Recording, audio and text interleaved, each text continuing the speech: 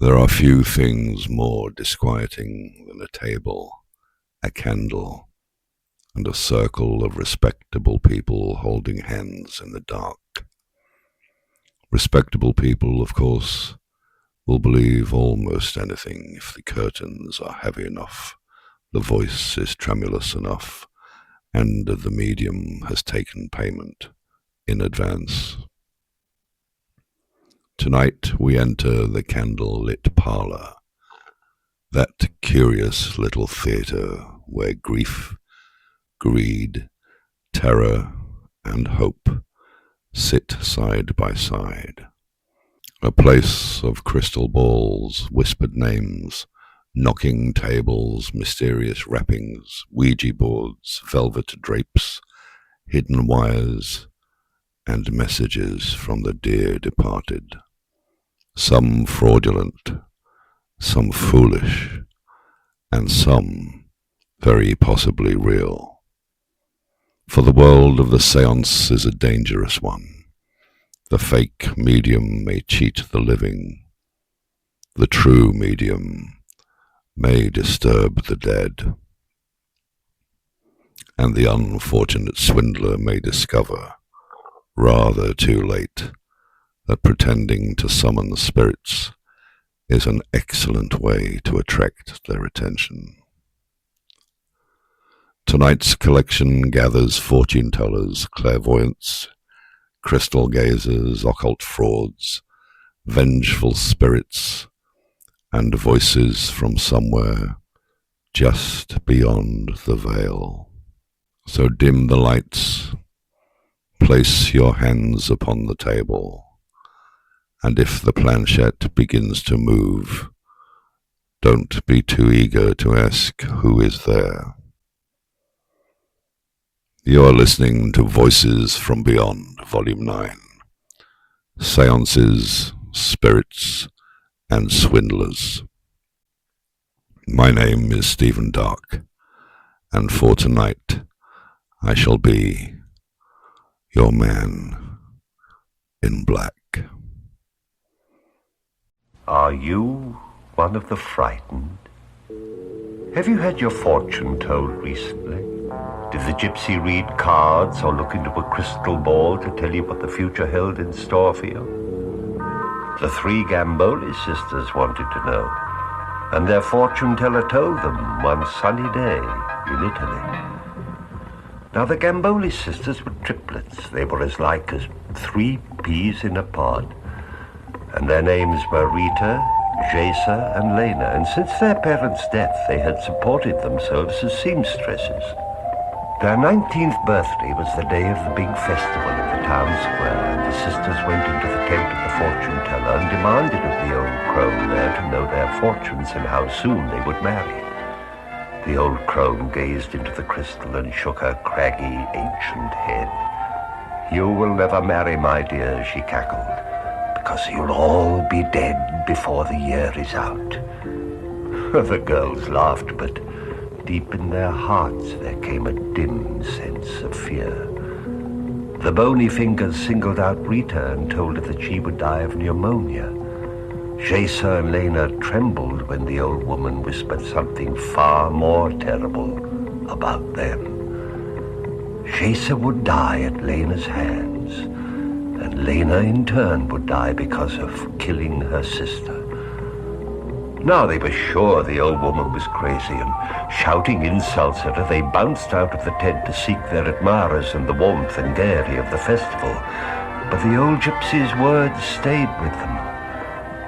Within a month, Rita died on the night of a full moon of pneumonia. Jesa and Lena were heartbroken and chilled with the prophecy that seemed to be coming true. All the village mourned, and the girls in their bereavement sought to find some comfort in love. But such is fortune. They both fell in love with the same man, a tall, dashing man of the village, Antonio. Lena and Jesa had always loved each other as sisters, but now they were women both vying for the same man. One night, 3 months to the day of Rita's death, They went at each other like tigresses in their little hut on the north end of the village.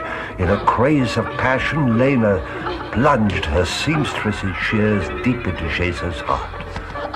Lena, overcome first with remorse and then fear, dragged her sister's body out to the well, and with the strength of the guilty one who hides a crime, dropped Jesus' body down into the dark, slimy interior.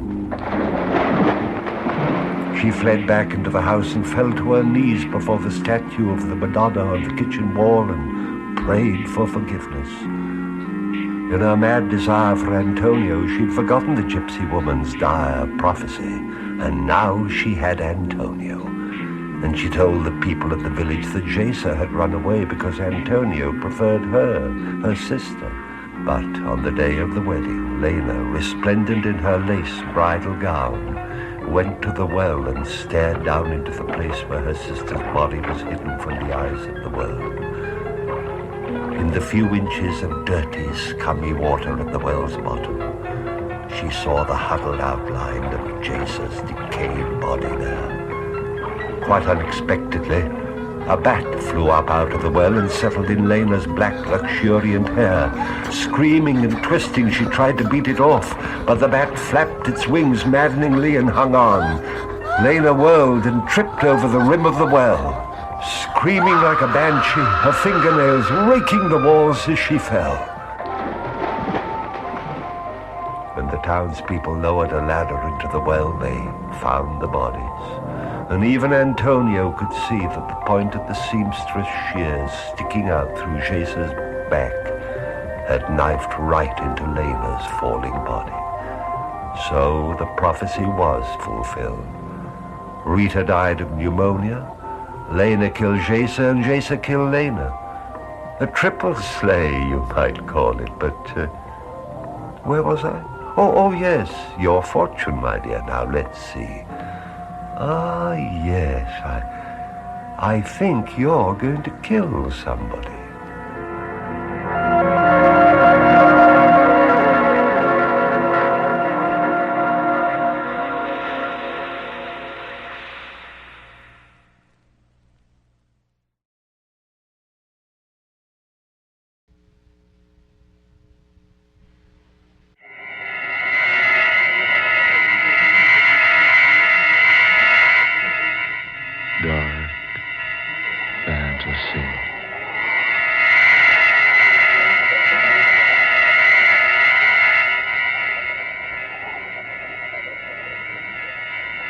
Delicate case of murder.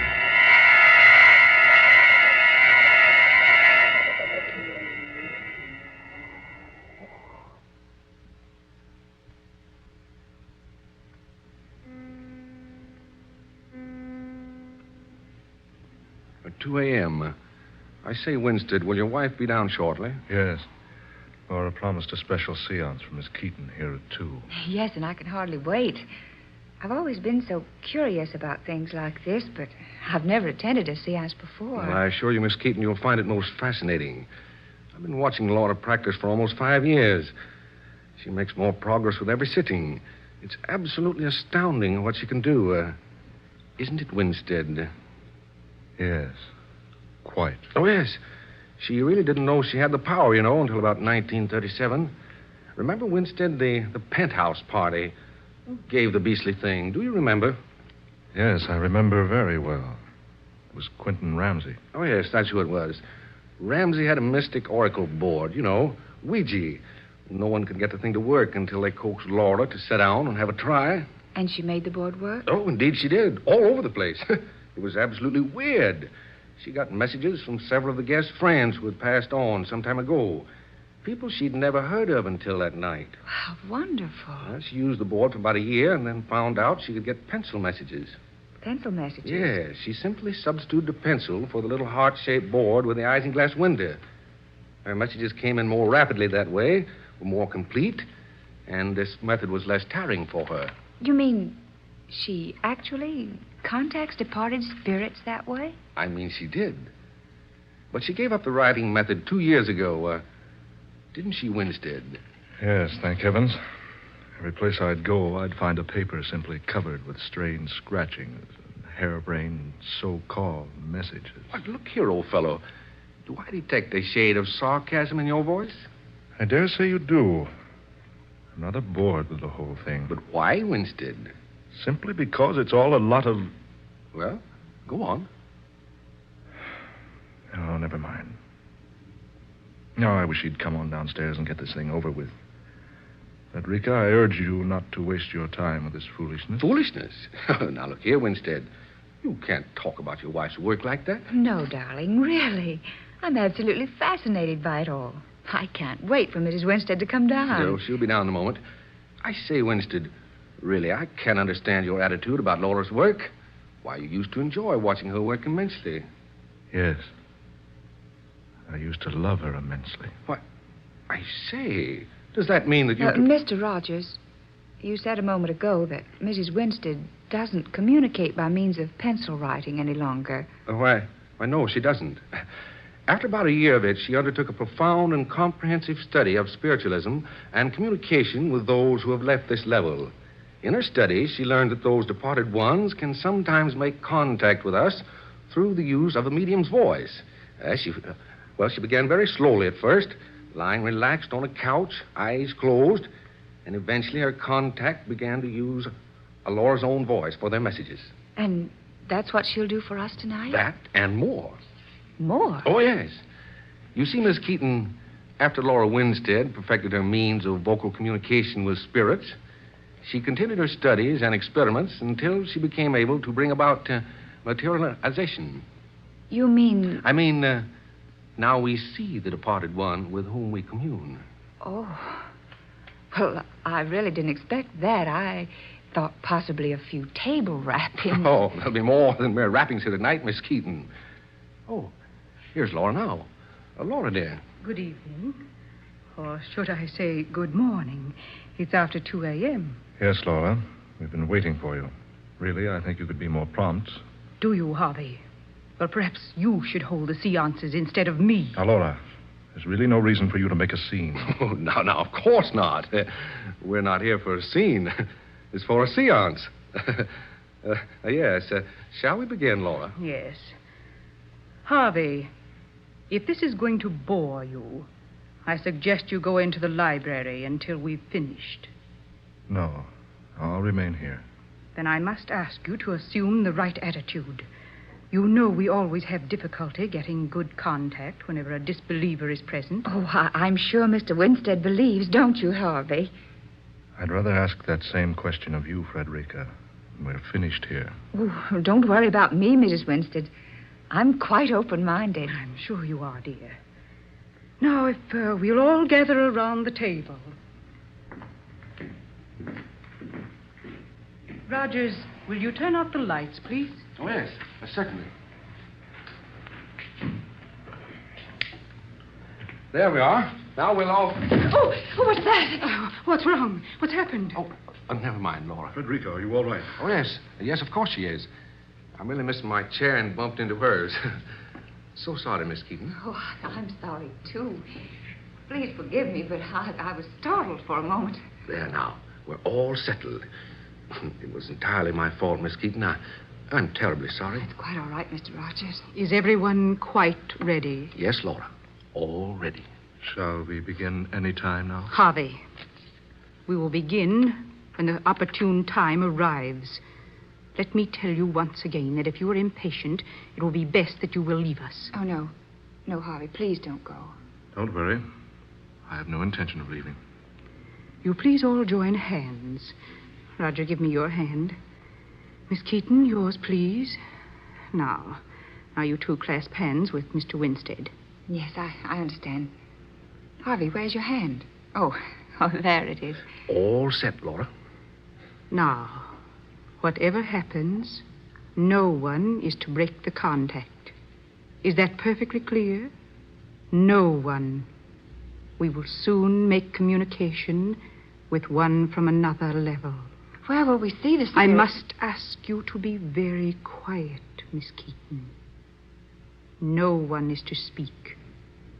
And when the materialization takes place, please do not utter a sound unless it addresses you personally. We're gathered here to commune with whomsoever wishes to contact us. We've gathered with open minds and with a unity of purpose. If there is someone who wishes to speak to us, or any one of us, will he or she please make herself known? Is someone seeking contact? Please knock twice for no, thrice for yes. Do you have a message for someone present? For me? No. For someone else who is present here? Do you wish to speak through me? Do you wish to show yourself to us? Ah, very well. We will await your appearance now. When you are ready to speak through me, please begin.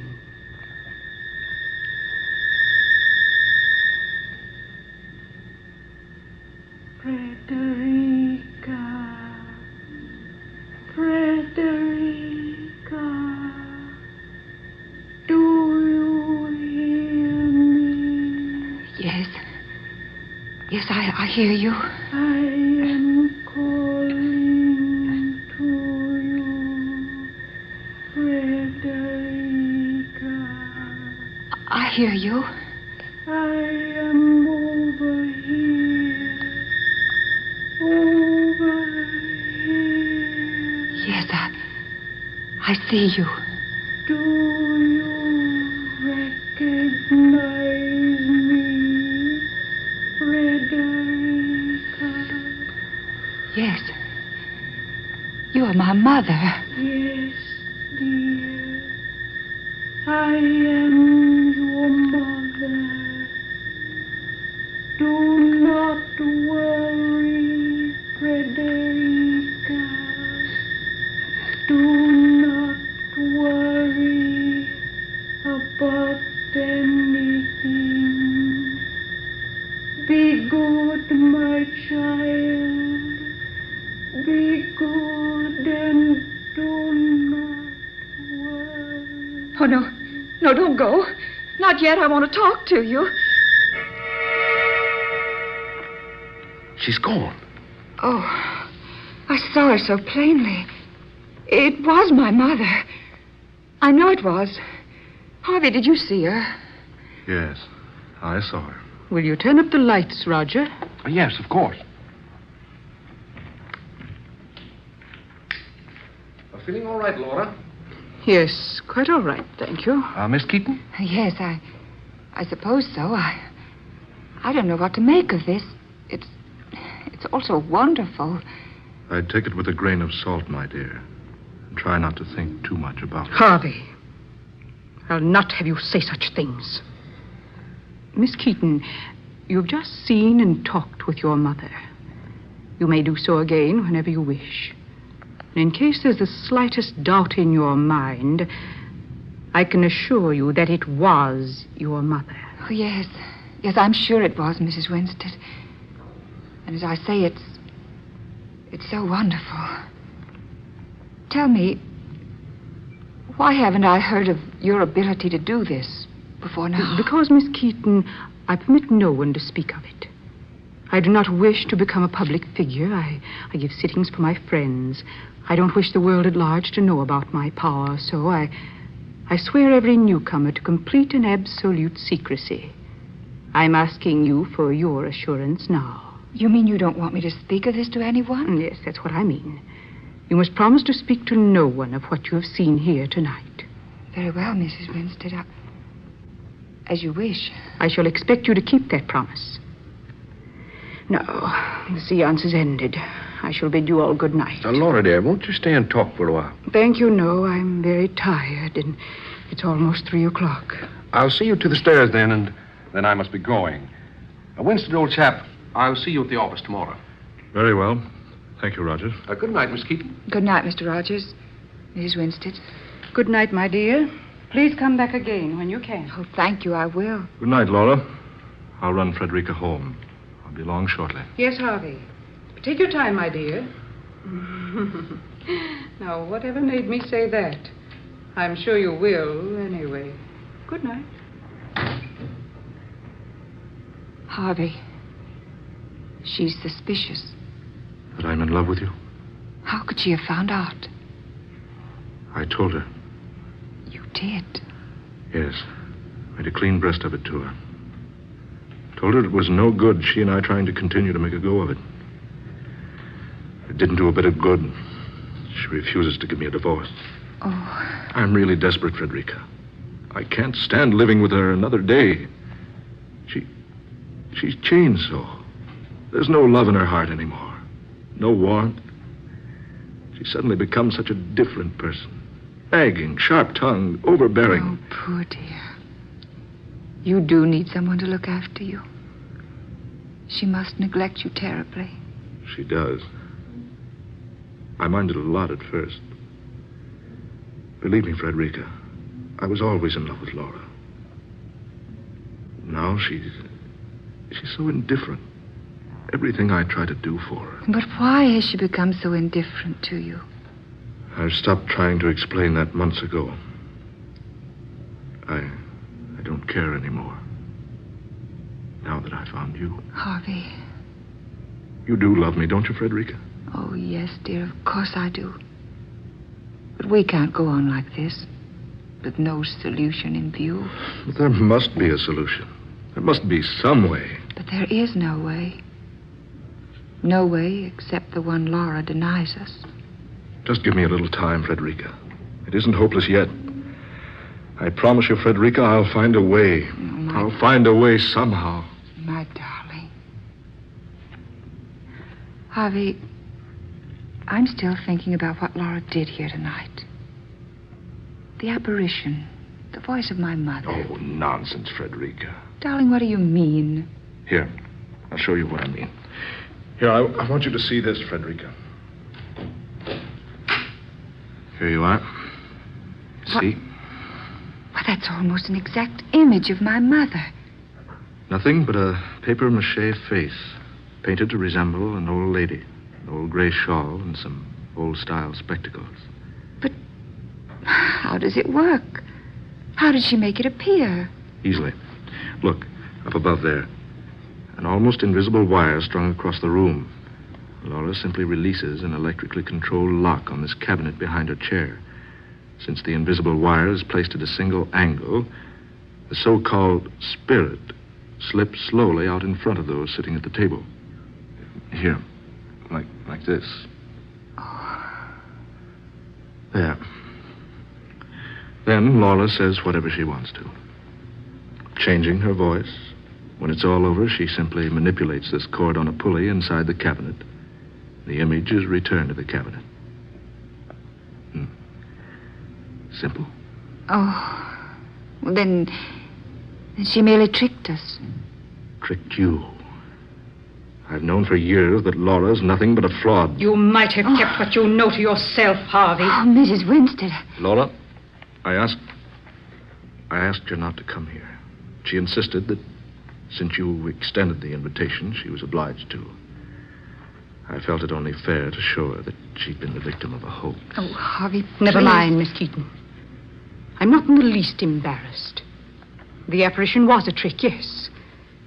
But I assure you, my dear, the voice was not. Oh, of course it was, Laura. You know it. Indeed, Harvey, my dear, there are many things between earth and heaven that none of us know. There are many things that you don't know. Yes, I have used tricks at our meetings. I admit that. But not everything that has happened here has been trickery. You'll have to convince me, Laura. Harvey, I have a feeling that someday, somehow I will convince you. And that when I do, you'll never be able to scoff at me again.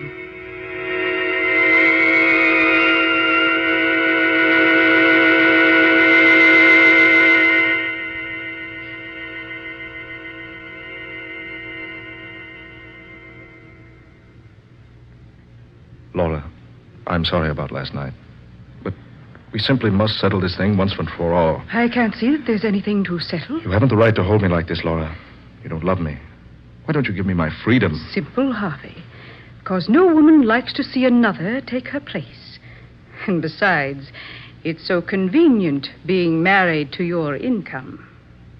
You're the most selfish, the most self-centered woman I've ever met. Am I, darling? You certainly are. Laura, all I ask is a divorce. I'll see to it that you're well cared for financially. No, Harvey. You're wasting your breath. I told you no yesterday. I say no again today. And I'll keep on saying no as long as I live.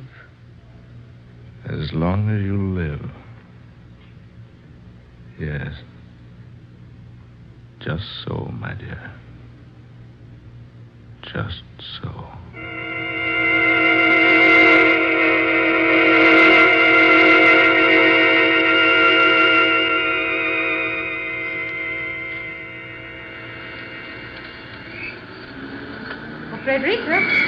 Frederica, darling. Yes? Oh, Laura. How are you? Excellent, Frederica. I'm driving out to Cliff Point. Won't you ride along with me? We'll be back by noon. Oh, why, thank you so much. I would like the fresh air. Then come along, Frederica. I need some company, and besides, I want to have a little talk with you. Frederica! Laura! Laura, stop! Stop the car, for heaven's sakes! Laura! Good heavens, Frederica! She'll be killed!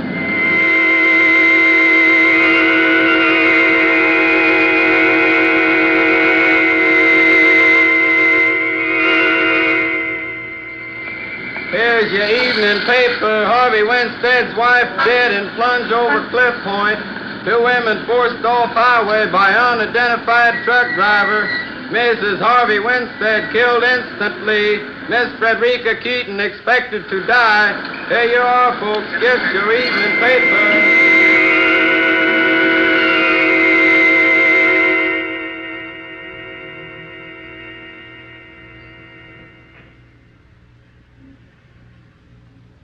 How is she, Doctor? How is Miss Keaton? She's slightly improved, Mr. Winston. Thank heaven. But she's still in a very serious condition.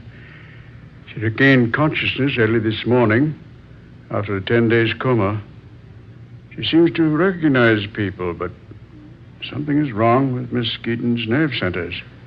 For one thing, she can't use her voice. An operation, perhaps?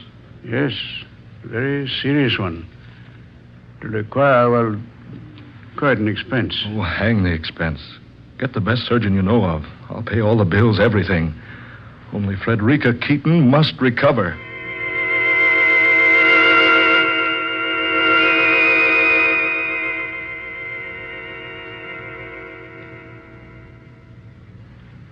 I say, Winstead, do you really think that this girl will ever recover?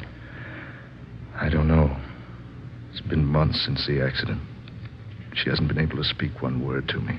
Now, look here, it's none of my affair, really, but I know things have been going very badly for you lately. Losing your wife and all. If you need some money, old man... Oh, no. No, thanks. Thanks a lot, Rogers. My money's not completely gone. Yet. Good news. Good news, Winston. Yes, Doctor? The operation was a success. Believe me, I never dreamed it would require 3 operations to make Miss Keaton able to speak again. She can talk? Yes, after almost 6 months of silence. Oh, that's splendid. When can I see her, Doctor? Why, now, if you wish. Here, this way. Just a few minutes now. She's very weak. Yes. Hello, Frederica. Harvey, darling. Oh, my darling, at last. Isn't it wonderful, dear? Oh, my dearest one. To hear your voice again. I thought I'd never speak to you again. You must forget all that, darling.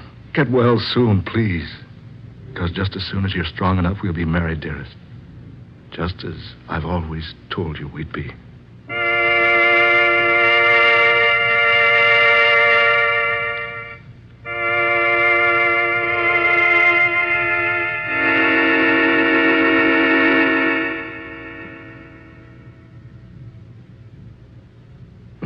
Oh, no. Wait a minute, Frederica.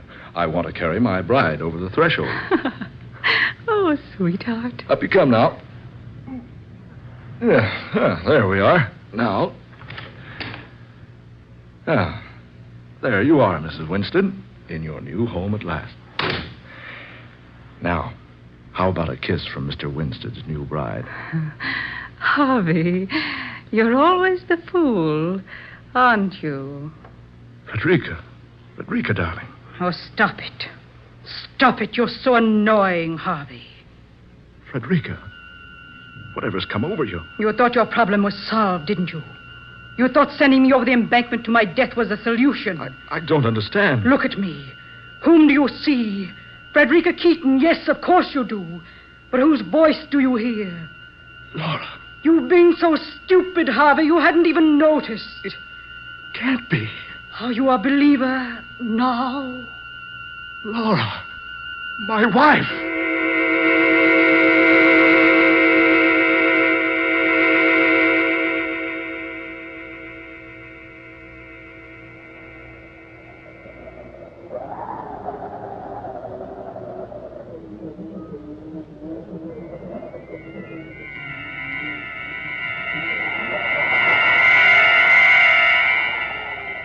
Dark fantasy.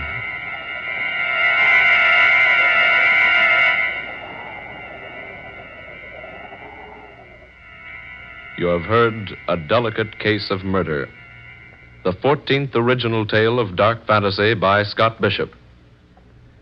Georgiana Cook was heard tonight as Laura Winstead. Ben Morris was Harvey Winstead. Eleanor Naylor Corrin played Frederica Keaton. Muir Height was Rogers. And Fred Wayne was the doctor. Next Friday night at this same time, listen to the 15th unusual tale in this series of dark fantasy, Spawn of the Subhuman, in which the nation's favorite soprano star makes an aeroplane flight to an incredible destiny that awaits her at the hands of a strange and mysterious madman. Tom Paxton speaking. Dark Fantasy comes to you from WKY, Oklahoma City. This is the National Broadcasting Company.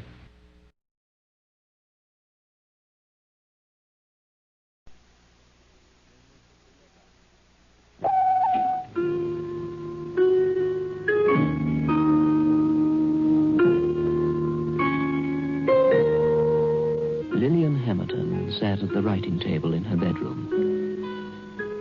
She turned her head and looked out of the window at the garden, in which she spent a lot of her time. The roses were blazing in the two long beds. Lillian Hamilton sat at the writing table and slowly, in a style that was not good, but colorful and evocative, penned the story of her married life in a thick, schooled exercise book. The last chapter was not going to be written, of course, for the final chapter of any autobiography must remain unwritten. Poor Lillian. Poor Lillian. Oh, dear. You must mow the lawn. So much work to do. Delphiniums, campanula, regale lilies, Canterbury bells. All dead now. Must remove their little dried-up heads. The roses are like neon lights. Never seen roses so bright, like neon lights. Jason. He was her husband. His favorite color was blue. And on their honeymoon, she had worn blue to please him. But blue had never suited her, and so she had stopped wearing blue. Greens and burnt oranges suited her best, yellow too. She looked good in yellow. She looked especially good in her yellow dressing gown. Biotex, the new soak and pre-wash powder, presents Beyond Midnight by Michael McCabe.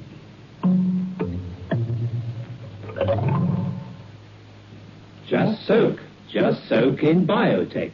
Just soak in Biotex. Just soak in Biotex. If you have wondered how to get your washing really stain-free, Understand this. Biotex removes the stains and dirt washing won't. Just soak in Biotex. Stains, grass stains, tiresome collar and cuff stains, ingrained dirt, soil and grime. Out they all come, and you don't stir a finger. Just soak in Biotex. Biotex with natural enzymes is the pre-wash powder with the most enzymes to give you extra pre-wash power. Absolutely no rubbing, no color loss, no fabric wear. Use it for cottons, silks, woolens, synthetics. Use it to make new again. Soaking in Biotex removes the stains and dirt, but washing won't. Just soak in Biotex.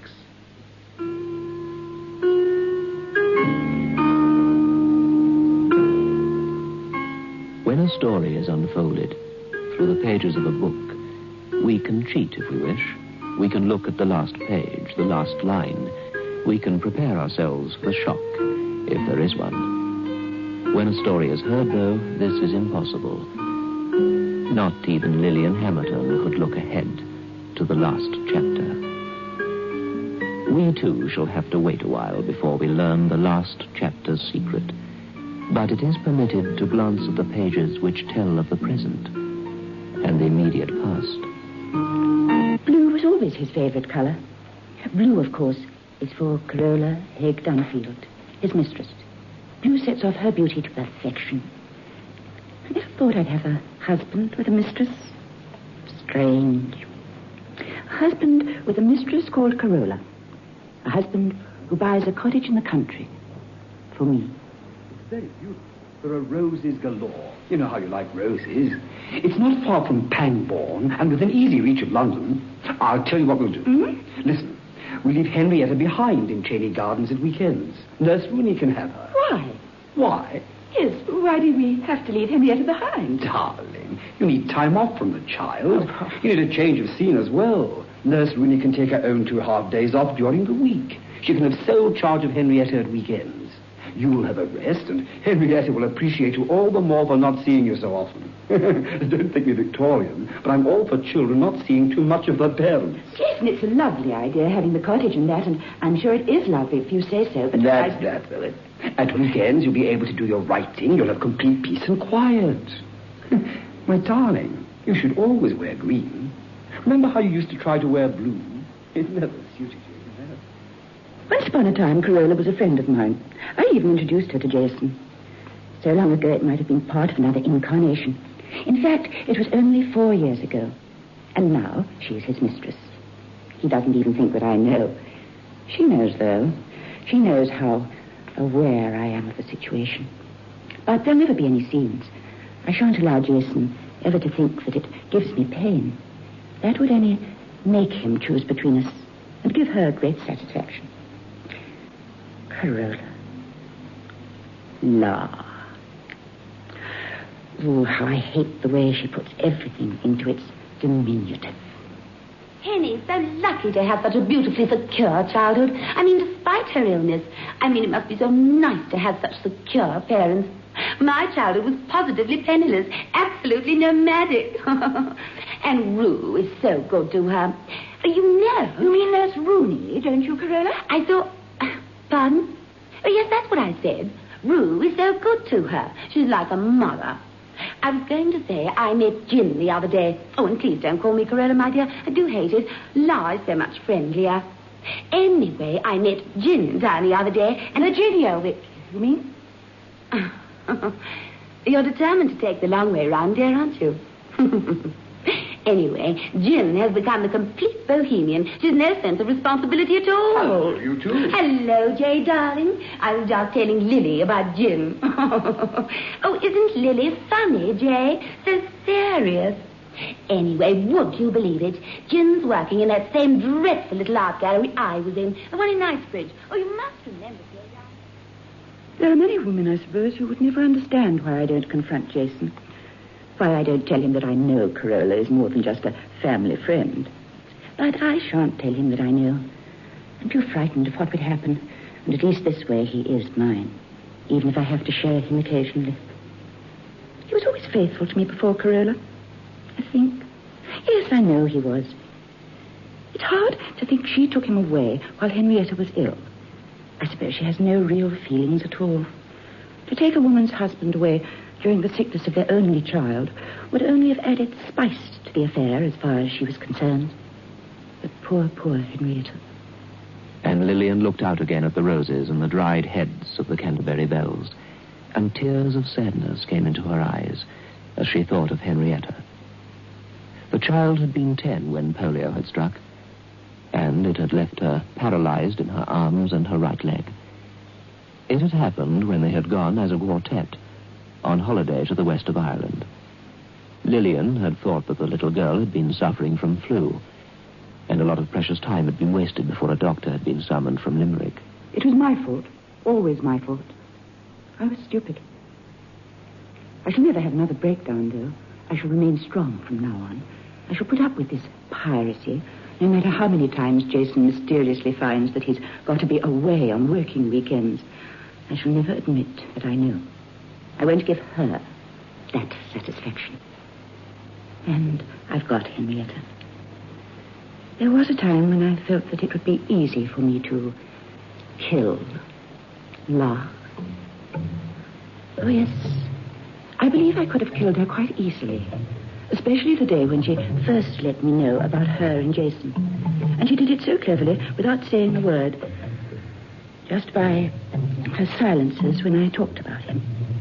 Of course I'm fortunate. And don't think I don't realize that. I've a clever husband. And it's awful to say this, but when his mother dies, he'll be even richer. Little Henrietta will be an heiress. You're so loyal to Jay, darling. He appreciates it so much. Does he? Yes. You know he does. Don't you? Yes, he appreciates me. I love him very much. And if he ever left me, I don't think I could go on living.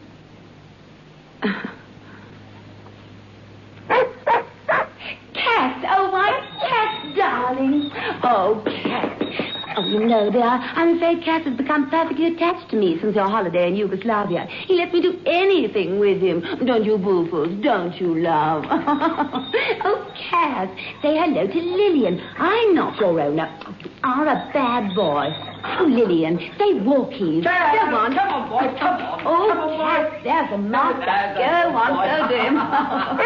Oh, aren't dogs insulting? He didn't even say hello to you. Oh, darling, I'm sorry. I didn't mean to steal your doggy from you.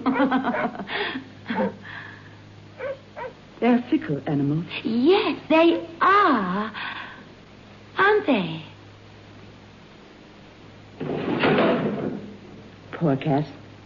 He doesn't know he's only a dog. Perhaps Miss Haig Dunfield's mission in life is to steal things. Husbands, dogs. And Jason treats me well, really.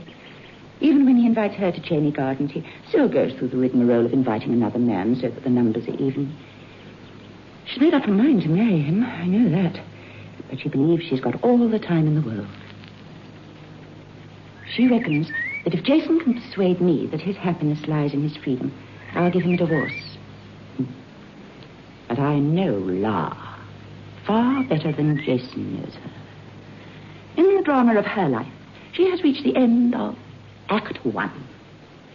Now, she wants a man of her own. She wants permanent security now.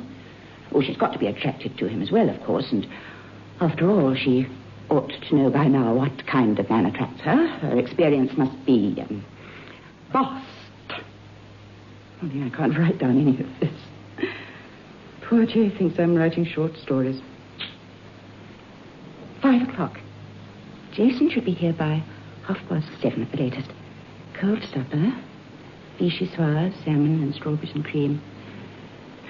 Oh, please don't phone Jason and say you can't come till tomorrow. Oh, please don't. I've got everything ready. I couldn't bear it. I know, I'll go and tidy up the border. It's lovely in the garden at this time of day. And she began the usual hunt for her secateurs. They weren't in the garden shed, and so she came back into the house and began pulling out drawers and opening cupboards. She discovered several bills that needed her attention, but no secateurs. Electricity, water rates, garage. And then she found the crystal ball. I say found. She knew it was there, of course. She used to believe she could tell fortunes by it.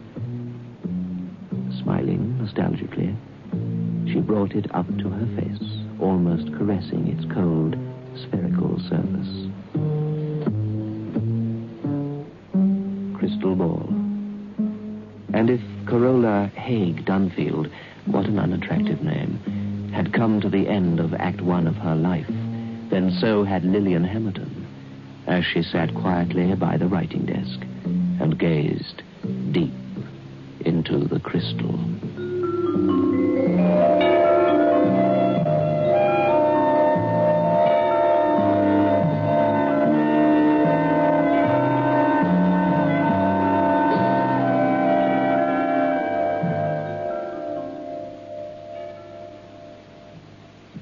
I feel like a new man. It's a lovely day today. I thought you had flu. I took a Grandpa headache powder, and I'm worlds better. When colds and flu are about, Grandpa headache powders are what you need. Grandpa headache powders work fast because they dissolve almost immediately. Grandpa makes all those dreadful flu symptoms disappear quickly. So, whenever you're in pain, get fast relief. Get Grandpa headache powders. Ah, Grandpa. Oh, darling, try to look as though you're enjoying yourself. The party's great. Yes, it was until I ate. Well, take a Digel. I always keep some in my bag. But I already took an antacid. Yes, darling, but Digel is much more than an antacid. Digel has double action. There's a layer of antacid plus a layer of simethicone. It's the simethicone that relieves that dreadful bloated feeling. Here, try a Digel. Like they say, when you eat too well, demand Digel.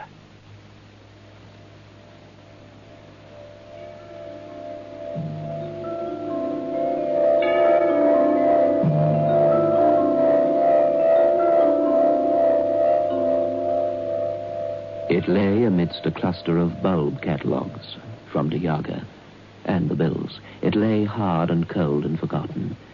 And smiling nostalgically, she took up the crystal ball with which she had once told fortunes. I'd forgotten all about you. He'd be so angry, Jason would, seeing me hold this again. My psychic powers were always very modest, so... Oh, Jason, you were born with a dislike for all soothsayers and seers. Nothing. It looks dead, empty. I used to see things. I did, really, no matter what Jason may think. I used to see things. Good things. Bad things, too.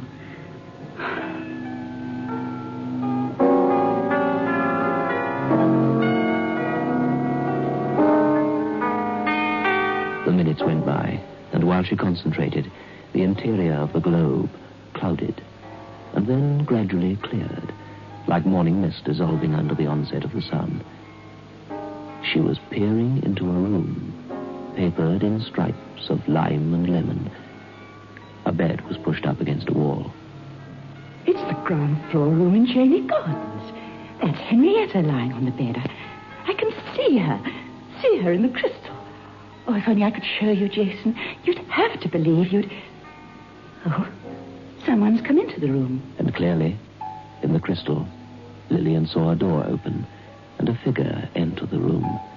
The figure was a woman, and the woman was wearing a yellow dressing gown.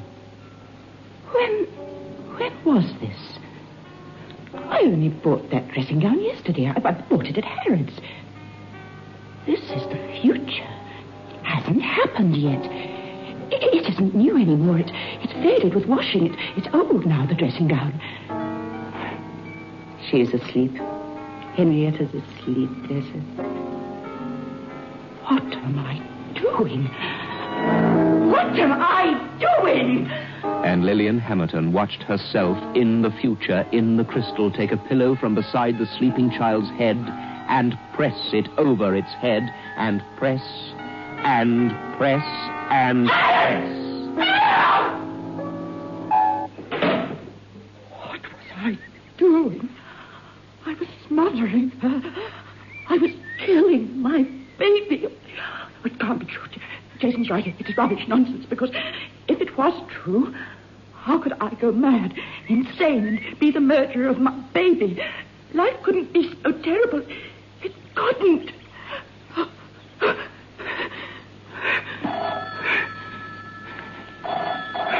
Oh, Jason. Must be Jason.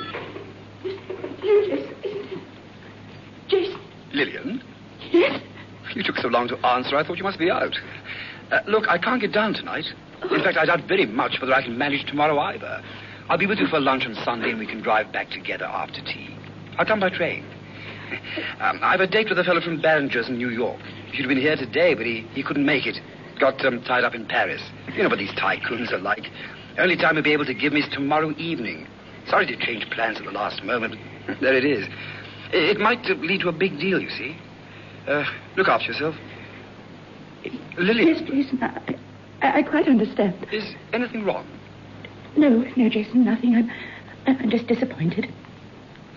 Well, goodbye, old girl. Goodbye.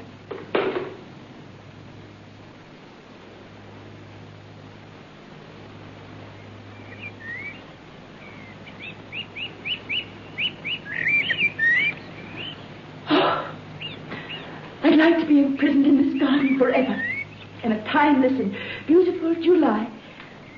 I'd be safe then. I'd never have to see another human being. Never. Not Nurse Rooney. Not Jason. Not Henrietta. And especially not La. Oh, for the first time, the very first time now, I think I hate her. He's only 90 minutes away. He could come here even though he's got a business dinner. He could still come here. He's free tonight and most of tomorrow. So, I'm sure, Miss La. Jason, I need you. I need to tell you what I see. You've got to help me. Got to help me not to kill my little girl. We'll get back to Cheney Gardens before Sunday. He might stop off to say goodnight to Henrietta. He might even read to her for a little while. Maybe he was at the flat when he telephoned. Maybe she was there, too. Oh, Jason, I'm going to be a murderess. Canterbury bells are all dead. I'm going to go mad. I'm going to kill the one little tiny thing I love most in the world. Oh, one of us has to die. It must be me. It must be me.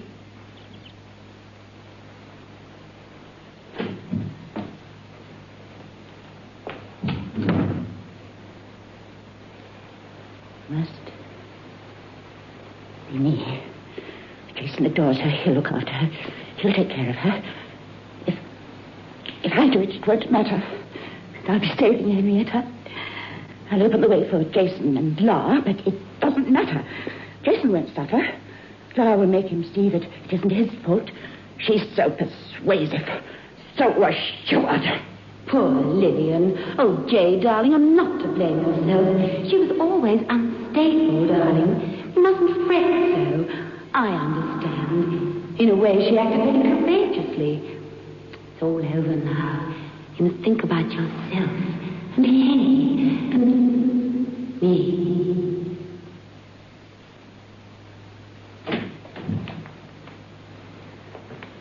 No note of farewell. No explanations.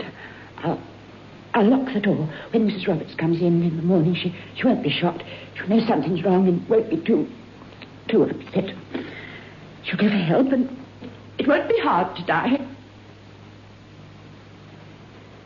And she went and got a bottle of whiskey from the cupboard and a little box of white pills and climbed the stairs to her bedroom, passing on her way the theatrical prints, the Victoriana she and Jason had discovered on the barrow in the Portobello Road when they were putting the finishing touches to the cottage together.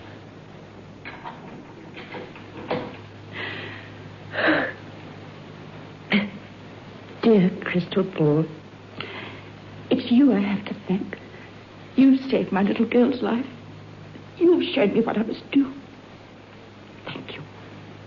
In a recess of the bureau, above the line of drawers, there was a photograph of herself and Jason, taken on their wedding day. How young I was. Jason. Jason, so handsome. Funny little pages. Funny little bridesmaids. That one's got no front teeth. Mark Thornton and Jenny Fenley. I can't remember the names of the others. Can't remember.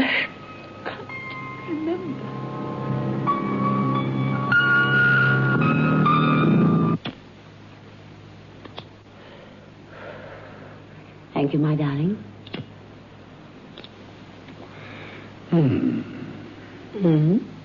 Just. Happy. Of course. Can I have another one of those, please, Jay? Certainly. They're quite free and they come in all sizes. Not like that.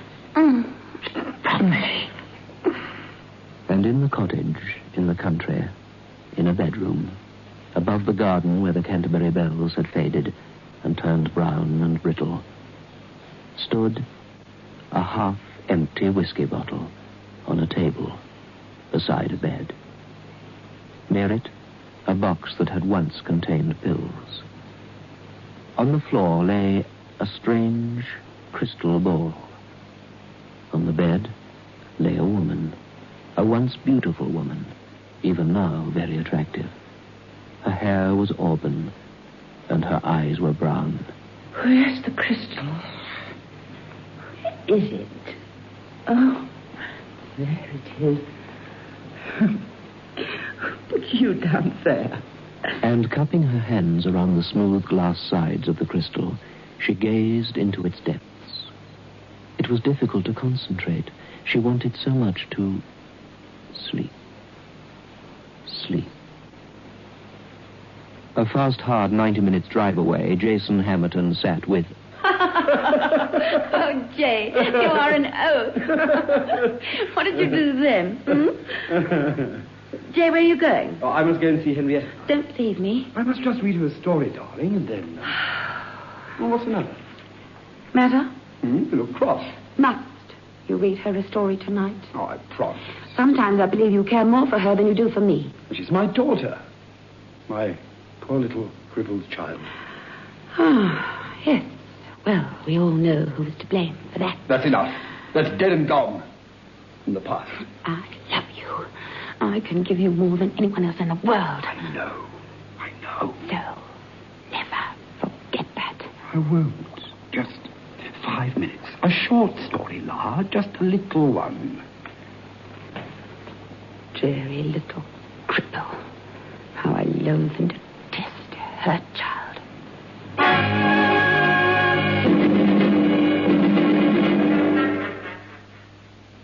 Dear little Henrietta. I can see you, my sweetheart. My poor, poor darling. But this time she forced herself to watch for longer, and the scene in the crystal ball continued. Lillian sat, horror-stricken, as she watched herself rise from smothering her child and throw the pillow aside. She forced herself to accept the role of spectator, to be present at the culmination of a murder which now would never occur. She saw the yellow dressing gown, old, frayed. She saw the mane of hair cascading down across the shoulders of the gown. She saw the hair tossed aside. But the hair was black.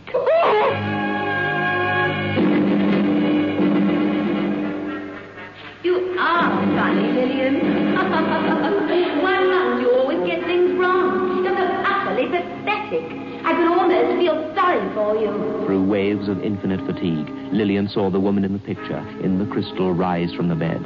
The scene in the crystal had a flawless clarity, and she was helpless to withdraw her gaze. As she got to her feet, the woman in the crystal turned her head on its lovely neck and looked straight in her direction, and the beautiful azure blue eyes were bright with malice and mockery. Lillian was incapable of rousing herself. She was sinking fast into the quicksands of inertia. The woman in the yellow dressing gown was La.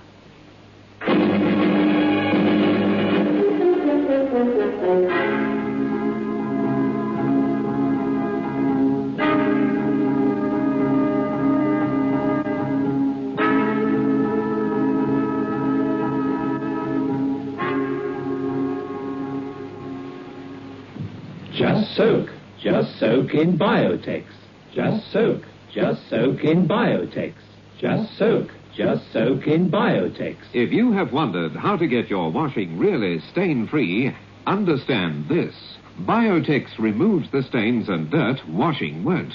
Just soak. Just soak in Biotex. Stains, grass stains, tiresome collar and cup stains, ingrained dirt, soil and grime. Out they all come, and you don't stir a finger. Just soak. Just soak in Biotex. Biotex with natural enzymes is the pre-wash powder with the most enzymes to give you extra pre-wash power.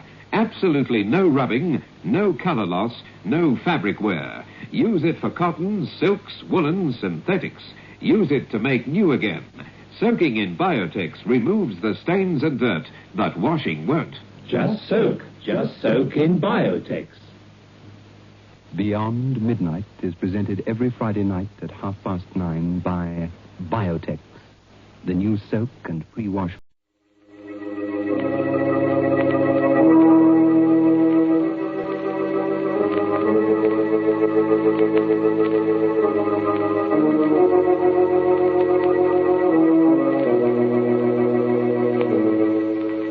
Who knows what evil lurks in the hearts of men?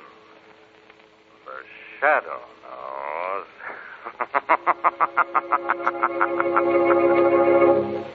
Now, the Carey Salt Company, producers of salt for every farm and home use, bring you the thrilling adventures of the Shadow, the hard and relentless fight of one man against the forces of evil. These dramatizations are designed to demonstrate forcibly to old and young alike that crime does not pay. Today's exciting adventure will begin in just a moment. Now, boys and girls, here's an important announcement. Carey's special Magic Shadow Ring offer is nearly over. Just one more week and it will end.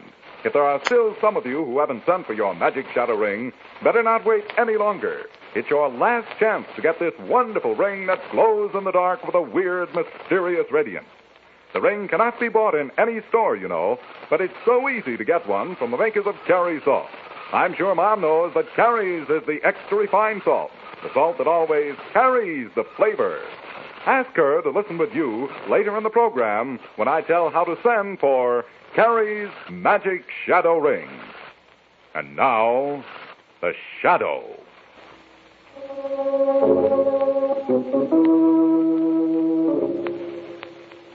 The Shadow, who aids the forces of law and order, is in reality Lamont Cranston, wealthy young man about town. Years ago in the Orient, Cranston learned a strange and mysterious secret, the hypnotic power to cloud men's minds so they cannot see him. Cranston's friend and companion, the lovely Margot Lane, is the only person who knows to whom the voice of the invisible shadow belongs. Today's drama, Séance with Death.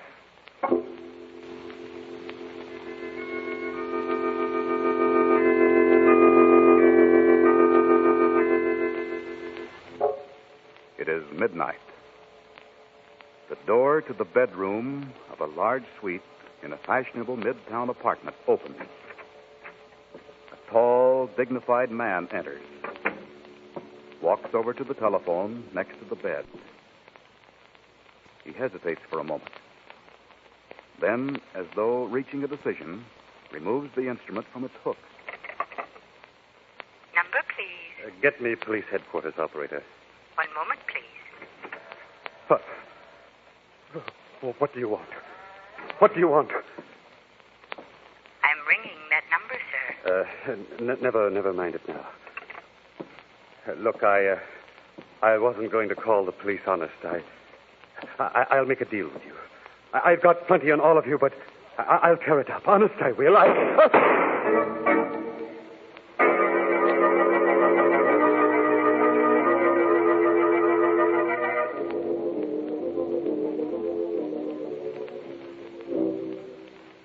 tell you, I don't like it, Robbie. Killing Sanders was a bad idea. Faking spooks is one thing, but making real spooks is not good for business. Oh, wait a minute, Swanee.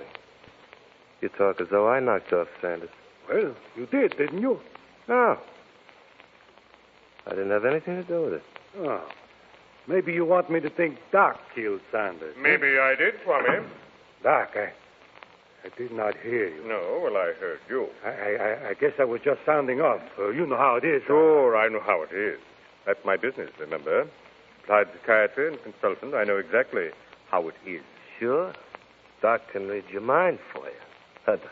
The police are pretty mad about Sanders being killed, Doc. They said he was killed to keep him from giving some dope to the cops. He was. And the police are no madder than I am, Swami. You tipped our whole business to Sanders. He had enough evidence to break our little game wide open. Yeah.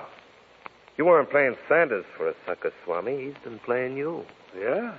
How about his daughter? She's still on the hook. But now we're running into a few legal difficulties in procuring the girl's inheritance. You mean with lawyers? With one lawyer, a man named Jackson. Sanders' personal legal advisor and a very suspicious man. Oh? We're going to have to give Jackson a spook business, Doc?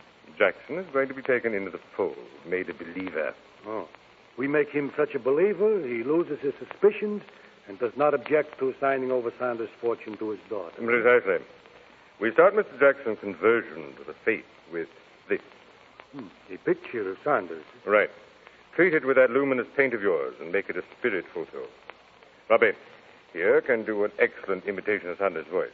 We'll have a record made, and as soon as the Sanders girl comes in with Mr. Jackson, we'll have a little session. And the Sanders girl doesn't know we're using it, huh? Does a lamb know it's being led to slaughter? It sounds good, but... There are no buts, Swami. Don't forget, I took you from a Hermit camp in a carnival and set you up in the best spook setup in the country. You wouldn't want to go back to reading palms at a dime a throw, would you?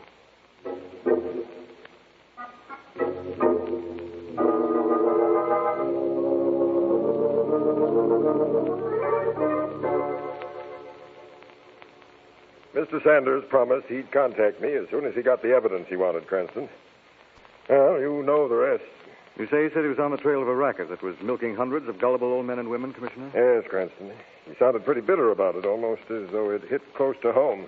His wife, perhaps? No, his wife has been dead almost 10 years. Any family at all? Just a daughter, Consuelo. She have any idea who killed her father? If she has, we haven't been able to get it out of her. At any rate, we haven't pushed her too hard. Why not? Oh, you see, the girl's been under the care of a psychiatrist for quite some time. You mean she's... No, she's not crazy. It's just that according to her psychiatrist, his name here someplace. Oh, yes, Dr. Thor Sampson. According to him, she suffers from a psychic maladjustment. What does that mean? Well, it means about $10 a treatment. He's located on Park Street in a swanky apartment building. Anyway, we can help find Sanders' killer, Commissioner? No. Everything possible is being done. For Pete's sake, don't complicate it any more than it is. Okay. Come along, Margot. The commissioner sounds busy. Goodbye, Margot. Cranston? Goodbye, Commissioner. See you soon. I don't think you fooled him either, Lamont. Whatever do you mean, darling? Just that. Don't you think Weston knows that you're on your way to see the psychiatrist right now? Of course he does, the old faker. Otherwise, why do you think he'd go to such pains to make sure we got Dr. Sampson's name and address?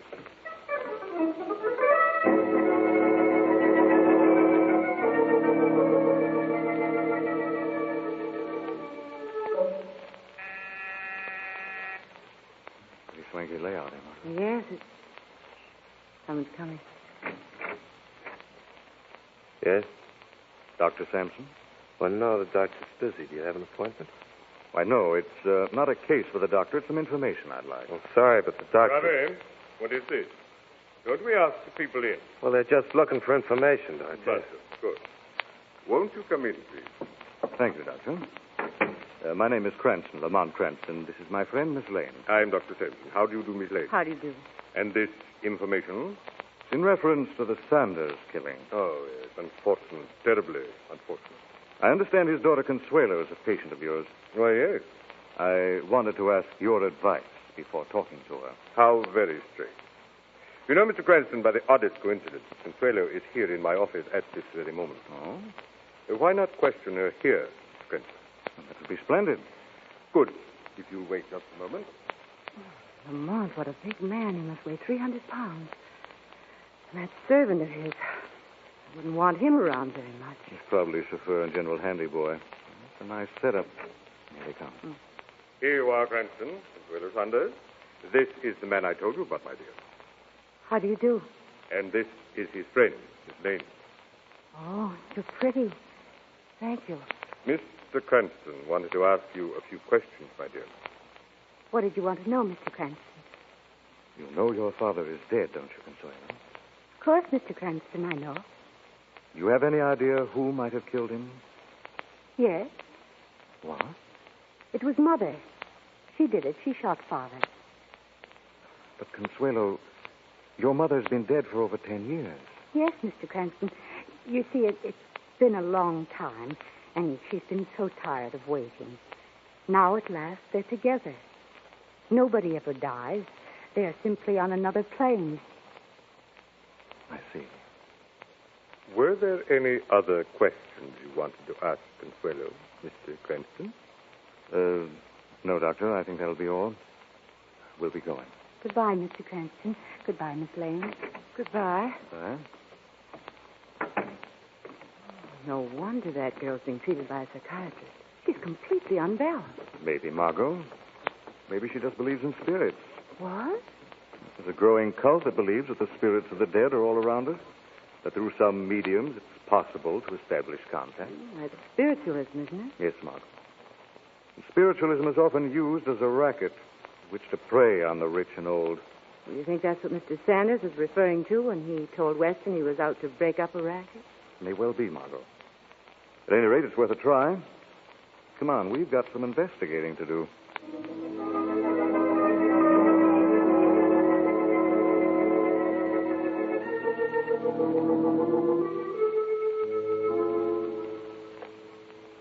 This is Mr. Jackson, Swami, my father's lawyer. How do you do, Mr. Jackson? Come in.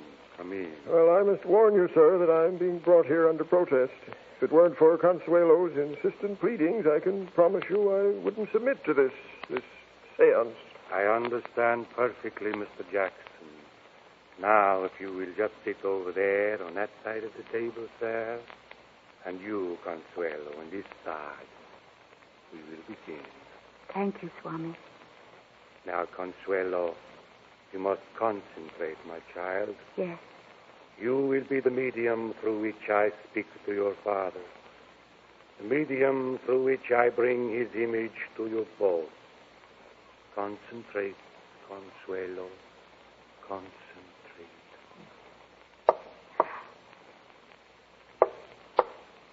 Father?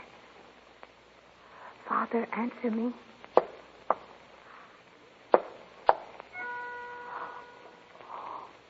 I see a horn. And the light near the cabinet. Swami, look. Look, it's Father. Good heavens. My child, I have come at your call. I am with your mother at last. Someday soon, you will come to us. We will never be separated again. Never. Oh, Father, I was afraid you weren't happy. This is incredible. I must go now. But, Consuela, there is something. Yes? You must support the institution that makes it possible for me to come to you. Give. Give freely. I will, Father. I will give everything, everything. I must go now, my child. No. Goodbye. Goodbye. Father. Father, come back. Oh, Consuelo, I hope everything went well. We made the contact. Yes, Swami, we made the contact. You are satisfied, Mr. Jackson? That's the most incredible thing I've ever seen. You are satisfied? Yes, I'm satisfied. Oh, be gone. Excuse me, I will be right back. You rang the gong, Robbie. What for? Yes, the phone. Doc wants to talk to you. Girl and Jackson are in there. I do not have much time. Hello. Hello, Swami. How did it go? Like clockwork. I gave them everything but the bottle of Iwo Jima and Technicolor. Good. But you'll have to do more. A serious complication has developed. What now? The chap that was questioning her about her father is Lamont Cranston, a dangerous man. We've got to take care of him, Swami. Now, wait a minute, Doc. That is your department. Let Robbie handle it. No. Cranston's too smart to let Robbie get close enough. The girl will have to do it. Consuelo? You're nuts. She won't do it. Yes, she will. I've conditioned her to hypnosis. You can put her under in a second. Get rid of Jackson. Then tell her exactly what she's to do and leave her with a post-hypnotic suggestion that later she will remember nothing. You sure this is okay, Doc? Absolutely. She'll walk up to Cranston, let him and Miss Lane have it, then forget all about it. What could be sweeter and neater?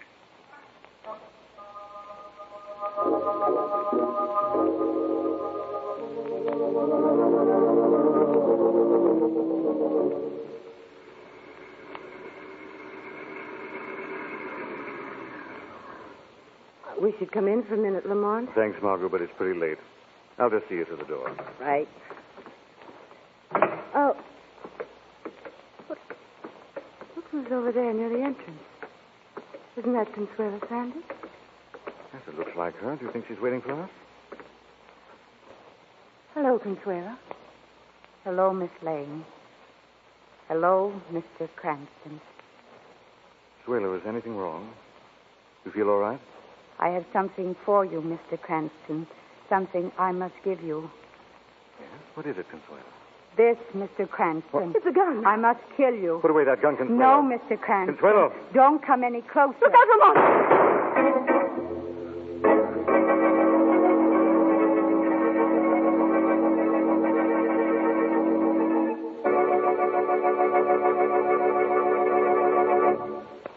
We'll return to the shadow in just a minute.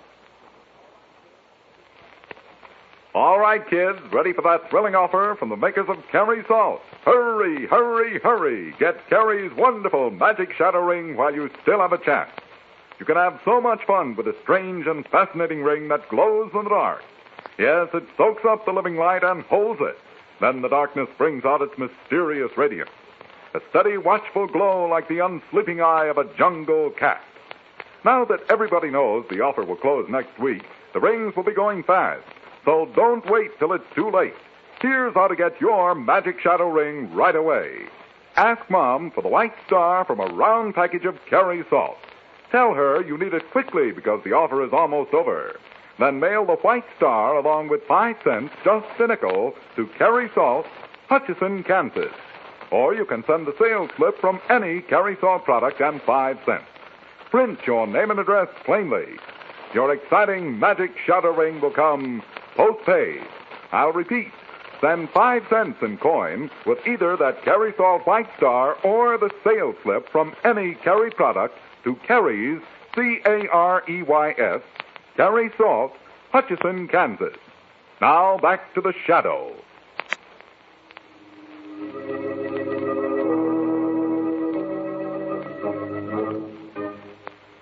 Lamont Cranston and Margot Lane are investigating the murder of wealthy Roger Sanders.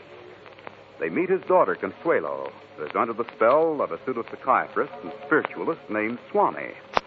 In an attempt to get rid of Cranston, Swami hypnotizes Consuelo, instructs her to shoot Cranston. She meets Cranston in front of Margot's apartment, pulls out a gun, fires it. I wouldn't have been if you hadn't hit her arm just as she fired. Thanks, Sally. Consuelo. She's fainted, I think. Help me get into the lobby. There. She seemed in a complete daze, didn't she? Yes. Could she have been hypnotized? Wait a minute, she's coming out of it, Mom. Oh, where am I? Mr. Cranston. Miss Lane, what am I doing here? You don't remember coming here, Consuelo? I know. It's all a blank, Mr. Cranston. I can't remember a thing. I remember seeing you this afternoon at Dr. Sampson. You don't remember anything beyond that? No. Nothing. Oh, what's wrong with me, Mr. Cranston? What's wrong? You've been under a terrific strain. Margot, why don't you take Consuelo upstairs and let her lie down? What are you going to do, Lamont? After we're sure Consuelo is safe, I think we'd better drop by headquarters and see what Commissioner Weston has to say.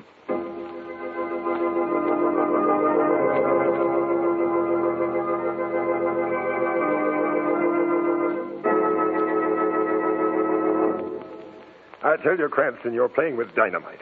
I suppose you know that hiding that girl makes you an accessory. I'm not hiding her, Commissioner. I put her someplace where she can rest. Rest? That girl's an attempted murderess. For all we know, she may have killed her own father. She's crazy enough to. She's crazy, all right. Well, crazy or not, she tried to kill you, and I'm taking her in for it. Oh, really? You have any witnesses, any complaints? Cranston, some days to help me. Commissioner, all I ask is that you give me 24 hours. If I don't have something by then, I'll turn the girl over to you. Well, I'm going to hold you responsible for that girl. I'll accept the responsibility. Come on, Margot. Goodbye, Commissioner. Goodbye. Goodbye. Well, I hope you know what you've let yourself in for, Lamont. I think that girl can help me smash this racket, Margot. But how? She doesn't even remember anything. Not consciously, Margot. Maybe the shadow can decipher the secret from her unconscious mind.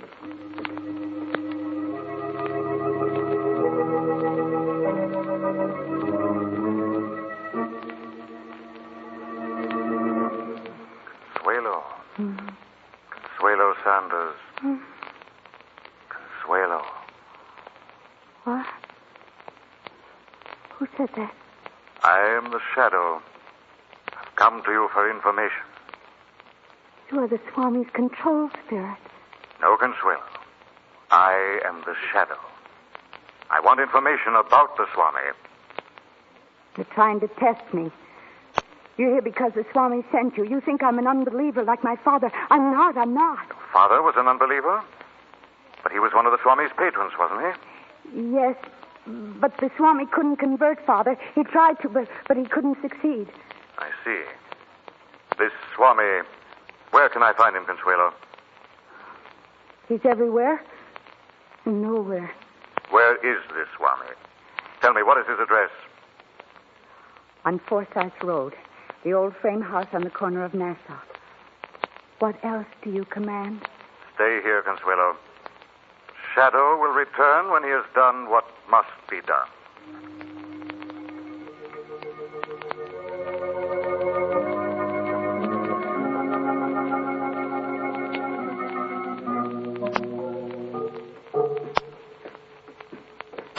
Lamont, are you sure we should do this? Suppose someone's here at the Swami. I doubt it, Margot. The place is dark. It doesn't look as though anyone lives in it during the day. The door's locked. This will take care of it. I'm stepping past. I hope you know what you're doing. There must be a switch around here someplace. Oh, here it is. What was that? It sounded like... Wait. Consuelo, my child. You have come at last to your father. There's someone in this room, Lamont. Let's get... Look over there near the cabinet. A man. That, darling, is Mr. Sanders, if I'm not mistaken. Sanders? But he's dead. Get me out of here, Now, wait a Lamont. minute, Margot. Now, these are all tricks. What? Watch. I bring out the astral horn by pushing this button. The voice of the control spirit by pushing this one. Consuelo, my child.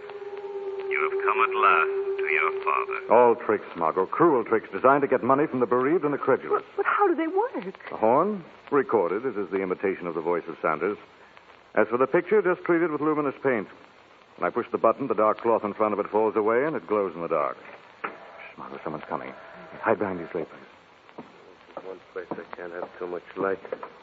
Where's that switch? Hello, Robbie. What? So you work for the medium as well as for the doctor, eh? Cranston. I thought you... Ed? Sorry to disappoint you, Robbie. What do you want? Facts. The facts on what's behind all this. You can't make me talk. Maybe you better help me tie Robbie up, Margot. Those cords from the drapery should do it. Right. I warn you, Robbie, I'll shoot at the slightest resistance. Okay, darling? He won't get out of that. All right now, Robbie. Now, where's the Swami and what's his connection with Dr. Sampson? They're in cahoots.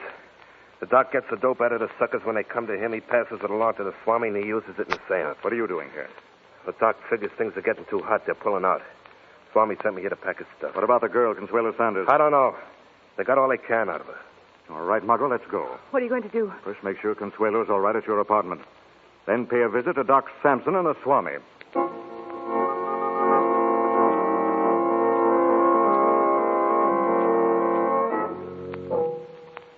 Give me your apartment key, Margot. You don't think anything's happened, Lamont? I don't know. Consuelo? Consuelo? Lamont, she isn't here. Huh. There's a note on the table. Oh? What does she say? Thank you both for your help. I must leave. I feel a call. I cannot resist. Can they have that power over Lamont? A power that makes it possible for them to will her to do things? I think I finally got the answer, Margot. If I'm right, the Shadow may still have time to prevent another murder.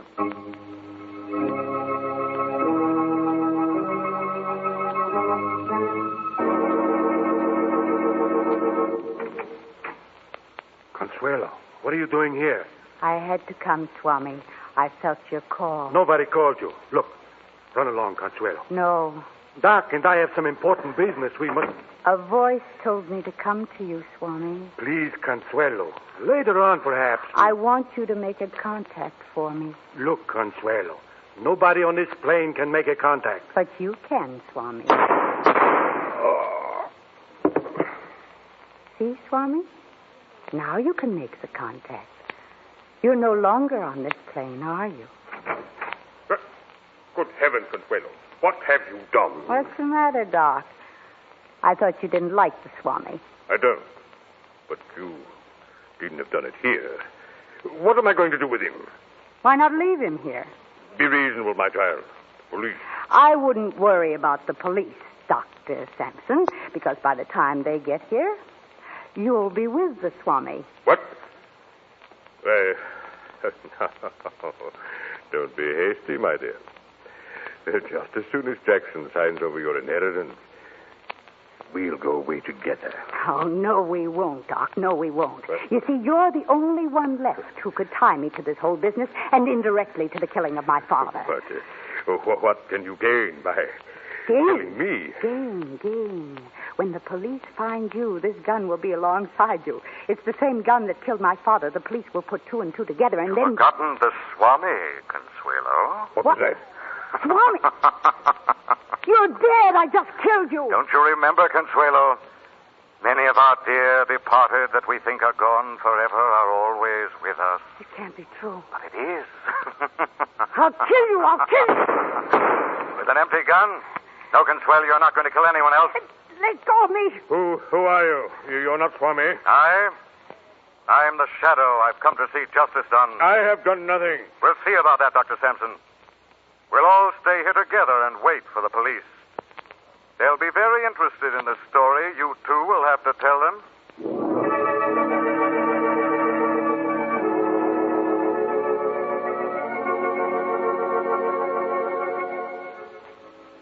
Well, Cranston, now will you listen to me? Just as I told you, that Sanders girl was behind the murder of her stepfather. Then he wasn't a real father, Commissioner? Oh, no, Margot. That's why she had to go to such lengths to get hold of the family fortune. First, she tried to interest her stepfather in the fake spiritualism and have the spirit of her mother demand that he change his will to her favor. Sanders became suspicious, Commissioner. Yes, in fact, he had enough evidence to expose the whole racket, so the girl had to kill him. And later, she tried to convert Jackson, the family lawyer, with another seance. They've all confessed? Oh, certainly. They're all inside testifying against each other. Say, by the way, we found the gunman Robbie all tied up waiting for us at the Swami's place. Now, I wonder how that could have happened. Do you think it's possible we might have been on the right track at that, Margot?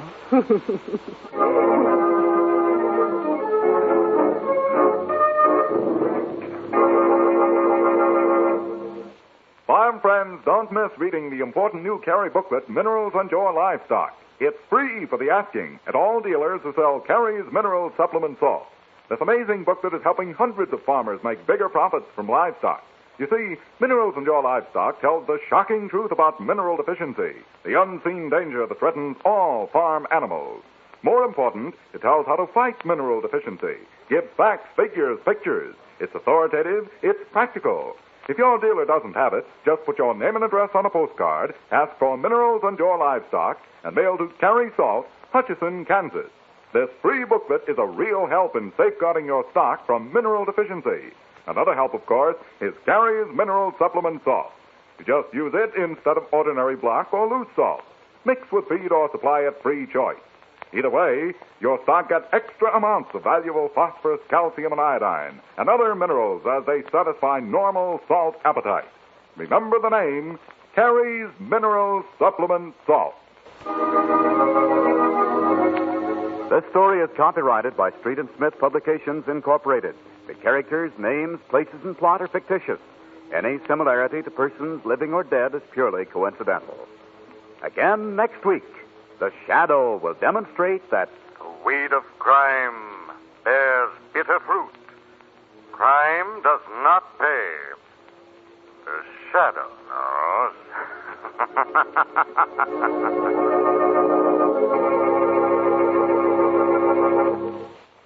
Next week, same time, same station, the Carrie Salt Company brings you another strange and thrilling adventure in the Shadow's daring battle against the forces of evil. Don't miss it. And remember, only 2 weeks left to send for your magic Shadow ring. Mail 5 cents in coin and either a Carrie Table Salt White Star or the sales slip from any other Carrie Salt product. Address Carrie Salt, Hutchison, Kansas. This is the Mutual Broadcasting System. Who knows what evil lurks in the hearts of men?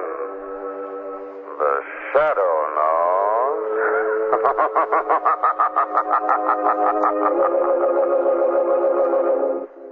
The Shadow, who aids the forces of law and order, is in reality Lamont Cranston, wealthy young man about town.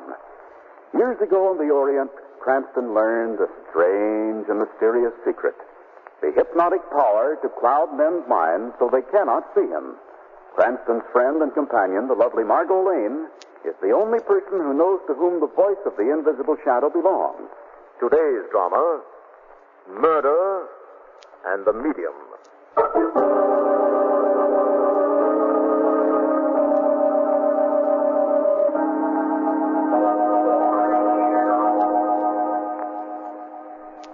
One night in midwinter, Lamont Cranston and Margot Lane were sitting before an open fire in a mountain hunting lodge. Outside, the wind howled drearily around the corners of the house. And inside, the conversation turned to spiritualism. You don't mean to say that you believe in it, Lamont? No, not at all, Margot. I only remarked that sometimes the facts make you wonder. It never made me wonder. No? No. Not even the Frankie Harmon case? Frankie Harmon case? Why, what was there in that to make anybody wonder? You don't know? No, I don't know. And furthermore... You remember it clearly? Clearly enough. The point I want to make Yeah, is... just a moment, darling. Will you see we go over the details before either of us makes a point?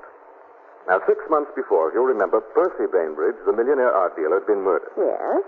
His death was a mystery until his brother Henry pointed out that Percy had strongly objected to a certain hoodlum named Frankie Harmon running around with their sister, Celia Bainbridge. You remember? I remember all about it. They tried Harmon and sent him up for life. Yeah, correct. And he was safely kept under lock and key until one night, a stormy night in early spring.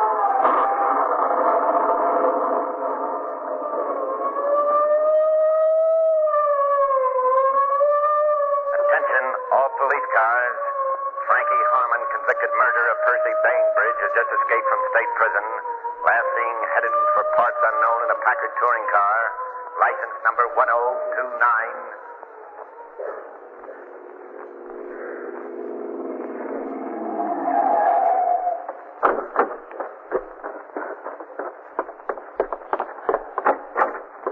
Yes, sir? Ivy Rest Motel. Yes, sirree. You're in luck, y'all. We've got just one cabin Save it left. for your regular customers. I thought you were looking for a place to sleep. I'm looking for a canary. Huh? A dame, a girl, a blonde, blue eyes, about 5'6". Have you seen her? Maybe. What's your name? What do you care? I don't. Only there was a girl in here a few minutes ago looking for a fella she was supposed to Where meet. is she? Outside, waiting in the maroon convertible near the entrance. Oh. You're welcome. Celia. Celia. Celia, it's me. Me, Frankie Harmon.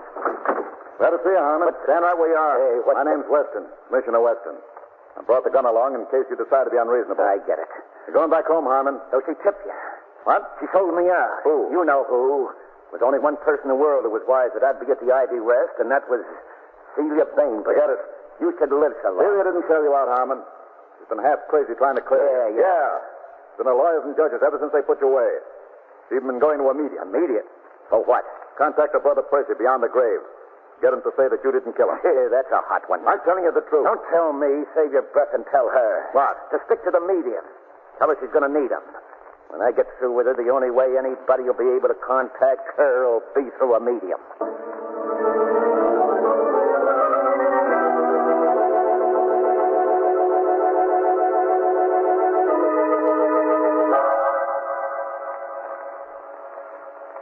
Hear me, O departed one. Let my voice penetrate the reaches of space. Hear me, O spirit, through the unknown vastness that lies between lives and... Who's there? Rudolph. Excuse me, please, my wife. What is the meaning of this? I have left explicit instructions that I'm never to be disturbed while I'm contacting the mystic region. Bainbridge girl is here. Where is she? Outside. Tell her I'm not here. I did. Let's say I'm busy. I tried that too, but she won't take no for an answer. That I won't.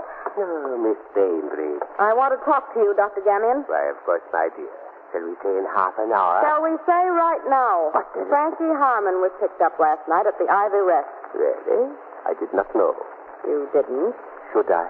Bainbridge? He better, Dr. Gamion. You turned him in. Don't be ridiculous. I've been ridiculous. I was ridiculous when I trusted you, when I told you Frankie's plan. Surely you don't think... I've stopped thinking. All I know is they got Frankie last night, and now you get yours. Bainbridge, don't. I bought it this morning, Gamion, all for you. Drop that gun. Drop it. Let go of me. Let me go. Drop it, you little fool. Now get her out of here. Get her out of here. Come along. Let me go. You want me to call the police? No. No, that won't be necessary. I'll go.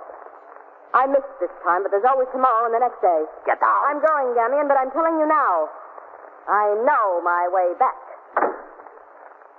What's the matter with her, Rudolph? How do I know? Where did she get the idea that you turned Harmon in? She's hysterical, my dear. Obviously hysterical. I'll get it. Hello. Commissioner Weston, Gamion. I guess you were informed we picked up Frankie Harmon last night. Yes, thank you. I can't talk very much right now. I'll do the talking. You'll get your money for turning him in sometime today. Very good. Not so very good. What do you mean? Take care of yourself, Gamion. Harmon's escaped again. What? We lost him on the way from the jail to the pen. And I think he may get around to see you. No. He's loose. And he's always dangerous. Can't you catch him? We're doing all we can. The force is working overtime. There's an additional reward of $5,000 for his recapture. Who offered it? Somebody who doesn't want Harmon paying any social calls on Celia Bainbridge. Henry Bainbridge? Who else?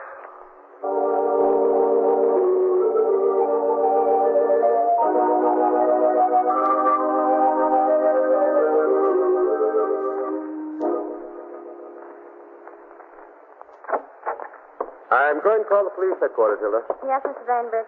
Oh, and if Miss Celia calls, say I'll be back in an hour. Yes, Mr. Bainbridge.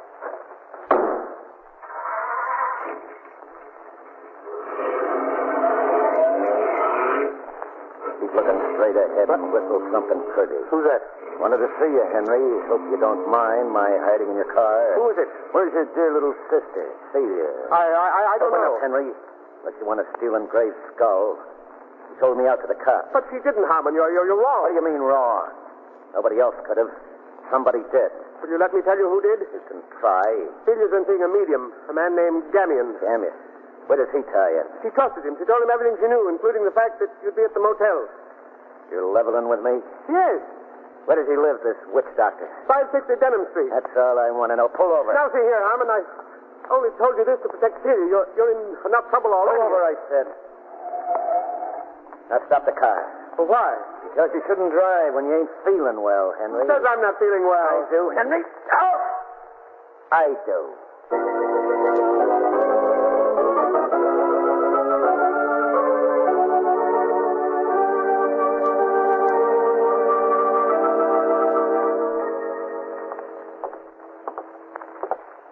Lamont, I thought we were going to theater. We are, Margot. The commissioner just has to stop off here for a moment. Won't take long, Margot.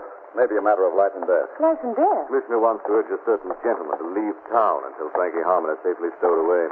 Who is the certain gentleman? Here's his name on the bell. Dr. Rudolph Gamion.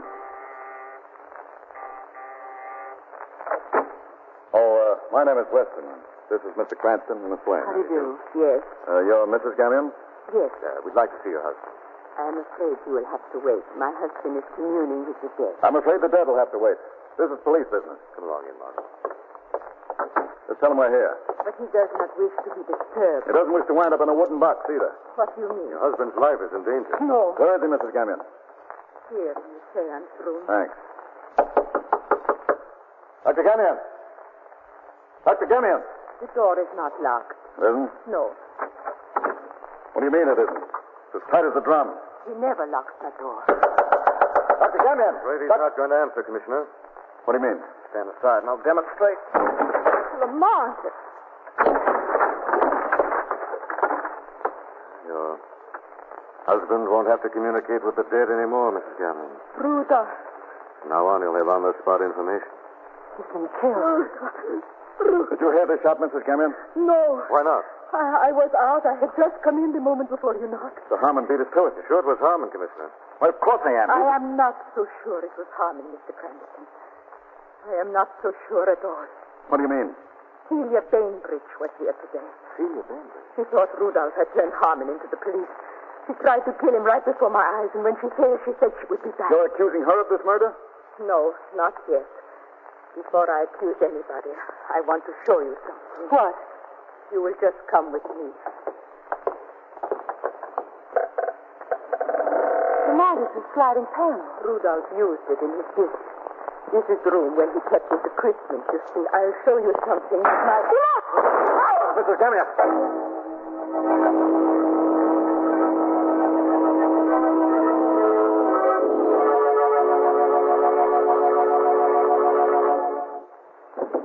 Mrs. Gamion. Where's the light? I've got it. There. Look. Mrs. Gamion. She's shot. Whoever did it fired through the window and got away down the pirate street. They killed her. Bad guess, Margot. Not that they didn't try hard enough. I doubt she's even seriously wounded. Where are you going, Commissioner? Call the hospital. Not thinking. What? You're not on your toes, Weston. And if I were? Take her to a room and call a doctor. One you can trust. A man from medical department at headquarters. One who can keep his mouth shut.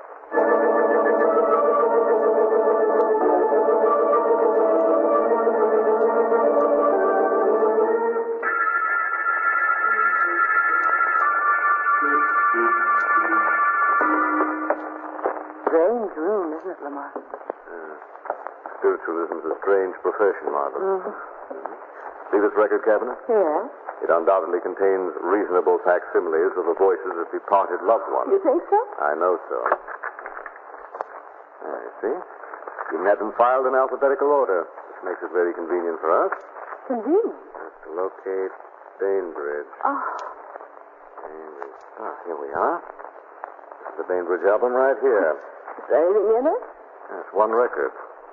I think it'll probably be number one on the supernatural hit parade. Switch on that turntable, darling. Now listen. This is the voice of Percy Bainbridge from beyond the grave. Lamont. I tell you now, the time is near at hand. The truth will soon be known. The truth will soon be known. The truth will soon be known. Isn't it killed? It's a little disconcerting. What in the world does it mean, the truth will soon be known? It's hard to say, Margaret. Wait a minute. What's that? Lamont. Oh. Startled us, Commissioner. We were just communing with the afterlife. My man from the medical department's here. How's Mrs. Gamion? She says she's all right. Minor flesh wound. She'll be well tomorrow. That can't be. But he says... I don't care what he says. Mrs. Gamion must be dead by tonight. What? Get on that phone, Commissioner, and call every newspaper in town. I don't have a notice in the obituaries that Gamion and his wife are both dead. But I'm afraid you'll have to do as I say, Commissioner, if you want to prevent more murder.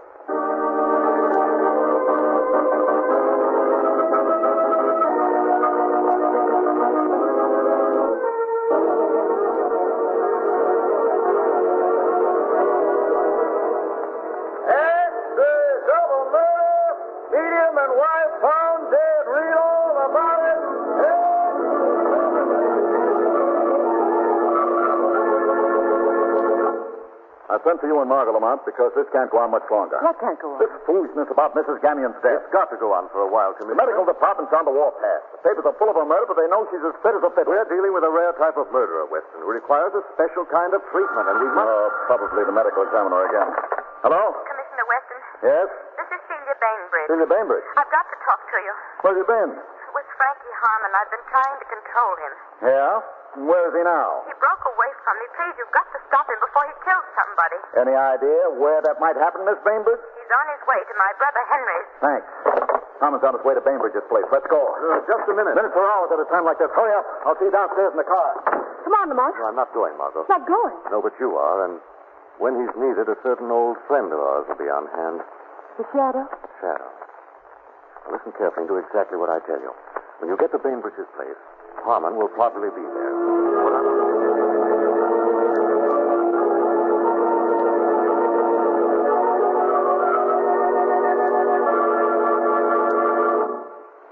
Harmon.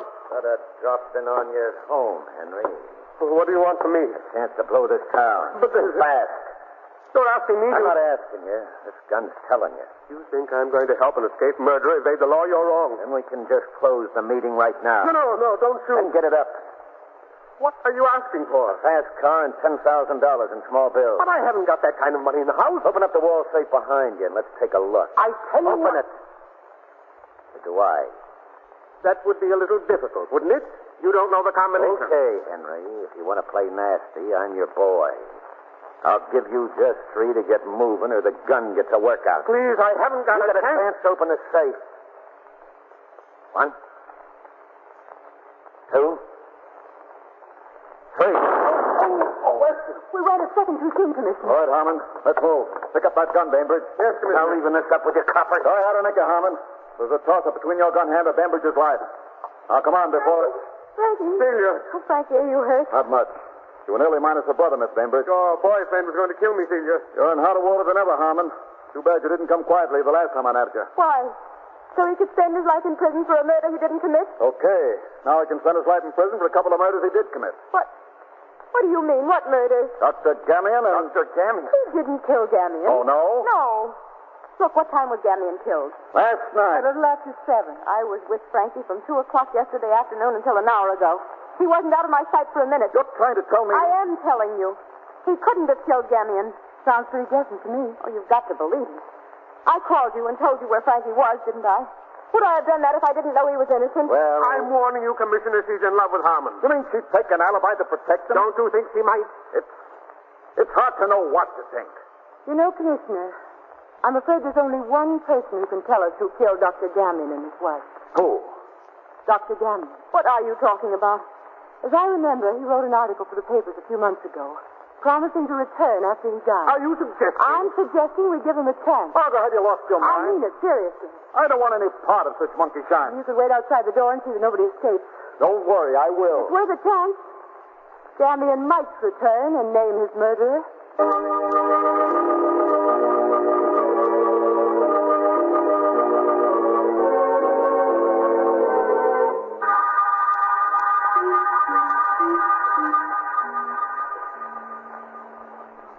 Sit beside him, Celia. Now, Mr. Bainbridge, turn out the lights. All right. Quiet. Concentrate. Open your mind. Be ready to hear a voice from beyond the grave. Dr. Gamion, we need you. If you can return, if you can get through to us, speak. Dr. Gamion, we're waiting. Dr. Gamion, if the person who killed you and your wife is in this room, speak. Speak to us, we're waiting. Who's that? What's going on in here? This is some kind of a trick. Hey, what are you trying to pull here? A flame? Turn on them lights. Turn them on, you hear it? There. Oh, the room's empty. No, it can't be empty. I heard somebody laughing. I heard a voice. You heard me, Frankie Harmon. Who are you? I am the Shadow. Where are you? I'm here in this room, but you can see me no better in the light than the dark. What are you doing here, Shadow? I've come to say that the guilty shall not escape. What do you mean? I mean that the Gamian's murder will soon be revealed from beyond the grave. Are you saying that Gamian is going to appear? No, someone else is going to appear. Someone who's just been with him in the outer world. Who? His murdered wife, Madame Gamian. Madame Gamian? What's that? He's here. Where? Outside the windows on the terrace. I don't believe it. Open the door and see. It is her. No. Speak, Madame Gamian. It's not possible. She's dead, I tell you. Who murdered you and your husband, Madame Gamian? My husband has sent me here. Yes? To say that the man who killed... No! Stop it. Don't let it, please. Henry. Please go away. Go away. Henry, what's the matter? I'll tell you what's the matter. Henry Bainbridge murdered Dr. Gamian. No. Nor was it his first murder. The only person who suspected him was Gamian. Gamian didn't go to the police. Instead, he played on Henry's devout faith in spiritualism. Gamian drained Henry of every cent he had by threatening to have Percy come back from the dead and denounce his murderer. When Harmon escaped, Henry saw his chance to get Frankie to murder the medium for him and release him from his troubles. But Celia forestalled that, so Henry committed the murder himself, knowing that the world would accuse Harmon of his crime. Yes, he killed Rudolph. And then he was afraid my husband had told me to do what, so he tried to kill me. Tried to? And you're not dead? No. And this was just a fake, a trick? A trick that worked, Henry. Yes, it works, Shadow, but it isn't the last trick. What do you mean? I mean, I have Frankie Harmon's gun, and this time Madame's death will be authentic. Look out, Madame Gamian. Is the seance over, or do I... Henry. Henry. Take it easy, baby. Anybody ever had it coming? Thought you I'd come in, eh? Just wondered if the seance was over. Yes, Commissioner. The seance is over.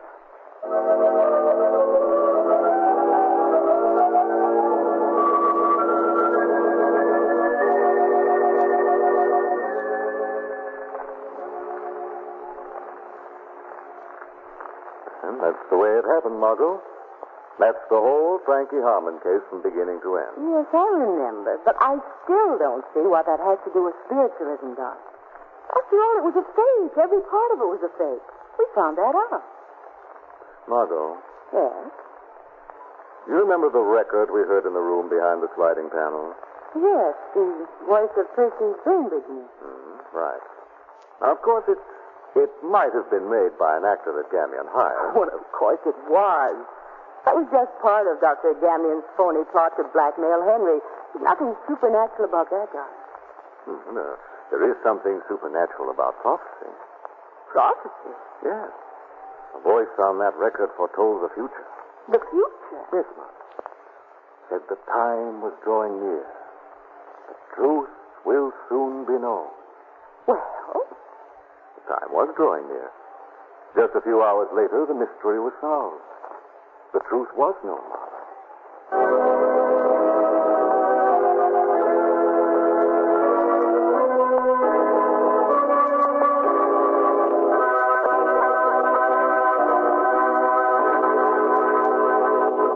Weed of crime bears bitter fruit. Crime does not pay. The shadow knows.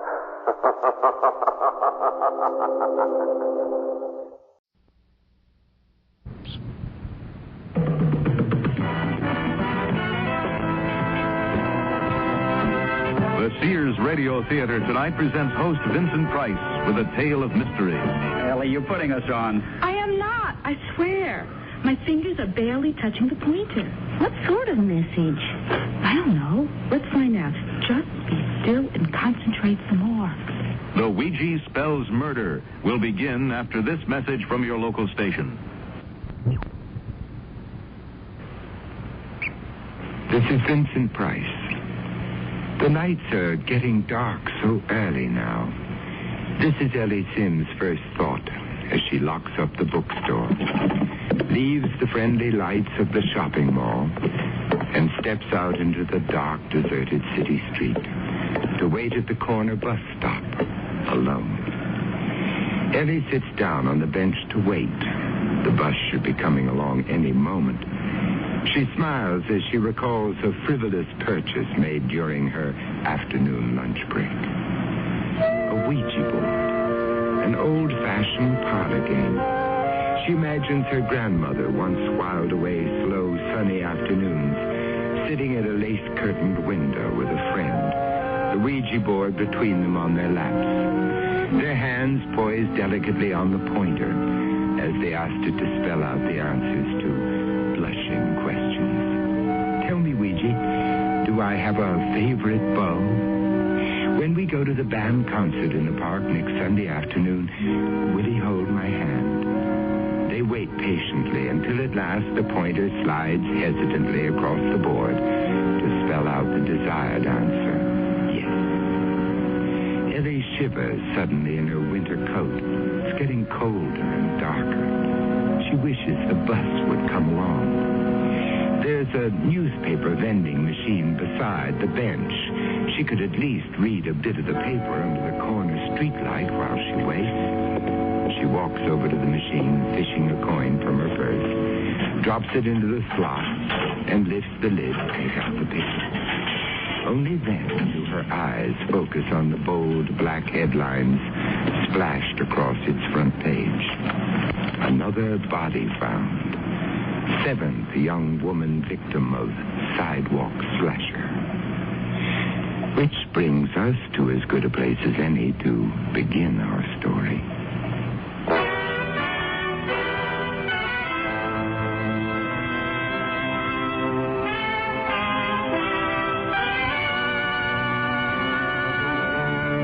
Sears Radio Theater, a new adventure in radio listening. Brought to you 5 nights a week by Sears, Roebuck and Company.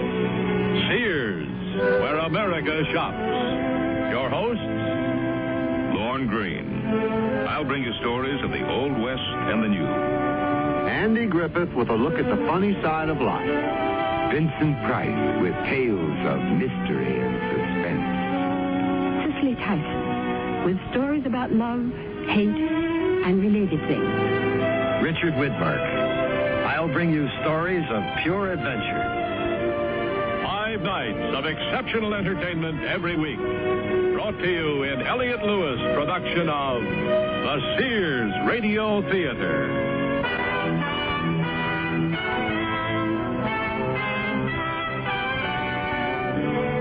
Our story, The Ouija Spells Murder, by Shirley Gordon. Our stars, Louise Heath and Joan McCall.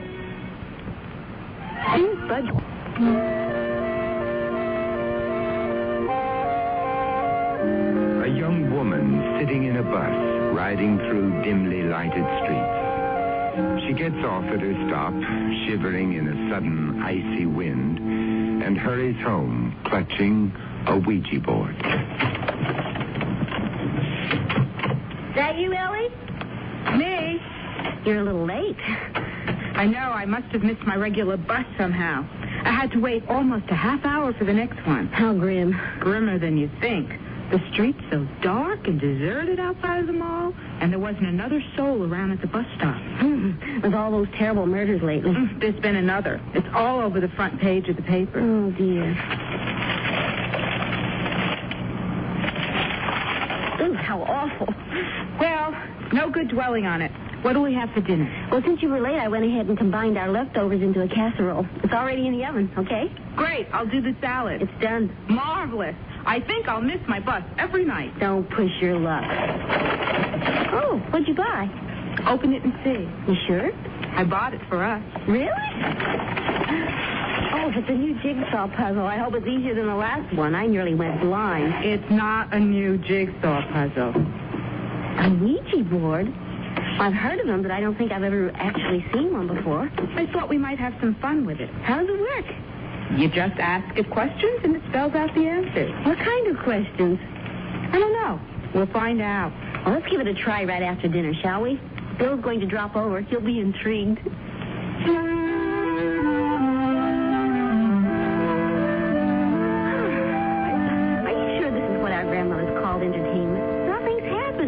our grandmothers had more patience.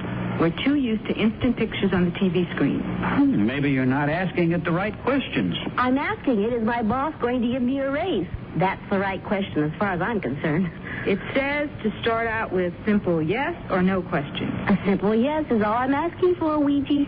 But you have to give the pointer a little push in the right direction. But that would be cheating, and it wouldn't be any fun. Oh, come on, Ellie. You don't really think that thing's going to start moving by itself, do you? No, but...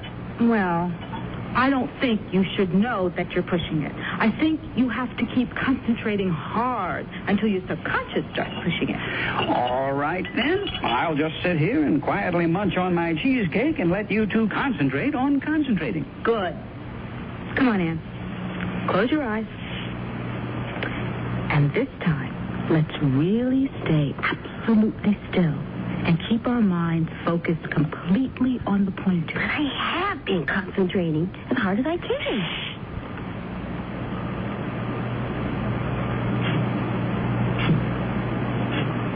It's moving. You're pushing it. I am not. You must be. But I'm not. I swear.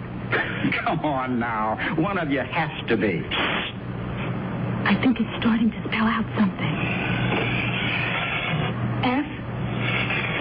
F-I-N-D. Find. It's going to tell me to find a new job. There you are. It is your subconscious. You probably really want to quit your job and find a new one. I do not. My subconscious doesn't know what it's talking about. Be quiet, you two. Maybe we're getting a message of some sort. Oh, come on, Ellie. You're putting us on. I am not. I swear. My fingers are barely touching the pointer.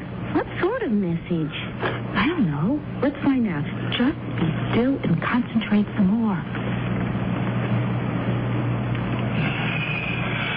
I'm not making you move. I'm really not. T-H-E. Find the... I'll bite. Find the what? Be quiet, Bill. K-I-L-L. Kill? E-R. Killer. Find the killer. I was only asking it about my job. Now, that's funny. What's funny? All the time you two have been fooling around with that thing, and I've been sitting here having my coffee and cheesecake, I haven't really been able to keep my eyes off the front page of this paper and thinking about those murders. Then it's your subconscious that was the strongest force in the room. And the Ouija board picked up on it. Well, let's face it, all of our subconsciouses are probably thinking the same thing. We're all wishing they'd find that killer. But it's still kind of remarkable. The pointer began moving so fast I couldn't keep my fingers on it. I know, me too. The power of the subconscious. I'm not going to knock that. Let's see if it'll spell anything else, okay? All right. But I think I'd better watch my thoughts. Let's all be quiet and concentrate. On what? The murders? I'm trying not to think about them. Concentrate on whatever message the board has for us. Do you have anything more to say to us, Ouija? Oh, Ellie, really? Next thing you know, she'll bring home a crystal ball. Shh, both of you. Ouija, do you have anything more to tell us?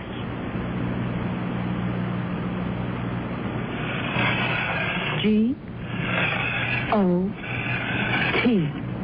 God, no, wait. It's moving back to O again. G-O-T-O. Go to Bill. Don't look at my subconscious. You do. C-L-O-U.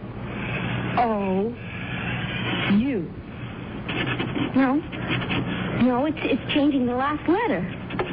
To a V. C-L-O-V. E-R. Clover. Go to Clover. What does that mean? I haven't the slightest. How about Clover Heights? A new housing tract? What made you think of that? I don't know. It just popped into my head. It's the only Clover around here that I know of. But why is it telling us to go there? You don't suppose that was the second part of the same message, do you? What do you mean? Put them together. Find the killer, go to Clover. You mean the murderer is in Clover Heights, and the only one who knows about it is your friend Ouija? Look, it wasn't my idea to play detective with this silly thing. Then let's not. Let's put it away and turn on the TV. Or play a nice, friendly game of three-handed rummy, okay? Okay. Only you're curious, right? Right. So am I.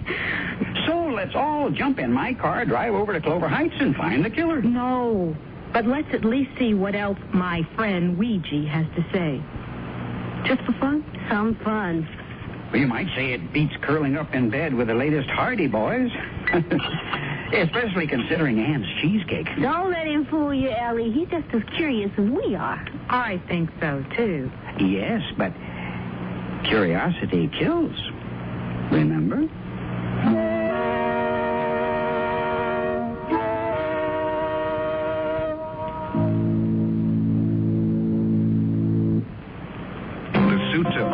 If you could own only one, is on sale at Sears. The $119 four-piece vested is now $89, a $30 savings. The suit, contrasting slacks, and reversible vest make 6 different outfits. The four-piece vested suit.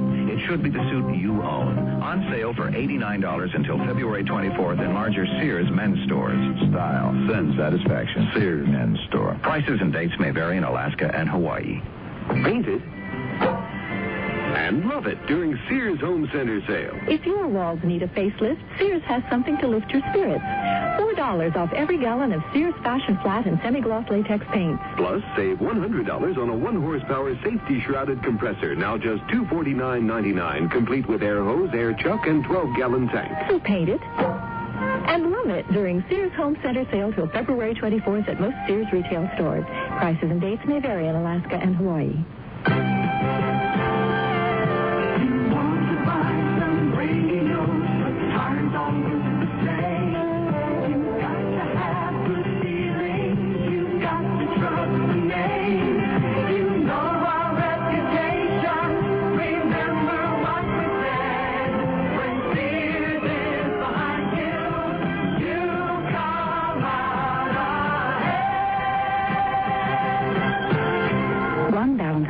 I'll never forget is the time I received a diamond. There's nothing quite like diamonds for expressing love, and now there's no better time to buy them for your love. Now, at most Sears retail stores, all tradition diamond jewelry up to 1 carat is 20% off till February 24th. That's 20% off diamond solitaires, pendants, earrings, bracelets, stick pins, and fashion rings. So give her a diamond from Sears, and she'll remember this Valentine's Day forever. Dates may vary in Alaska and Hawaii.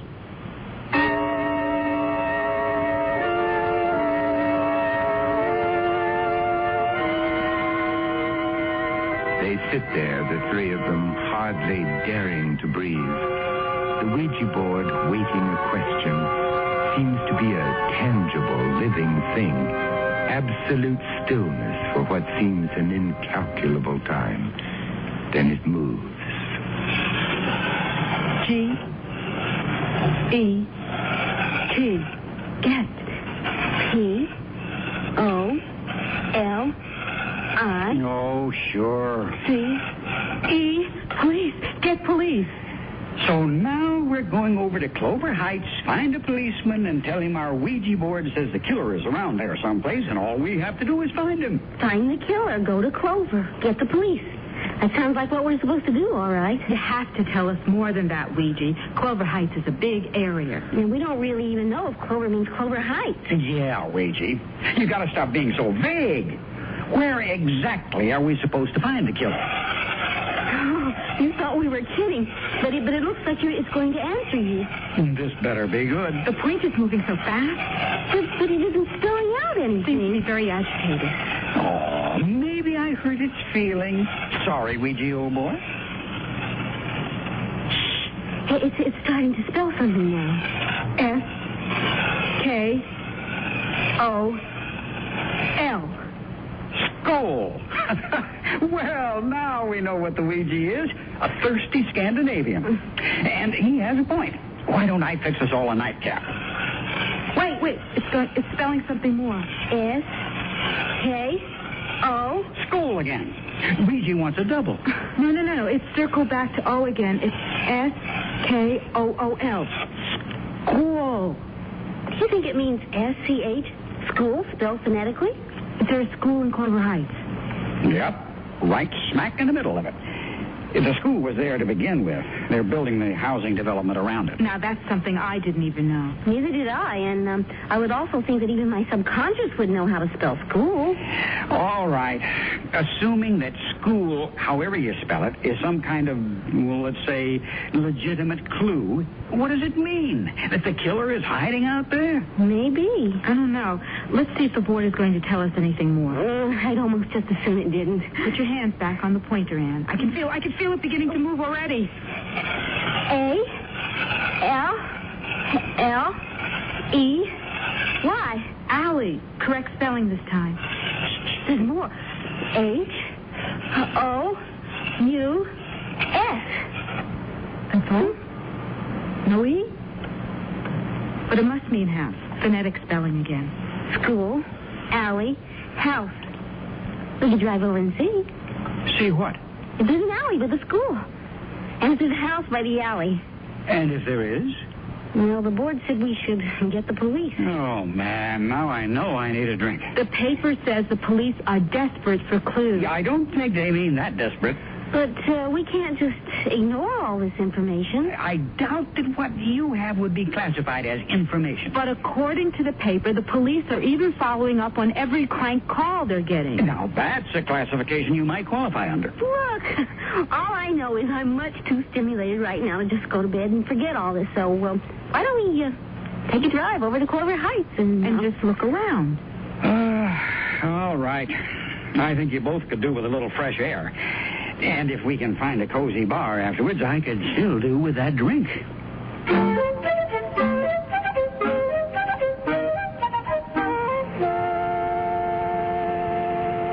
Well, for what it's worth, here we are, Clover Heights. It's so dark. I guess they haven't got all the electricity in yet. Not here, where the newer houses are going in anyway. Should be plenty of light up by the school, though. I hope so. Anyway, we're just going to drive through for a quick look-see. If there's a cop around, he's liable to haul us in for trespassing. Better a cop around than a killer. There's the school. Drive around it. See if there's an alley. All right. But there really isn't any point. There is an alley. Looks like it goes all the way behind the school. You could call it a driveway. I'd call it an alley. A very dark alley. Drive through. Let's just see. We will get taken in for trespassing.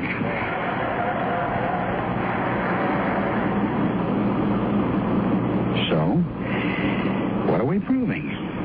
We found the alley, and on one side there's a school, and on the other side, look, a house. School, alley, house. And none of us has ever been here before. And how do you explain it? Coincidence. And let's get out of here. Yes, let's. But how can you explain it? I can't. And whenever anything happens that I can't explain, I figure it's a good time to have a drink. Let's go find that cozy corner bar I promised myself.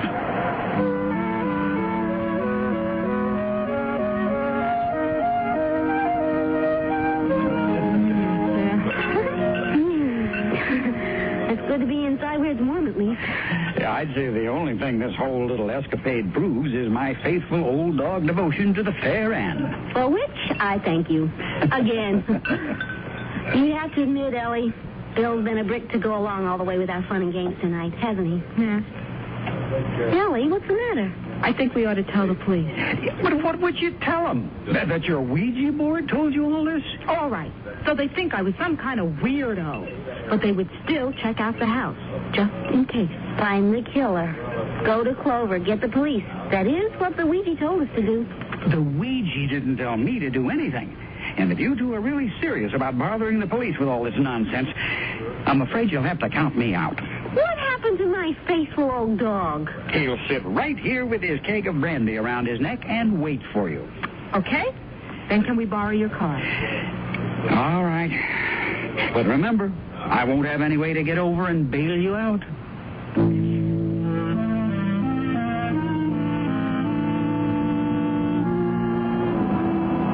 There's the police station.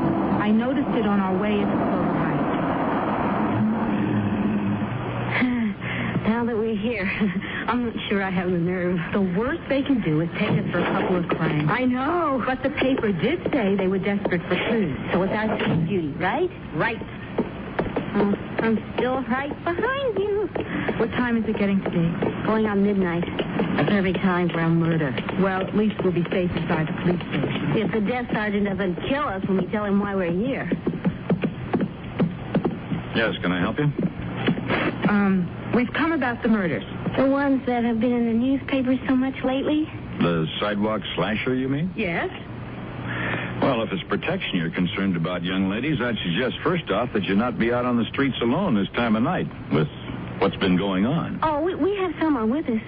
That is, he's waiting for us. He didn't think we should bother you with this, but we thought... that we should. And it's something to do with the murders? Yes. Well, have your names, please. Our names? It's routine for my entry log. Oh, yes, of course. I'm Ellie Sims, and this is Ann Benson. That's Ann with an E. Right. Now, just what is this information you have regarding the murders? I don't know if you'd call it information exactly. Sergeant, do you know what a Ouija board is? A Ouija board? Yes. That's where our information came from. A Ouija board? I know. You're probably thinking we're a couple of cranks. But we aren't, really. You see, I bought this Ouija board only this afternoon, just for fun. And tonight after dinner, we were asking it some perfectly harmless questions. Like whether or not my boss was going to give me a raise. When it suddenly started giving us messages about the murderer. What kind of messages? It said, find the killer. And that's all? No. That was only the first message. Then it told us to go to Clover. Which we figured out meant Clover Heights. How did you figure that? Well, it was the only Clover we could think of. And besides, later it said there was a school and an alley behind it. And a house. Just this one house behind the alley. I see. The Ouija board also told us to get the police. It did. Yes, it did. Anyway, we thought we should come and relate all of this to you, just in case it might mean something. We didn't want to bother you or anything. Well, that's what we're here for, miss. I think maybe you better wait in the next room for a minute. But that's really all we have to tell you. Well, and my friend is waiting for us. You see, he let us borrow his car, and... We won't keep you for long. Right in here, please. Someone will be right with you. What do you suppose he wants us to wait for? I don't know. Do you think we ought to telephone Bill? On TV, they always allow you one phone call. Oh, Ann, we're not under arrest. I don't think. Miss Sims? Yes. And Miss Benson? Yes. I'm Detective Lieutenant Connors. The desk sergeant told me a story. If you don't mind, I'd like to have you repeat it. About the Ouija board. Now, I understand that's how you say that you came by the information which you relayed to the officer outside. You mean you don't believe that what we told him is the truth? Oh, but it is, Lieutenant. We were just fooling around with this silly game. Now, just a moment, Miss Benson. First of all, where did you get this, what'd you call it? Ouija board, Lieutenant. It's a kind of an old-fashioned parlor game that used to be popular several years ago, before television. Where'd you get this particular one that you were, as you say, fooling around with? I bought it just this afternoon at a toy store in the shopping mall where I work. Well, what kind of work do you do? I'm the assistant manager of a bookstore. But I don't see why that... And you, Miss Benson? I'm a secretary for an advertising firm. And you were asking this Ouija board a question about your job, right? How did you know? Oh, I guess I must have mentioned that to the desk sergeant. Yes, I was asking it if I was going to get a raise. Well, did it answer you? No, it started giving us these other messages instead. What other messages? Can you remember them exactly? Yes, of course. The first thing it said was, find the killer. And you assumed this meant the so-called sidewalk slasher. Well, what other killer could it mean, Lieutenant? Those awful murders are all we've been reading and hearing about lately. And I just brought a newspaper home with the story of the latest murder on the front page. Okay. So then did you ask this Ouija board where you were supposed to find the killer? Not exactly. We only asked if it had any further message. And it did. It spelled out, go to Clover. Just Clover, not Clover Heights? That's right. But Clover Heights was the only Clover we could think of. All right, then what?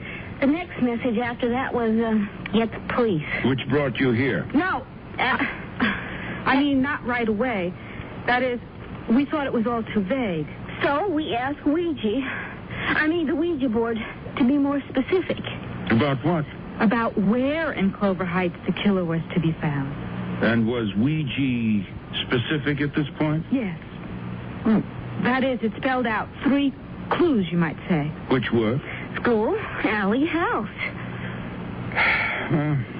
I see. Anything else? No. That's when we decided to drive over to Clover Heights just to see if there was a school with an alley near it and a house. And there was. So then we thought that maybe we should come here and report all of this, in case it would be of any interest to you. I assure you it's of interest to us, Miss Sims. It is? Yes, in fact, I'm going to ask you both to accompany me to the location you've described. But, is that necessary? I mean, we didn't think... You didn't think what, Miss Sims? That we were going to take your story seriously? We weren't sure, but I guess we didn't really think you'd take it this seriously. Well, after all, Lieutenant, the Ouija board is just a game. But murder is not, Miss Benson.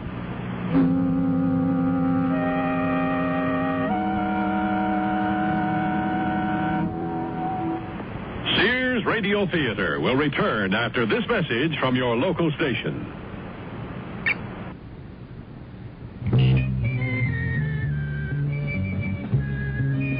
You've heard it said, Smitty's, putting it all together just for you.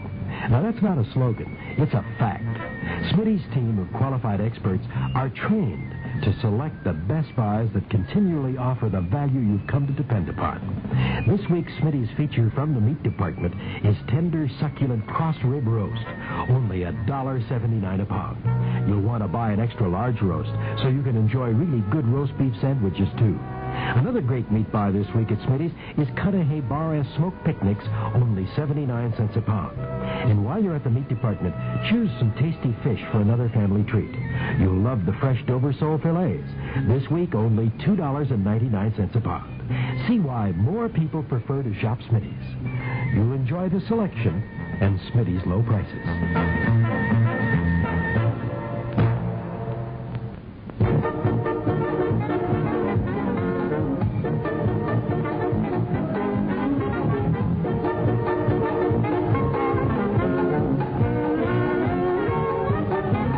Want to be happy and feel good? Then listen to Cool Radio 96 afternoons on the Joe McNamara Show. Joe is on from 2 to 6 every afternoon, Monday through Friday. Now, we could tell you about the music, the news, and the special traffic reports, but that really wouldn't do justice to the show. We'd like for you to be the judge and the jury. Tune in and hear the Joe McNamara Show. You'll find out how Joe adds a dash of flavor to your listening with his unusual sense of humor. You can be happy and feel good when you listen to the Joe McNamara Show on Cool Radio 96. That's Joe McNamara, 2 to 6 weekdays on Cool.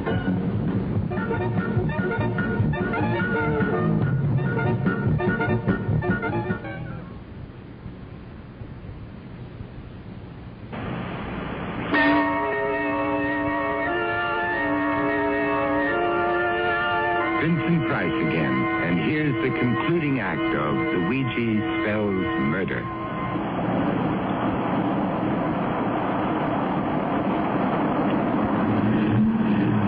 Is this the house you were referring to? Yes, Lieutenant. That is, it's the only house beside the alley. So we thought that it must be the one. According to this information you received? Yes. You two wait here a minute. Oh, Lieutenant. I'll be right back. Oh. I didn't even want to come anywhere near this alley again, even escorted by a detective. Funny. When we drove through here with Bill, he kept saying he felt the presence of a policeman. Poor Bill. He's going to be so worried about us. Whatever we're here for shouldn't take too long. What are we here for, do you suppose? To wait while Lieutenant Connors checks out that house, I guess. Do you think he doesn't believe us? About the Ouija board, I mean. I don't know, but he seems to be taking our information seriously. However, he thinks we got it. Where did he go? I don't know. It's too dark to see. Oh, I wish he'd hurry up and come back. Oh, I think I hear him coming now. Are you sure it's him? Quick, lock your door just in case. I can't find the lock. Neither can I. Oh, Lieutenant, it is you. Oh, it's so dark out there, we couldn't be sure. The house is vacant. I'm going to look around. You both better come with me. Yes, I don't want to sit out here in this alley any longer. Neither do I. But I don't much want to go inside that house either. This way. We don't have any choice.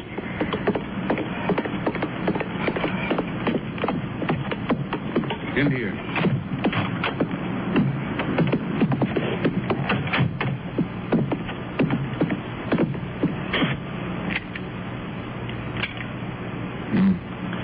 Electricity isn't on. I have to use my flashlight. Can't see anything. This isn't one of those new houses, is it? Built as a small caretaker house at the time the school was put up. I wonder how long it's been empty. I'm not sure that it is. What do you mean? A sleeping bag rolled up in the corner over there. Nothing more than that, just a bedroll. I suppose he's here, right now. Well, we'll find out soon enough. Hold on. Let me check out this closet.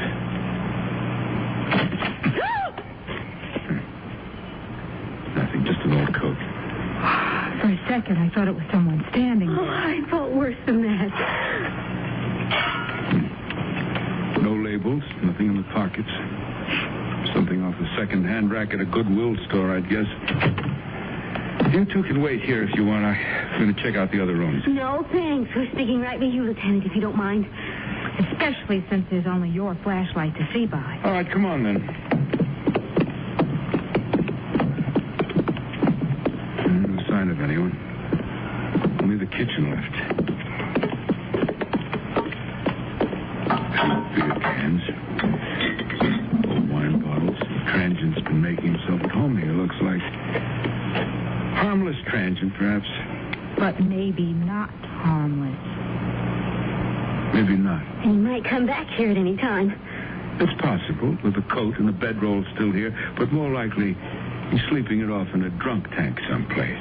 But you are going to try and find him and question him, aren't you, Lieutenant? After all, he could very well be the killer, couldn't he? You mean just as your Ouija board indicated, right? I know it sounds unlikely to you, Lieutenant Karloff. No, Miss Simmons, it doesn't sound unlikely to me at all.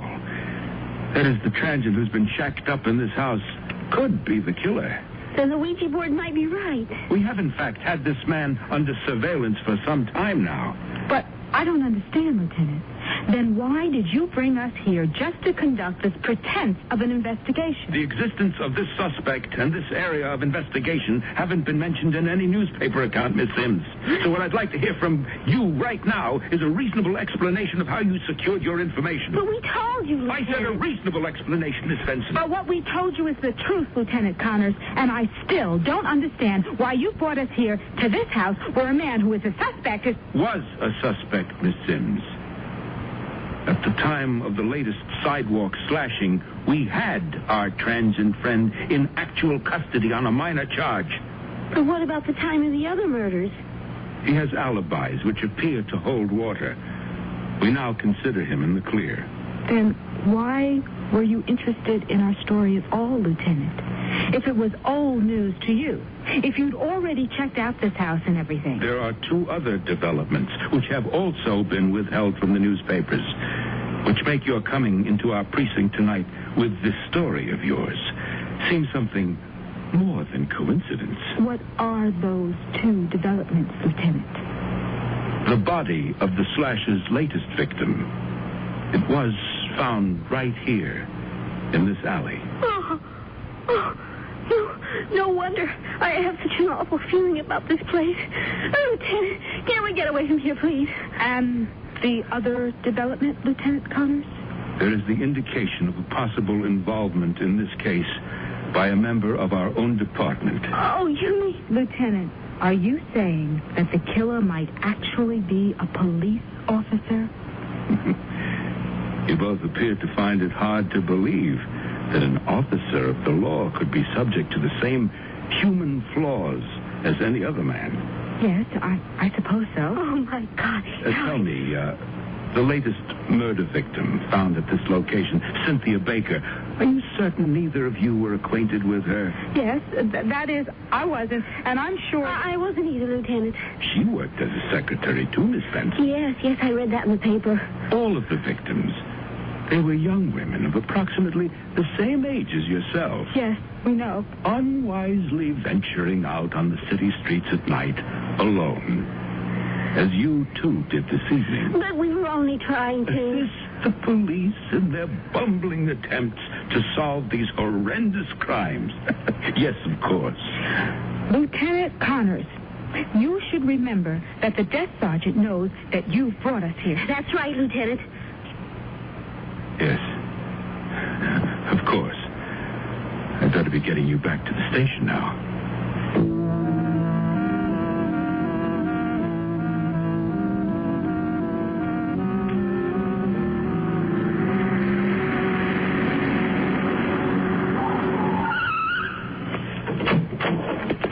You'll have to go in for a minute. The sergeant will need you to sign his report. Then will we be free to leave, Lieutenant? I still don't buy your story of being brought here tonight by some kind of mumbo-jumbo. But I've no cause to detain you any further. Which way do we go? This way.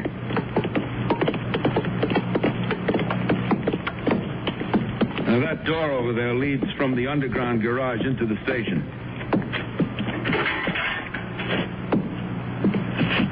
The lobby's right through that door at the end of the hall. I have to get back to do some work in my office. Thank you, Lieutenant. Good night. Good night. Oh, Ellie, let's get out of here as quickly as we can.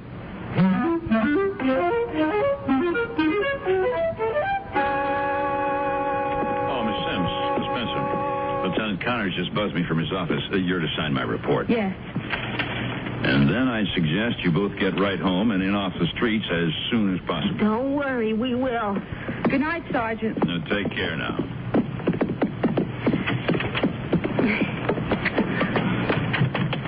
Ellie, I could have sworn that Lieutenant Connors back in that house in the alley, he acted so strange. No. Do you think the killer could be a policeman? Let's just get in the car and get away from here. All right. I never want anything to do with a Ouija board again. Oh, I hope my old faithful dog hasn't given up on us again. Don't move or scream, either of you. I have a knife poised at the back of one of your lovely necks. Oh, Lieutenant Connors. Oh, I'm so sorry. As a police officer, I should have cautioned you. Before getting into your car, particularly on a dark, lonely night, always make sure that no one is waiting for you in the back seat. Lieutenant, please. Stop the car, Miss Benson, and drive until I tell you to stop.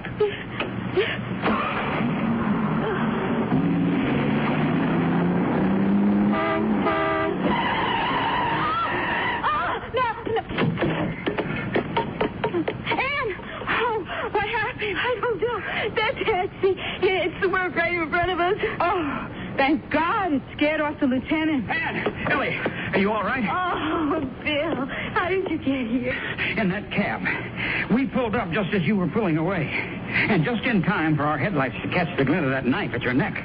It was chancy, but the quickest thing we could think of to do. Thank goodness it worked. Bill, that man with the knife, he's a police officer. He got away. No. The cabbie brought him down with the best flying tackle I've ever seen. Oh, Bill, it's so lucky you came. How did you happen to come just at the right time? It was closing time. I got locked out of the bar.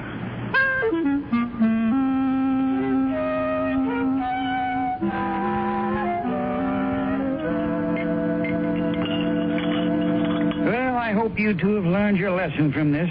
No more messing around with the occult. Right? Right.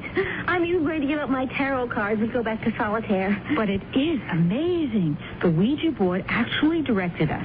First to the house of a legitimate suspect and the alley where the latest victim was found, and then to the killer himself. I just assumed the Ouija hadn't gone that far. Wonder. You wonder what? What the Ouija board would have to say now. I thought you said you were swearing off. Good night, folks. This is where I came in. Oh, stick around a few more minutes, Bill, and see what happens. We'll just give Ouija one more quick try. Come on, Ann. Well, all right. But I still think we may be tempting fate. Close your eyes and concentrate. It's moving already. Oh, man, here we go again. What is it, Ouija? Do you have another message for us? P-E-L-L. Tell. P-O-L-I-C.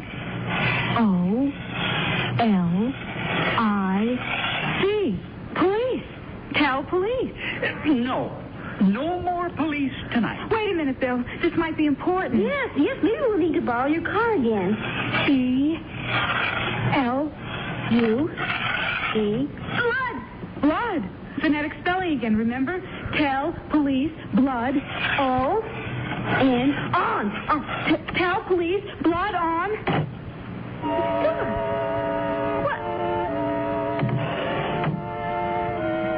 I don't want to know.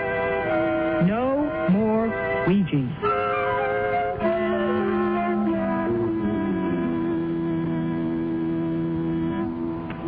I love to eat. But it takes so long to cook. That's why we both love our new Kenmore microwave oven from Sears. I can cook a 5-pound roast medium rare in just 30 minutes, or 3 strips of bacon in 3.5 minutes on a paper plate.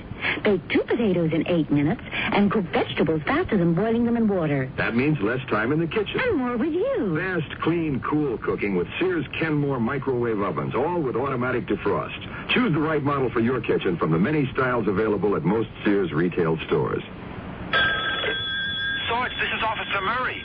Women carrying babies have been going into Sears all day long. All week long, officer. What? It's Baby Week at Sears, Murray. A great time for play suits, snap-side shirts, playpens, Jennylyn baby furniture, blankets, and a whole lot more. Mothers and mothers-to-be shop Sears all during Baby Week. Come on, Sarge. How come you know all this? Because my wife and Sarge Jr. are probably at Sears right now. Because Sears has baby buys bundled up.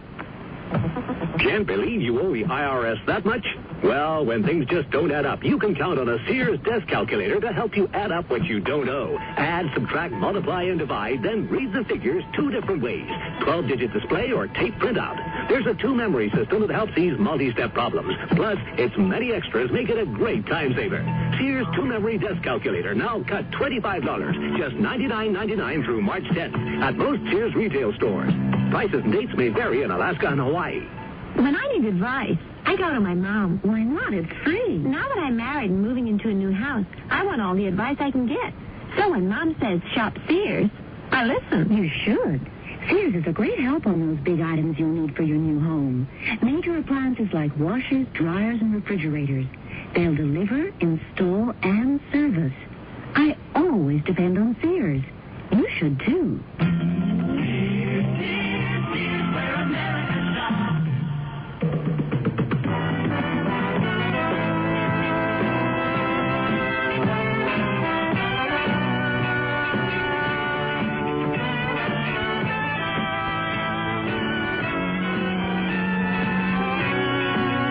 You've been listening to Sears Radio Theater, brought to you 5 nights a week by Sears Roebuck and Company. Sears, where America shops.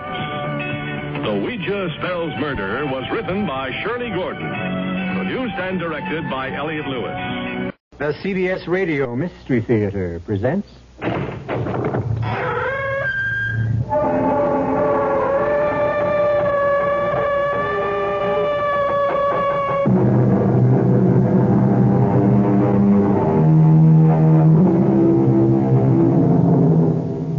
Come in. Welcome. I'm E.G. Marshall. Know what a petard is?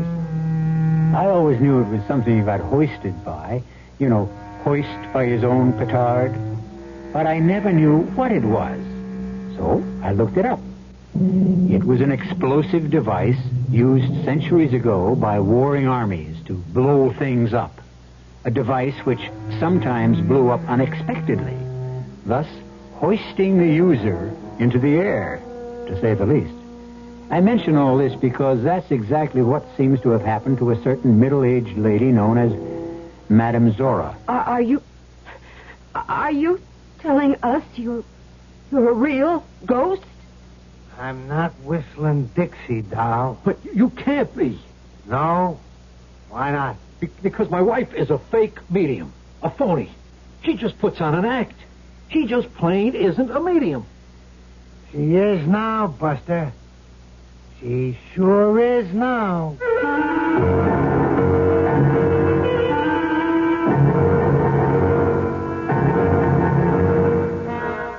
Our mystery drama, Medium Rare, was written especially for the Mystery Theater by George Lothar and stars Joan Lovejoy and Robert Dryden. It is sponsored in part by Anheuser-Busch Incorporated, Brewers of Budweiser, and Buick Motor Division. I'll be back shortly with Act One.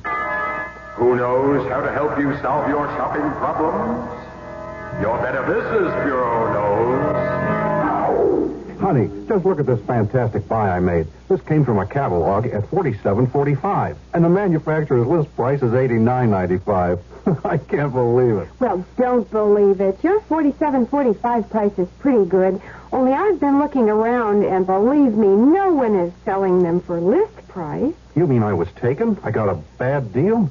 Gosh, I wonder how I could really find out. I'll help you. Who are you? I'm the man from your Better Business Bureau. You know, catalogs sometimes list two prices for an item. One is the list price, and the other is what you pay. And the only way you can be sure is to shop around. You are so smart. Oh, not at all. Your Better Business Bureau is better information for consumers like you. Shop at Margie's. Summer turns to fall at Margie's, and you can turn your summer into fall with brand new nylon shells and tops. If perfect, just $3, $4, and $5 starting Monday. The greatest colors for the new season: turtlenecks, mock turtles, and pullovers in sleeveless, short, and long sleeve styles. So grab a bunch for fall at Margie's. Open Labor Day 10 till 6. Malls until 9:30. Shop Margie's, Margie's today. This is Al Wisk. Friday night on Sports Central will feature an open line show. You pick the topic. Our phone lines will be open from 6 to 7 p.m. to take your comments on any area of sports. Our first sports question of the night is a holdover from last night. Who fumbled more times than any other player in the National Football League in the 1973 season? Sports Central Dallas, weeknights, 6 to 7 p.m. on KRLD. Friday night at Open Line Show.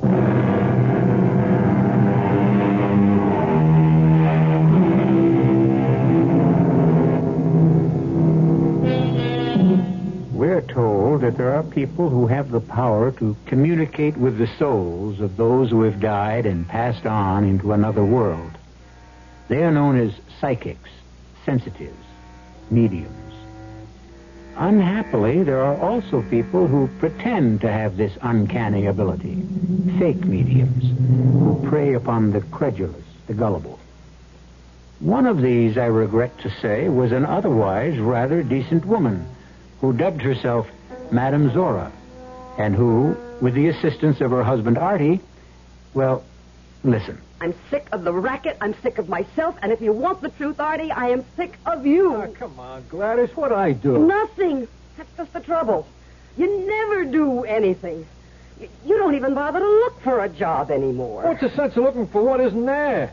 Actors are out of work in droves. The trouble is you are always out of work in droves. Okay, so I haven't made it yet. But someday, you mark my word, someday I'll be a star. Oh, yeah, that'll be the day. Right now, it is today, and Mrs. Norris will be here any minute. Now, Artie, somehow, some way, we've got to keep her coming back for more seances. Well, not a chance, you ask me. Unless the late lamented Mr. Norris tells her where he stashed that $1 million in cold cash and tells her today, she's going to split. We've got to give her an answer. Otherwise, well, I just don't know where the next sucker is coming from. Oh, she's here. Into the bedroom, quick. On my way. You tested the microphone setup. Match. Well, here goes nothing. Mrs. Norris, how nice to see you. Come in, come in. Now, I'm all ready for you, and Mrs. Norris, believe me, I have a feeling that today your dear departed husband is going to tell you what you want to know. Is that her? or it's the last $50 you'll ever get from me, Madame Zora. I have done all in my power to help you. Well, in that case, perhaps I'd better find a medium with more power. Shall we get on with it? Yes. Yes, of course. If you'll just be seated at the seance table. And now, let me turn down the lights. So. And now I will seat myself. And go into trance.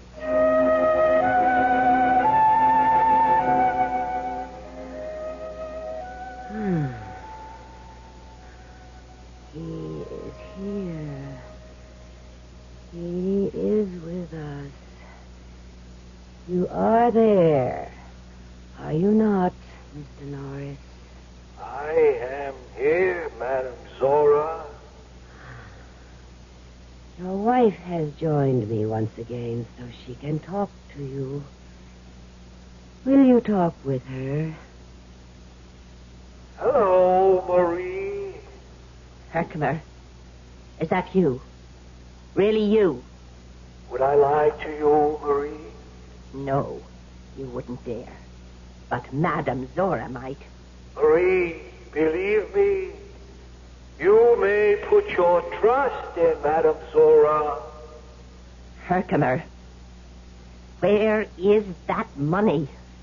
Marie, you know I've been trying to remember where I put that million. For weeks I've been trying to remember, but... That does it. I've had enough.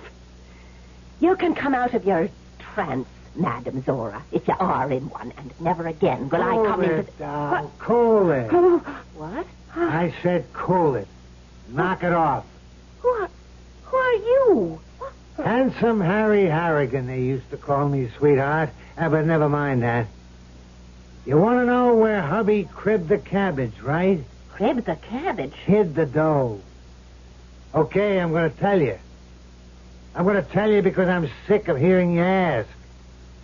Also, I've got some business with Madame Zora, and you're chewing too much beef. You got something to write with, pencil, paper? Yes, I've got... All right, write this down. Geneva Bank, Switzerland. Got that? Yes. Number 753-8492-W. Got that? Yes, but... That's the number of the safety deposit box in a Geneva bank where your hubby hid the long green. Okay. You got what you want? Pay Madame Zora her 50 clams and split. Yes. Yeah. Oh, yes, I would... I don't know what to say. Well, thank you, Madame Zora. Thank you. Not at all, not at all. And thank you, Harry. Thank you. Yeah, sure. Now fade, will you? Fade? Scram. Beat it. Oh, yes. I'm going. Thank you.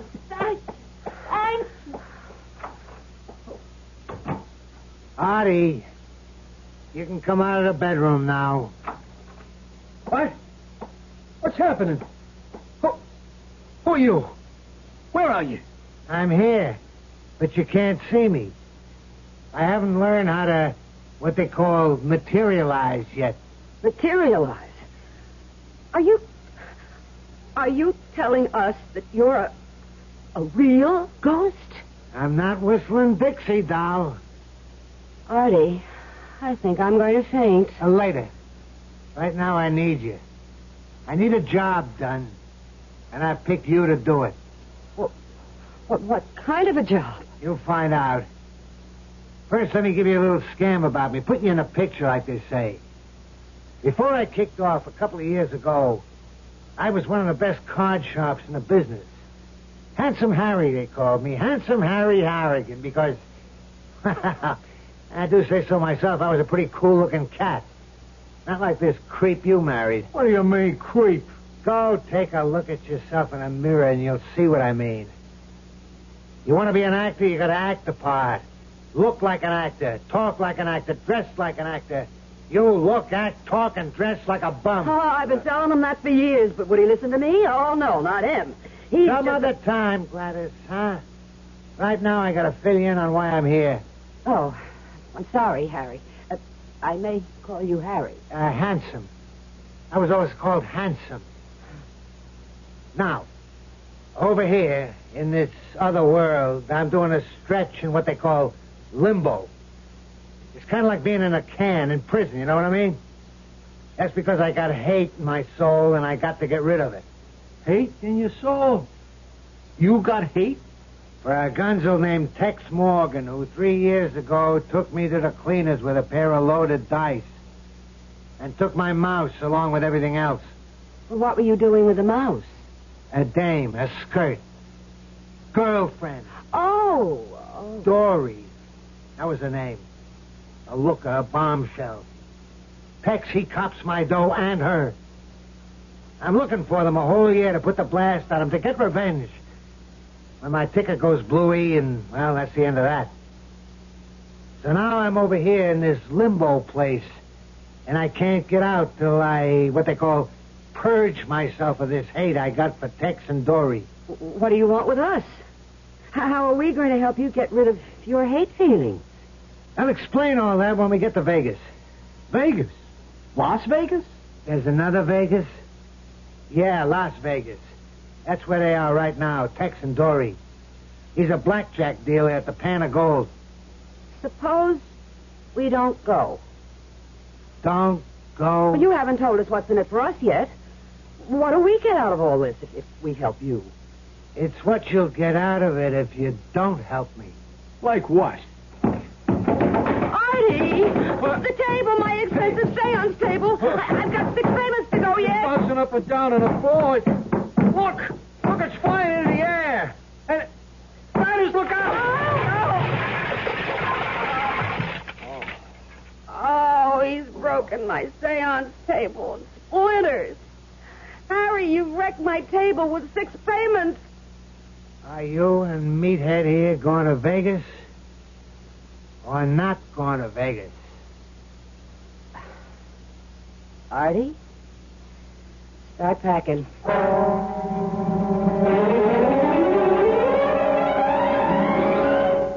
Dory? Yes, Tex. Clean shirt? Bureau, top drawer. I'll get it. Oh, no, you don't. You just stay right there on the couch. Remember, you're resting for 2 now. Oh, darling. Having a baby isn't really the big deal you're making out of it. Maybe not, but you are. To me. The biggest deal I ever made, honey. Oh, Tex. Ah, baby. Hey. Come on. You got 15 minutes to get over to the Pan of Gold. I'll make it. I wouldn't be late today for anything.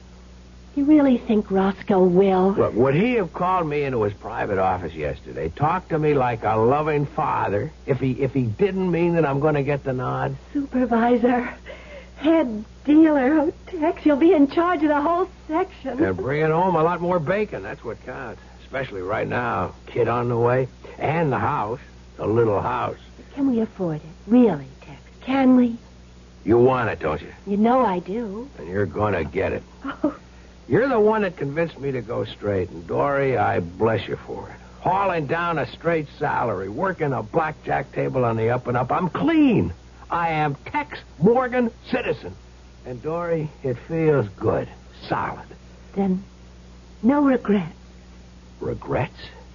Well, being married, kid on the way and all. You shouldn't even ask.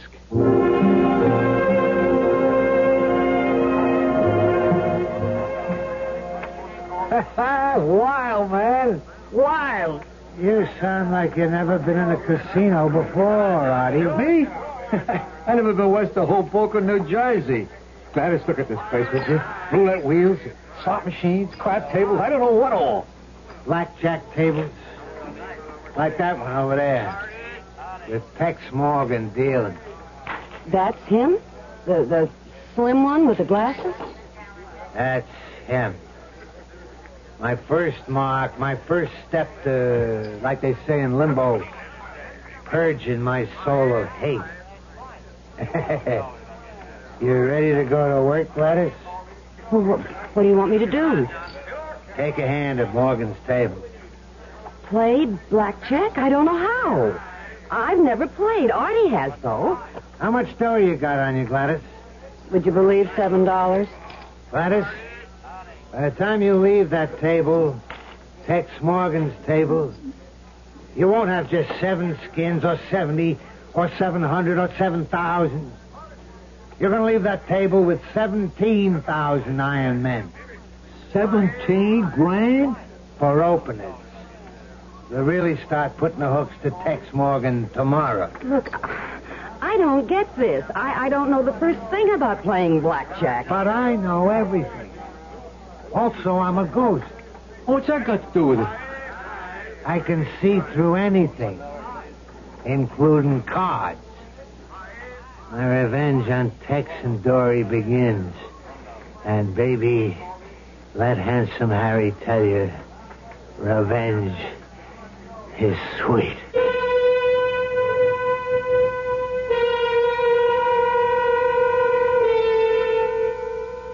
Handsome Harry Harrigan is taking the wrong route to purging his soul. Madame Zora, fake medium, was, as I said at the outset, hoisted by her own petard. And quite honestly, I look forward to Handsome Harry, unhappy though he may be in limbo, being hoisted by his. We'll see when I return shortly with Act 2. Some research experts say you can't taste the difference between beers. Well, if they're right, then Anheuser-Busch wastes a barrel of time Beechwood aging Budweiser. Only they don't think so. Brewing beer right does make a difference. And they're betting a bundle that you can taste the difference in Bud. When it comes to brewing Budweiser, the Anheuser-Busch choice is to go all the way because they still care about quality.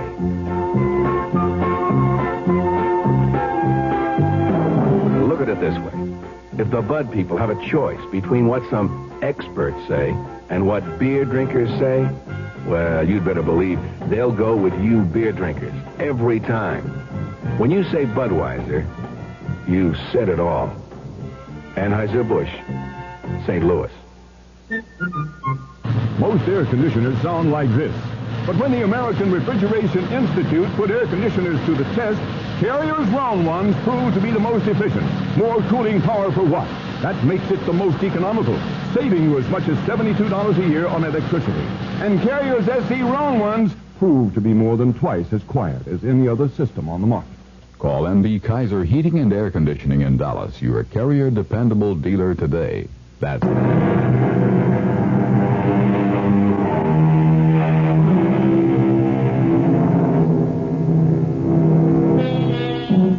Madame Zora, fake medium, finds herself in real and anything but medium trouble, completely under the domination of the ghost of Handsome Harry Harrigan.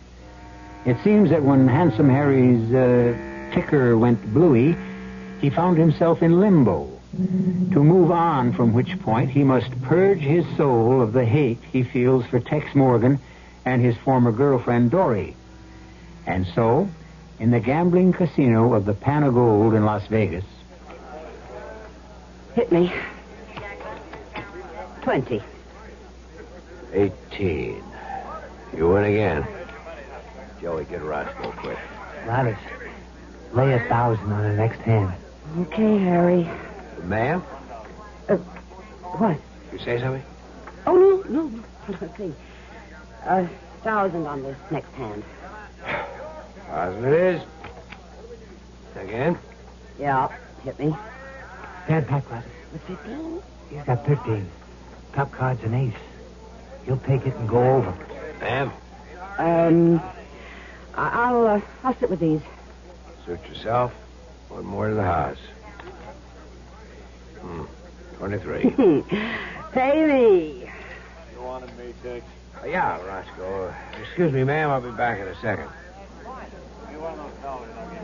Roscoe, this is I heard. him. How come she's breaking the house? I don't know. You know. Of course I don't, Roscoe. You don't know this thing. No. You never see her before. No. She's in the house, what? How much? 14 grand. Close the table. Okay. Table's closed, ma'am. What do you mean, closed? He means closed. Well, now, wait just a minute. You collect your winnings and toss Tex a $100 chip. Well, okay. Just give me my winnings. And, here's 100 for you, dealer. Say, go buy yourself a piece of luck. Go buy yourself a piece of luck. Oh, my God. Is something wrong? You've gone white as a ghost. Where'd you get that line, lady? What line? Handing the dealer 100 skins and saying, go buy yourself a piece of luck. Why? What's it to you? Nothing, only it was a trademark of a gambler, big-time swinger. He died more than 2 years ago.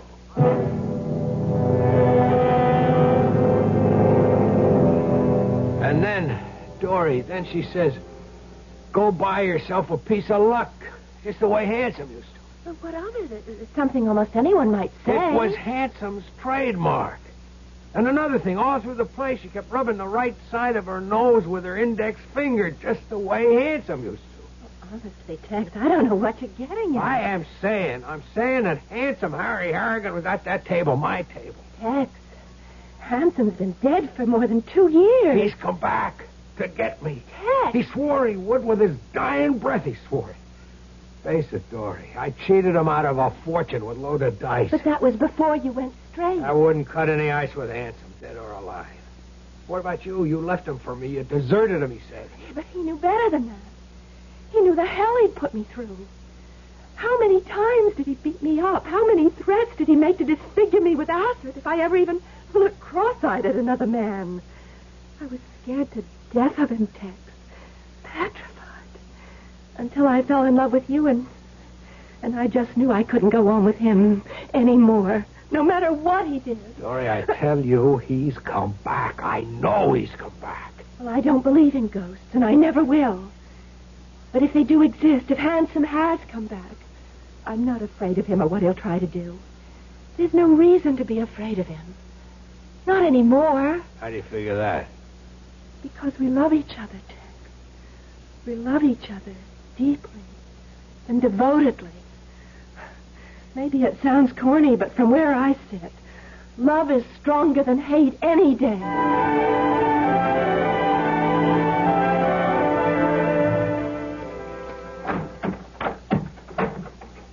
Artie? Artie? What have you done to yourself? What I wanted to do for years. As soon as I got some dough, go out and buy me some new threads.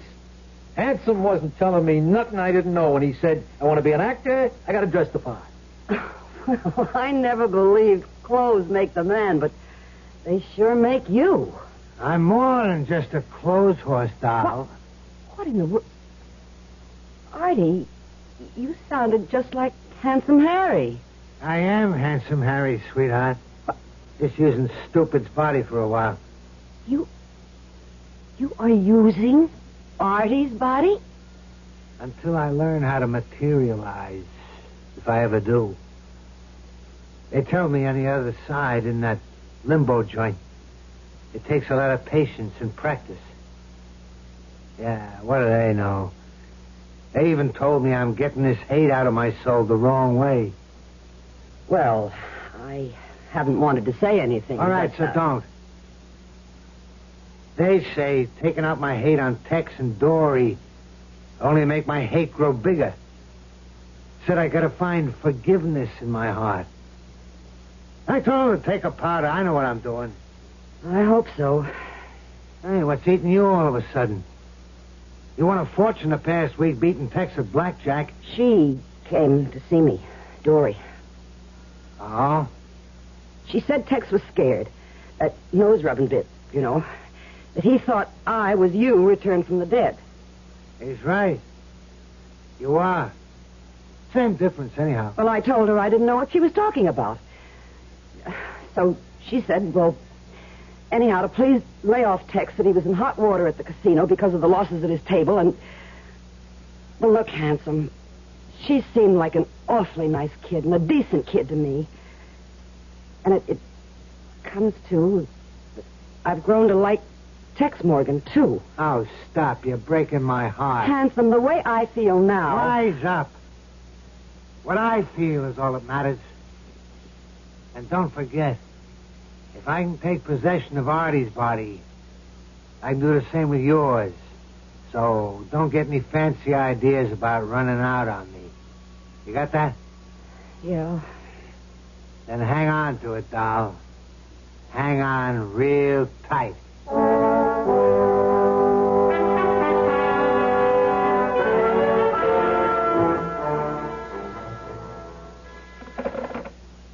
Yeah? Send him in.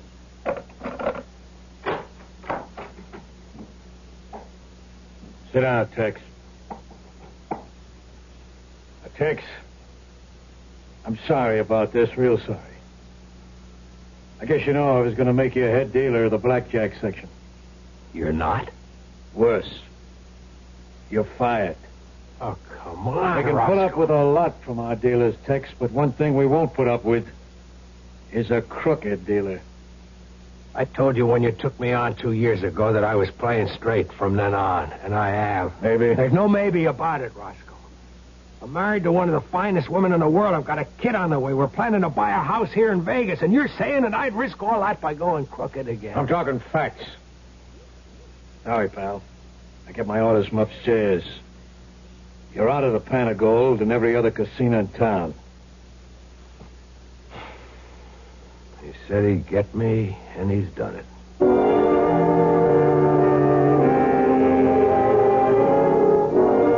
Hey, Artie. You should have bought more luggage after buying all those new suits. How are we going to pack them up for the trip back east? You taking a powder down? Oh. It's you, Handsome. You've taken possession of Artie's body again. Yeah. Handsome Harry in the flesh. Artie's flesh. What's all this with the packing? We're going back to New York. Who says? I do. I don't. And I give the orders, sweetheart. You and Artie are staying right here in Vegas. But what for? The job you wanted done? It's done. Hasn't even started. Now, what do you mean? Getting Tex fired was just the first step. I swore I'd make him regret the day he was born, and that's what I'm going to do. He thought he was all set. Married to my doll, a kid on the way. Could have been my kid. Handsome, listen to me. What for? All you're going to do is run off at the mouth about forgive and forget. No more arguments, Gladys. I'm following through with every single step in my plan. Following through to the hilt. Well, how many steps are there? 3. You took care of the first. Artie will take care of the second. And the third? That'll take care of itself. All right, I come here to get step number 2 set up with Artie. I got to talk to him. Where is he? You're in him. Oh, hey, I forgot. Well, I can't talk to myself, can I? Okay, Artie, take over. You say something about buying more luggage, Gladys? Yeah, I did, Artie, but skip it for now, sweetheart. Sweetheart? Handsome's here. He wants to talk to you. About what? I got a job for you, punk. What kind of a job, Handsome? Acting. You're going to be an actor. An actor? Oh, honey, don't listen to him. He's putting you on. What part do I play? A murderer. Murderer? I kill somebody? Not just somebody, Artie. You'll kill a very special person. You'll kill the girl who used to be my girlfriend. You killed Dory Morgan. A short act, but a sweet one, Handsome Harry said, believing, as perhaps all too many do, that revenge is sweet.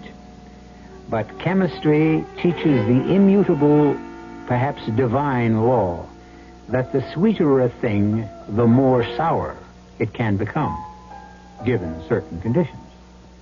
Personally, I have the feeling that Handsome's sweet revenge is going to turn very sour indeed. I'll be back shortly with Act 3.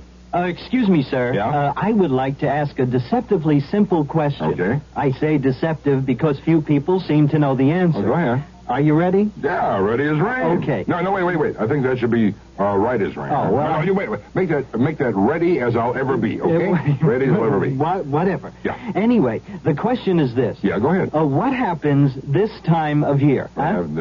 That's it. That's the question. That's the $64,000 question. Yeah. That's the one for all the marbles, right?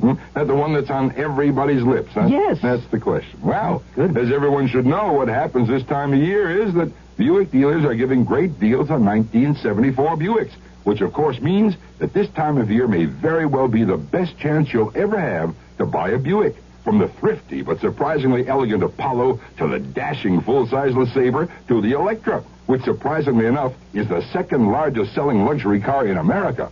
Know-it-all. Hey, Gene, you know there could be athlete's foot fungus in this shower? Where's the Lysol spray? Mom, these sneakers are coming on pretty strong. Where's the Lysol spray? Where's the Lysol spray disinfectant? My family keeps it pretty busy during the summer because it does so much. Kills athlete's foot fungus on the shower floor. Keeps sneakers and shoes cool and fresh. And, Bill, we gotta do something about the odor from this dog bed. Where is the Lysol spray? People need what Lysol spray does. This is Al Wisk. Friday night on Sports Central will feature an open line show. You pick the topic. Our phone lines will be open from 6 to 7 p.m. to take your comments on any area of sports. Our first sports question of the night is a holdover from last night. Who fumbled more times than any other player in the National Football League in the 1973 season? Sports Central Dallas, weeknights, 6 to 7 p.m. on KRLD. Friday night at Open Line Show.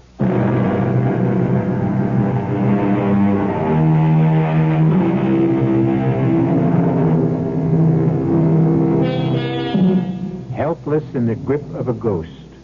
The ghost of gambler Handsome Harry Harrigan.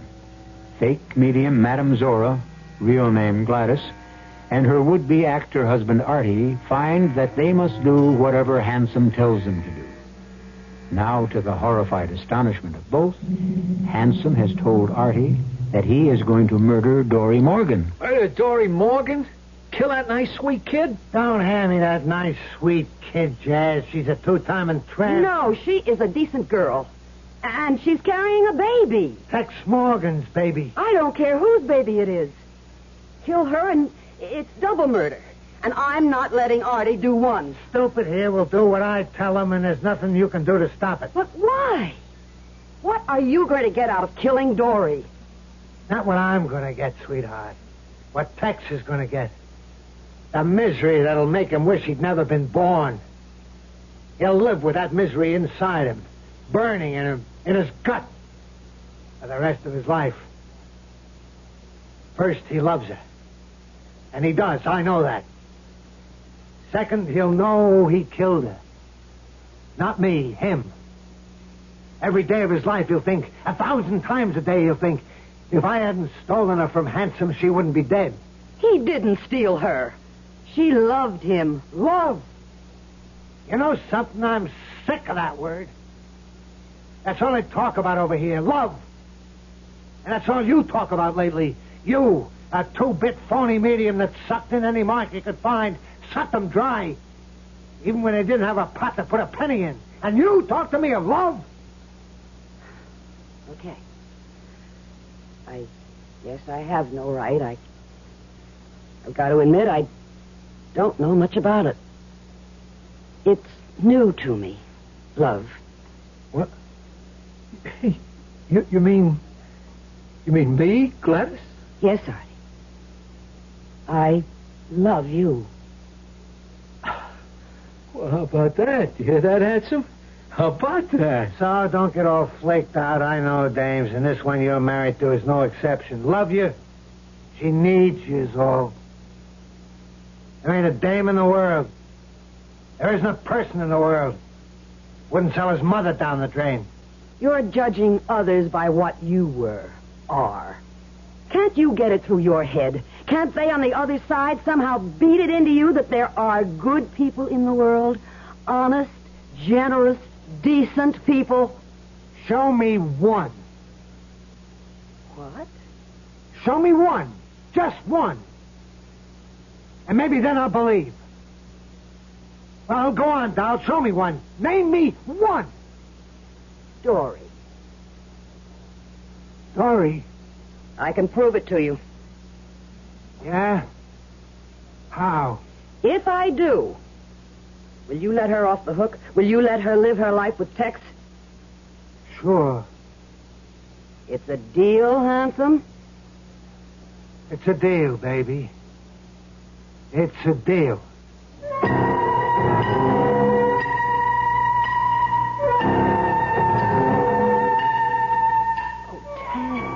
Tex, honey, it isn't the end of the world. The end of our plans, our future. Sure the end of the house. I can't afford a mortgage now. So, we live in an apartment. Yeah, and how long will I be able to afford the rent? Tex, I can always get a job to help out. With a baby? Well, there's sitters, people who stay with kids while they're... No. Hey. I said no, and I mean it. But it'd be like the way I was brought up, dragged up. My father couldn't make it either, so my mother went to work, and my grandmother, she took care of me. Then she died, and I went on the streets. Changed my life, Dory. It taught me to cheat and lie and sucker anybody I could until I met you and fell in love with you.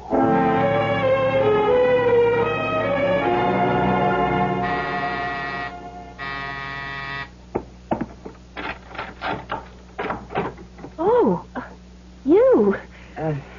May I come in? Well, yes. I don't blame you for hesitating, Mrs. Morgan. I guess I've kind of put a crimp in your life. Oh, what? Not at all. You don't have to con me. I know the score. Your husband's in trouble, Mrs. Morgan. Bad trouble. Is he? You know it. I don't know anything of the sort. Well, never mind that. What is it you want? I've come here to make you an offer. Offer? In the past week, I won $130,000 from your husband. Well, the casino, actually. But he was the dealer, and he lost his job because of it. True. The deal I've come here to make, and no questions now. I'll give you that $130,000 if you leave him. You will give me everything you won from Tex if I leave him? What you mean is desert him? Yes.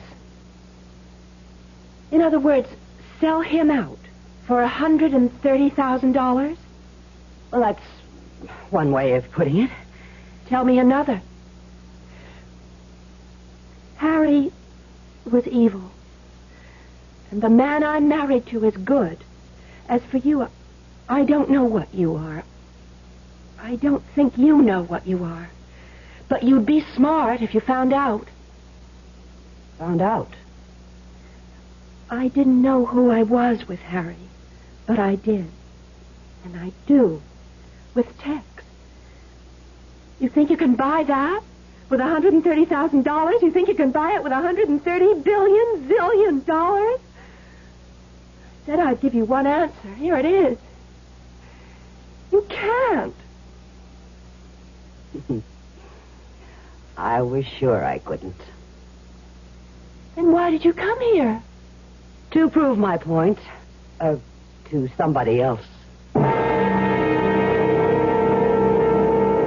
But we had a deal, you Welcher. I said I'd prove there are good people in this world. Decent people capable of love, and I did. She turned down your offer flat. You go and you buy a gun and you kill her. That's all. I'm not buying any gun, and I'm not killing anybody, especially a fine human being like Dory Morgan. All right. Now, let me tell you, too, something. Thanks to me, you're worth $130,000. You're on easy street. I can see to it you wind up right back where you started, in that crummy New York apartment, scrounging for nickels and dimes. Now, what's it to be? As far as I'm concerned, you can take your $130,000 and stuff it. Tex and Dory, two people you never met till now, and you'd give up a fortune for them? And for what they stand for. for what they are. She loves him, he loves her. And love, a stacked deck, a con game. Call it what you want. I'm not killing Dory Morgan. And you neither, huh, stupid? Well, I don't know. Artie! Gladys, baby, I'm sorry, but I've been thinking. I don't want to go back to that lousy New York dump and start living from hand to mouth again. You'll do it? Artie, you'll do it? Yeah, I'll do it. Oh, Artie, Artie, Artie.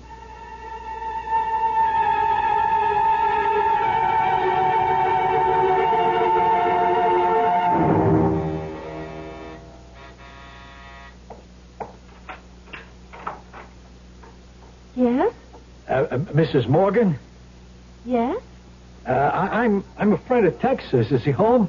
Well, no, he just left. But you must have just passed him on your way in. Oh, it's too bad. I got a job for him. A job? Oh, well. Won't you come in? Thanks. Sit down. Sit down. What kind of a job is it? What is this? A gun. Listen, I don't like to do this, but I gotta. Gotta what? Kill you. Kill me? Yeah, I gotta do it. I got no choice. You see, it won't hurt. I'll make it quick, so it don't hurt. And I can't do it, Harry. I can't do it. I can. I can easy. You. The voice. It's changed. You sound like my... Handsome Harry Harrigan, Dory. Oh! Your old flame. Handsome Harry. But you're dead. Only my body, doll. The spirit, it don't die. It goes on living till it gets itself purged or something. That's why I'm here. Inside this creep's body. My spirit using his body to kill you, you two diamonds. Harry. And I won't make it quick. I'm going to make it slow. And very painful, doll. Very. Oh, Harry. Harry, no. I don't care about me, but the baby. I'm carrying a baby. His baby. It doesn't matter whose. It's a baby. It's a new life. Oh, Harry, no. I'm telling you, stand still. Harry, listen to me. Please listen. I fell in love with Tex. I couldn't help myself. I couldn't stand it anymore with you. The beatings and the threats. If I loved you, Harry... You did. No. You loved me. Never. I wanted to. I wanted to, but you never gave me the chance.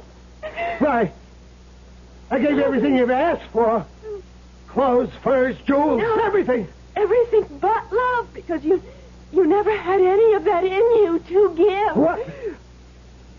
A lot you know. A hell of a lot you know. You beat me. You threatened me. Because I loved you. Because I was scared of losing you. I'd seen you flirting with another guy. Never, Then it would send me up the wall. I'd make love to you, and you were like ice. And it would drive me bananas. I wanted you. I needed you. And never once did I ever have you. Harry. I'm sorry I beat you. I'm sorry I threatened you, but I couldn't help myself because the thought of losing you. I knew I'd die if it happened. And I did. Oh, Harry. So you owe me, doll. For what you did to me, you owe me. And you're paying. You're paying in full. You're paying now. No! Harry? You dropped the gun. I can't kill you. I still true. And maybe I love you a little now. What is it, Harry? Calling to me. Guys and dolls in limbo. Huh? What?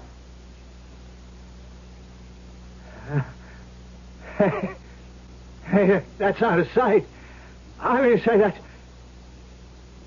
that's really something else. What? Harry, what is it? Dory,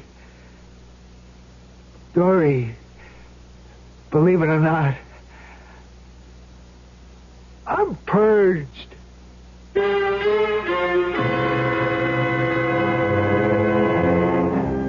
Love, hate. Two sides of the same coin, they say. If that is so, perhaps I can be forgiven for saying that Handsome Harry really flipped. Anyhow, he's purged. I'll be back shortly. What's the blood pressure machine in 16 letters? Easy. Well, so, what is it? Sphygmomanometer. Oh, you're kidding. Sphygmomanometer. E-T-E-R. Hey, that's right. Hey, it fits. Now tell me what it is. Well, it's a cuff with a dial on it. I say it's a machine that the doctor uses to measure your blood pressure. Yeah? Well, why does he want to do that? Well, your blood pressure goes up and down, see?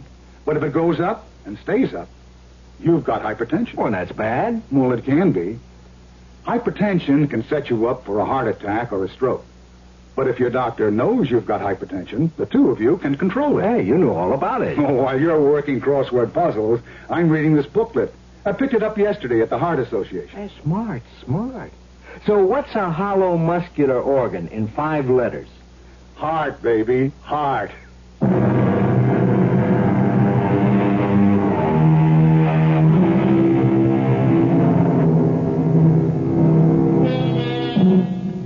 You'll be interested to learn that Tex found another job, and he and Dory are deliriously happy with their baby boy, Harry. Gladys and Artie live in the country. They bought a house and barn, in which Artie stages and stars in his own plays. As for Handsome Harry, he went on finally to a higher plane, wherever that is.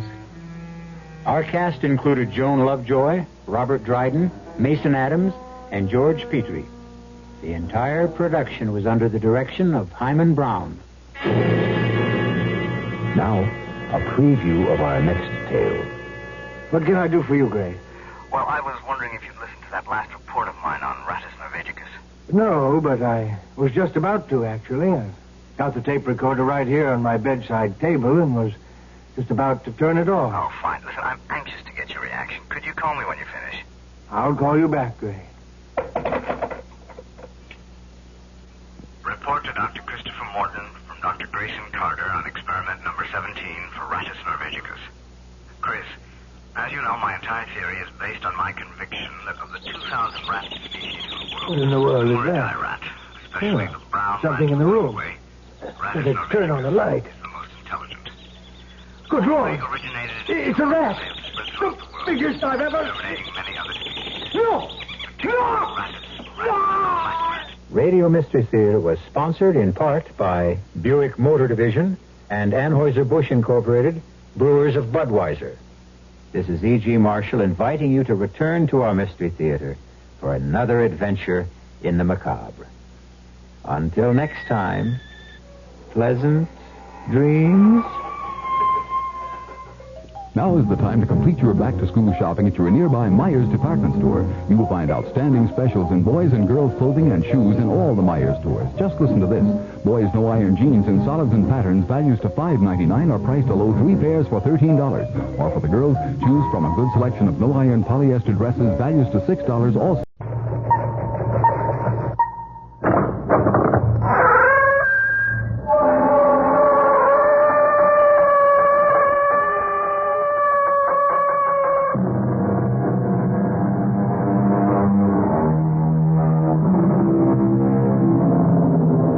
Come in.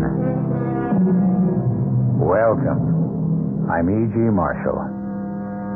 Nothing has concerned mankind longer or more consistently than the future.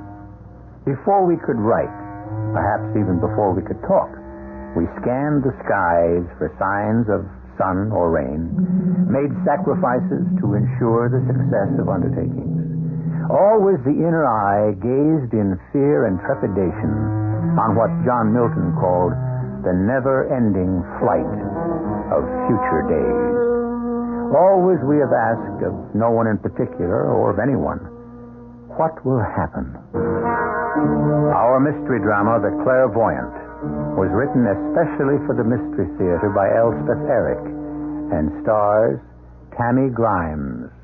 It is sponsored in part by Certainteed Fiberglass Attic Insulation and Buick Motor Division. I'll be back shortly with Act One.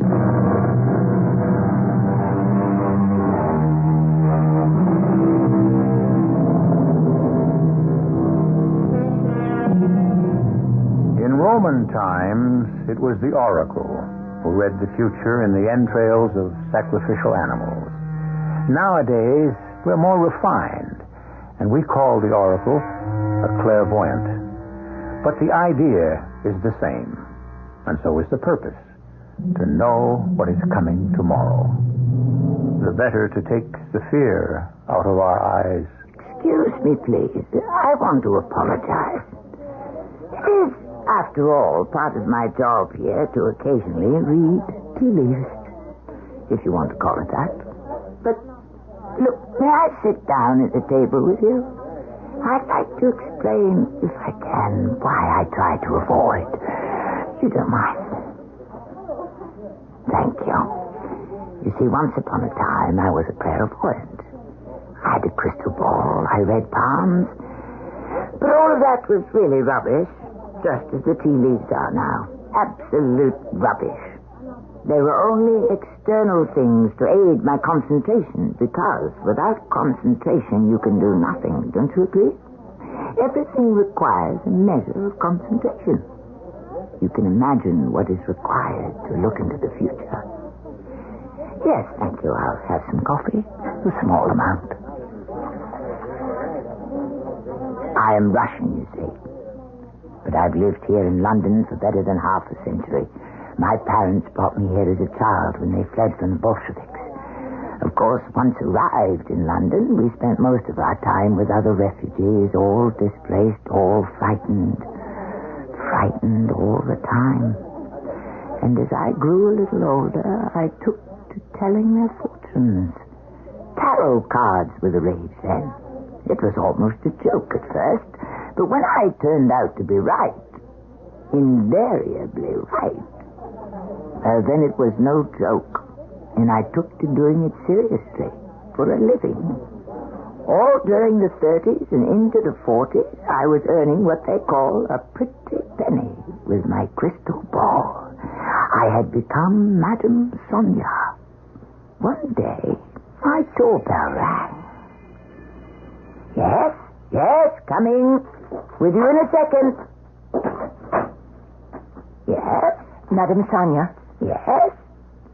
You don't remember me, do you? I don't think... Should I remember you? I see so many people, you know. It's difficult. So many clients. I was a client. Oh, indeed? Many years ago. One of your first, I believe. Well, in that case, come in. I'm not disturbing you. Not at all. It's been a slow day. You came for another reading? Oh, no. At least not today. Later on, perhaps. No, I simply wanted to tell you how all of your predictions came true. Oh. My husband and I did reconcile. Good. My husband's business did prosper. I'm very glad. And best of all, our baby daughter did survive her illness and now is a healthy, radiant girl of 19. Oh, wonderful. About to be married. Oh. To an Englishman. And that's why we're here. I see. Of course, we'd rather she be married at home in the States, but her fiancé is enlisted in this terrible war. He couldn't get leave, so here we are. Must be very happy. Oh, we are. He's a wonderful boy. Well, man, I should say. It's not right to call a soldier a boy, I suppose. Well, they decided in a hurry, and he'll be off to France shortly, so they're to be married in his parents' house instead of in ours, back in Springfield, which makes me sad. However, all in all, it's very satisfactory, very gratifying. We have no complaints. We're staying with his parents. They have a house, a large house in Mayfair. Oh, Mayfair. Lowndes Square. Very posh, as the English say. But I wanted to ask a favor of you, Madame Sonia. And what is that? Will you do a reading for my daughter? Of course. She likes. Oh, she will. She's heard about you for years. My husband and I talked endlessly about you. So I'll tell her to phone you for an appointment? Do that. I'd be most happy. Her name is Laura. Laura? Yes. You know, I can't remember your name. I apologize. Oh, please. It was a long time ago. I'm Mrs. Jennings, Mrs. Matthew Jennings. And our daughter... Laura? Yes. And her fiancé is Anthony Craig. Oh, perhaps he'll have a reading, too. I'll suggest it. It was good to see you again, Mrs. Jennings. Oh, it was good seeing you, Madame Sonia. And you'll be hearing from my daughter. Yes. Very good, yes. Goodbye. Jennings? Jennings? Mrs. Matthew Jennings? Do I remember anybody by that name? Jennings. I didn't really remember Mrs. Jennings at all. Or her husband. Or that they'd had a little girl. Truthfully, I didn't remember the first thing about them. Of course, it was very nice of her to stop by and tell me that everything had turned out for them as I predicted. But in those days, I was very young. It had seemed then that everything I predicted came to pass. My power of concentration was so strong, so vital, and my intuitions flowed so surely, so strongly. It seemed only natural that they should be accurate. Young Laura Jennings did call me the very next day, and we made an appointment for a reading. I have to tell you, Madame Sonia, I'm mostly here to please my mother. She thinks you're so wonderful. She exaggerates. Now, shall it be the cards, the crystal, your palm, or what? Which is best? Dear girl, it doesn't make the slightest difference. I could employ the bumps on your head if you like. Oh, I don't think so. Or the print of your foot. Oh, no. Or you could peel an apple and throw the skin on the floor. I could read from that. All these things are merely tools.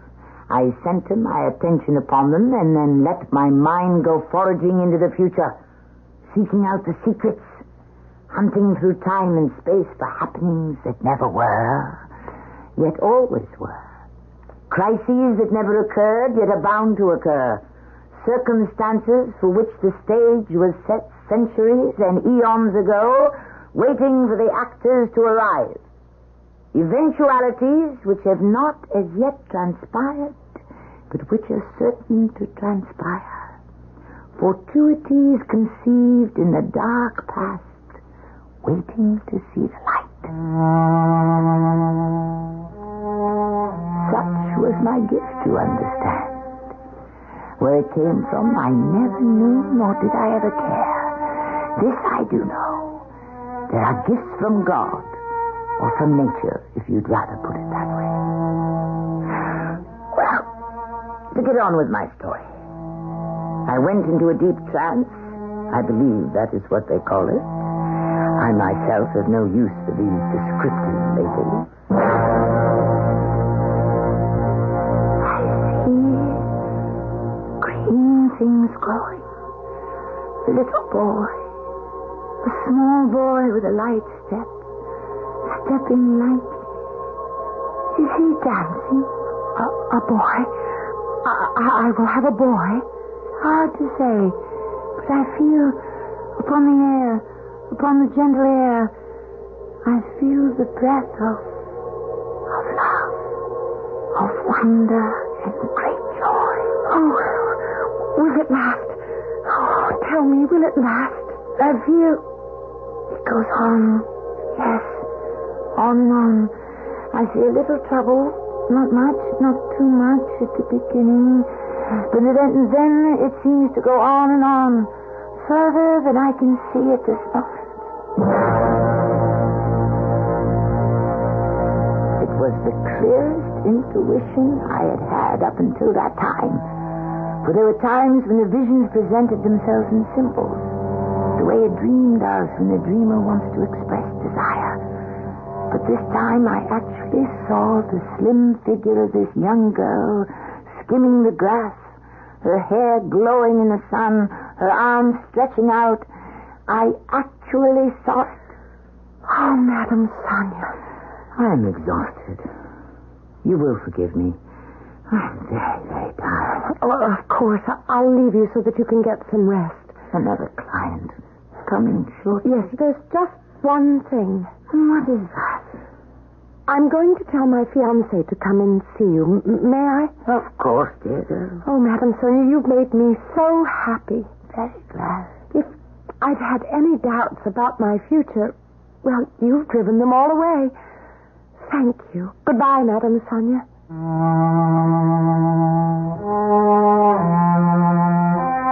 Such a lovely girl, this Laura Jennings. Such a bright future awaiting her. Though every reading was an effort in the extreme, penetrating the veil is never an easy task. My recovery from this one was rapid, and I was soon able to enjoy thinking back on it.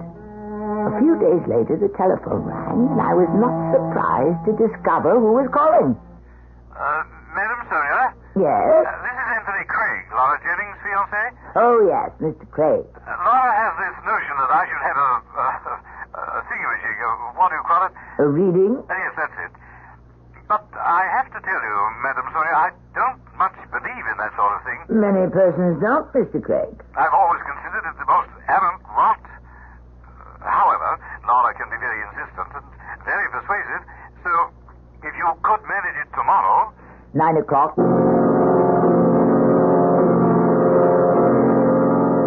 arrived on the dot of 9. A most punctilious young man and most charming, most handsome. We went into the small room I reserved for my readings. I placed my crystal ball on a little round table. Anthony Craig sat opposite me, and I invited, by the force of my concentration, the trance state. It hurt. It hurt me. Madam Sonia. I cannot. Too hard. I cannot. Are you all right? I begin to see. Oh, I see. Don't. No, I will not. You can't. Please, no. Madam Sonia, are you all right? Go away. Get out. Please, get out. Go away. I mustn't. I won't clear out. Go away. It's too hard. Too much. I was only faintly conscious of my own voice uttering these words, only vaguely aware of my own pain.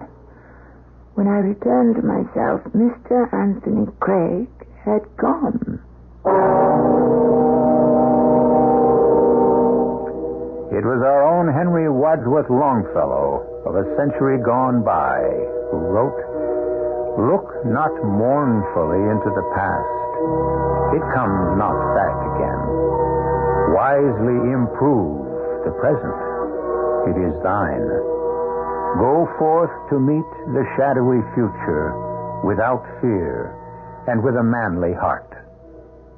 I shall be back shortly with Act 2.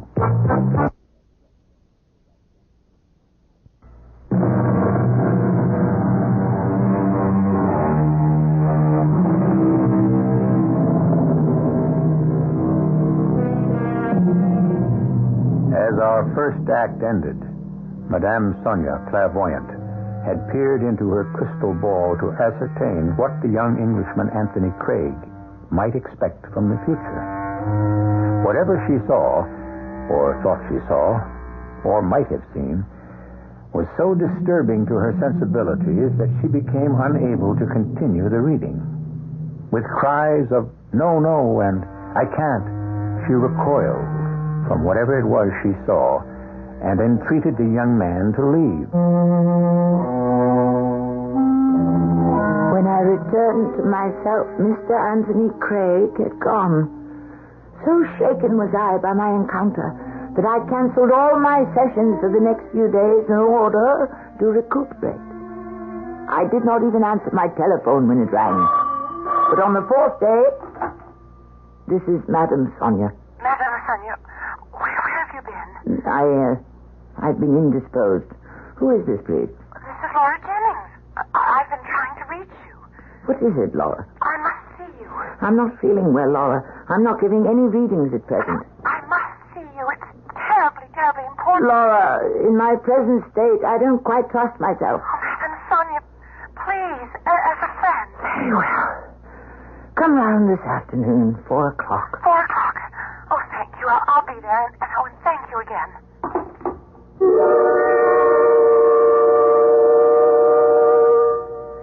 It's awfully selfish of me to force myself on you this way, but something's happened. Come into the parlor and sit down. You said that you haven't been well. You haven't been giving any readings. That is true. I didn't really come for a reading. I came for advice. Oh. I'm not in the profession of giving advice. I always hesitate a long time, provided I am asked. But I can't go to my parents. They wouldn't understand. Why don't you compose yourself and tell me what's bothering you? Well, you know I told you we're staying with the Craigs at their house on Lowndes Square. So you said. It's very near Green Park, and every morning I've been taking their dog for a run. I like the idea of doing them small favors like that. They've been so kind to me. You are about to become their daughter-in-law. Well, yes. And that's what I've come to ask your advice about. You see, I've met someone. A man. A new someone? A new man? It was pure accident. I always walk the dog through Kensington Gardens, and I sat down for a little while near the statue of Peter Pan. You know the one? Yes, I know the one. Every day that I went there, a young man was sitting on a bench nearby, reading the newspaper. I always noticed him, but I never paid any attention to him until a few days ago. Oh, excuse me. Mm-hmm. What? You're an American, aren't you? How'd you guess? You're reading an American newspaper. Oh, well, aren't you clever? Not very, no.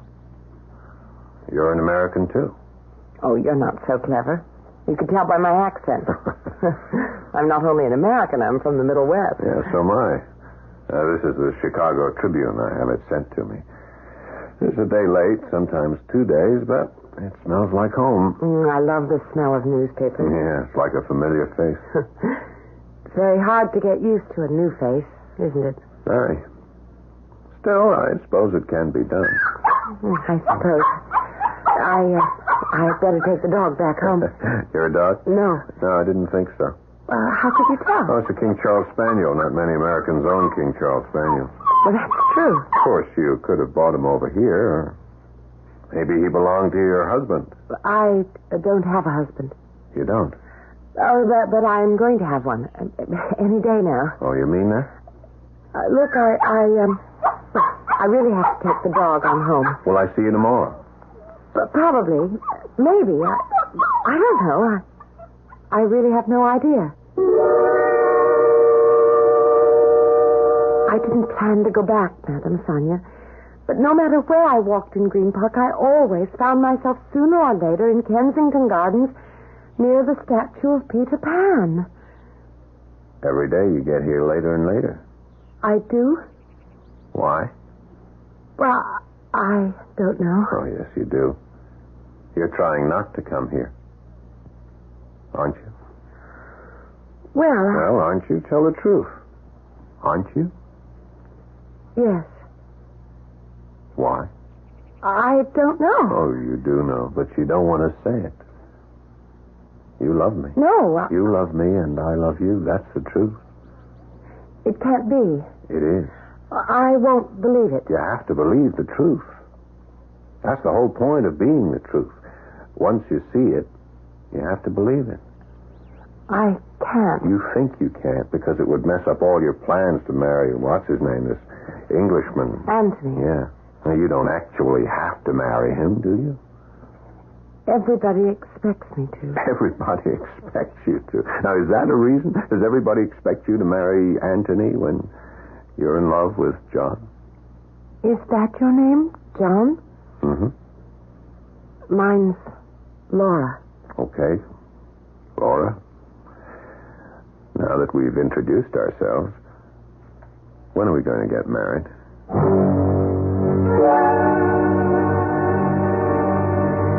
So you see, Madame Sonia, why I had to come to you. There's somebody else. Do you expect me to advise you on a thing like this? Oh, please, I'm so lost. I don't know what to do. You think you love this American? Yes. You no longer love Anthony Craig? Well, I don't know.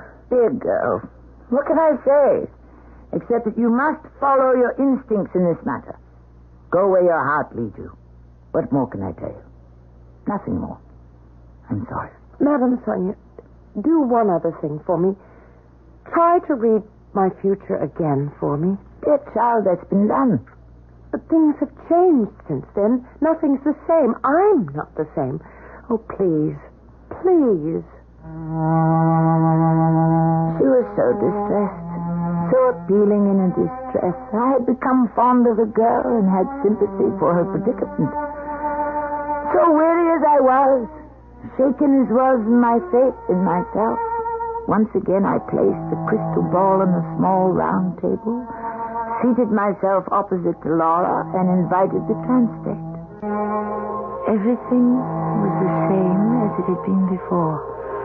I saw green things growing, spring melting into summer, a little boy dancing, love filling the soft air. All as before. And that is what I see in your future. Then it hasn't changed. I have told you what I saw. Oh, Madame Sonia, thank you. Thank you so much. And I do hope I haven't tired you. It was a pleasant reading. Not like some I have endured. Well, you must get some rest now. Yes, rest. All sessions are fatiguing. I'll leave you then. Oh, thank you. Thank you so much. To tell you the truth, I had had quite enough of the Jennings family, and likewise the Craigs. I wished them well, and I wished that I might never have to see any of them again. When Laura left, I retired to my private chambers and was about to run a hot bath when my door chime sounded. I groaned in protest. Was I to have no peace at all? No chance to restore my strength, renew my psychic powers? Whoever was at that door did not mean to go away. I went to the door. Madame Sonia? Yes. I am Horatio Craig. You said Craig? Anthony's father. May I, come in? Why, yes, I suppose you may. I can't spare much time, I'm afraid.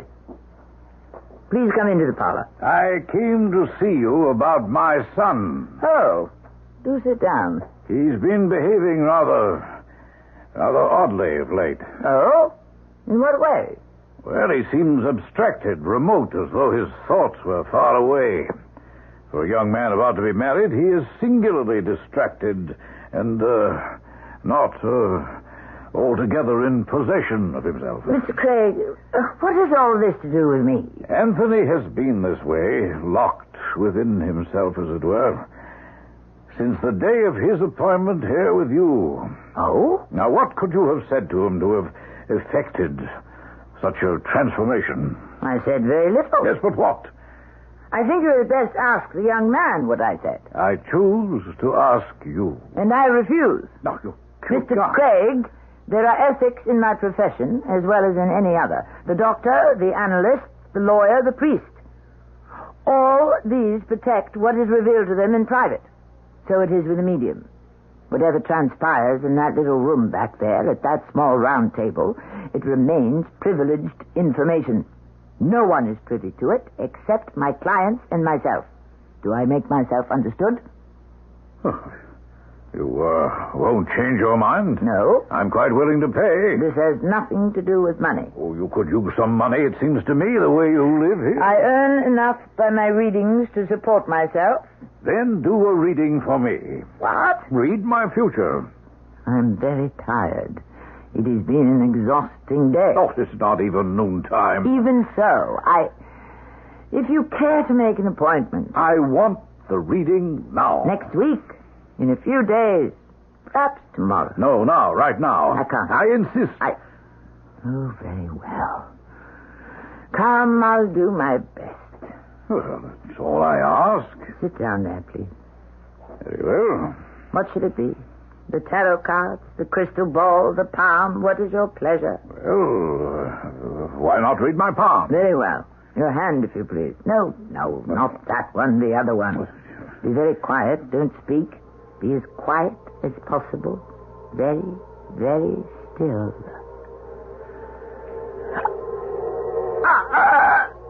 No, I cannot look. I will not look. Torture.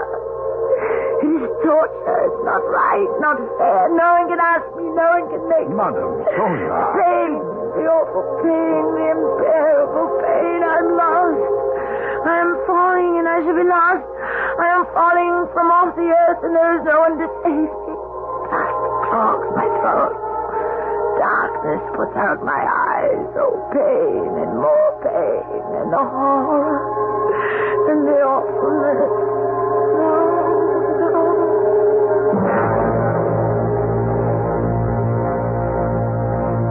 I suppose, as had happened before with his son, I fainted.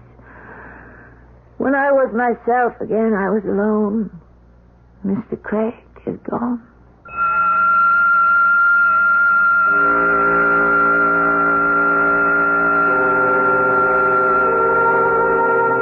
What horrors lie ahead for us? We do not know. We do not wish to know. We would rather stumble along blindly than know we are heading for disaster. And yet, what joys are ahead? What happiness? Do we wish to know? Perhaps it is just as well that we do not know, that we wait, silent and patient, for whatever the future brings. I shall be back shortly with Act 3.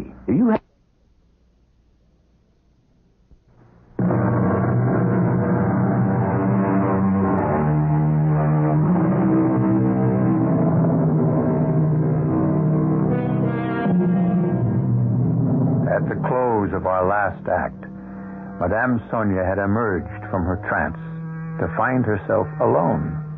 Horatio Craig had gone just as a few days previously his son, Anthony, had left, after her anguished denial of what she saw in the futures of each of them. It is now the following afternoon. Oh, no. Leave me alone, whoever you are. Leave me in peace. Oh, very well, very well. Mrs. Jennings. Madam Sonia, I must talk to you. Please forgive me. I'm not well. 5 minutes. That's all I ask. Try to understand. I've been under a great strain. Oh, what about me? Do you think I haven't been under a strain? I don't understand. Oh, let me come in. I don't want to stand on your doorstep and create a scene. Neither of us wants that. Very well. Come in. But I cannot allow you to stay. 5 minutes, that's all. Please sit down. Thank you. Now, what is it? Madam Sonia, the house on Lounge Square has become a place of horror, at least for me. The Craig house? Where you were staying? In the last few days, everything seems to have changed. I'd supposed it was a place of great joy and merriment. It was. And then in the space of less than a week. Tell me about it. Well, most recently, Mr. Craig, the elder Mr. Craig, has become sullen and taciturn. He was always such a pleasant man. Today, he hardly spoke to me at breakfast. He hardly ate anything. And the Craig household always serves those wonderful English breakfasts. Well, when I pressed him for a reason, he admitted to me that yesterday he'd come to you for a reading. Is that so? That, is so. Yes. But what on earth did you tell him? I cannot repeat it. You must. I am not even certain myself what I said to him. Oh, that's impossible. You must know what you said. In the trance state, I do not always hear myself. You remember nothing? Not with any clarity. Well, what about young Anthony Craig? He came to you for a reading, too. He told me so. Yes, a few days back. And he's changed. He's so distant, inaccessible, even cold and frigid. The English often give that impression. Oh, I know that. Believe me, I know that, and I'm quite prepared for it. But almost immediately upon our arrival here, we broke through that shell of reserve. We've become great friends, and I so look forward to having young Anthony for a son-in-law. Now, these last days, ever since he came to you, everything has changed. Oh, Madam Sonia, I beg you, please tell me what happened here. Mrs. Jennings, I cannot. Well, you must. The world seems to be crumbling about me, and I don't understand anything anymore. Even Laura. What about Laura? Well, she's changed, too. I'm sure that wasn't caused by her coming to you. You gave her such a wonderful reading. But she told us about it. The green grass, the sunshine, that her first child would be a boy. I said that? Well, indeed you did. Don't you remember? Mrs. Jennings, there is something I should tell you about Laura. Laura and myself. Oh, Laura told us about the reading. I told you she had. She came to me another time, not for a reading. Laura is in love. Well, of course. We all know that. And Anthony... It is not Anthony she's in love with. Not Anthony. Whatever you're talking about. What other man could she be in love with? A man named John. Laura doesn't know anyone named John. He's an American. Oh, where did she meet him? In Green Park, Kensington Gardens, near the Peter Pan statue. Well, how? While walking the dog. I simply can't believe it. It was love at first sight, on her part and on his. He's asked her to marry him. He's waiting for an answer. Oh, that's incredible. Love is always incredible, don't you think? Well, what's to be done? Whatever is to be done. Hush, Mrs. Jennings, listen. Air raid. Oh, it's a warning. Well, I must go. No, stay here. We'll go down in the cellar. Oh, I can't stay here. I must go home. My daughter and my husband will be expecting me. Mrs. Jennings, don't go. Stay here. I can't. Please, I beg you. I best get back into the house, Mum. That woman, she lives in Mayfair, Lowndes Square. Yeah, I'll have to ask you to go inside, Mum. Will she get home? Oh, it's possible, Mum. Now, will you kindly go back into the house? They bombed us for an hour. It was the first London bombing of the war. I crouched in my cellar while death and destruction showered down. In the dark, in the damp, I listened to the discordant music of man's hatred of man.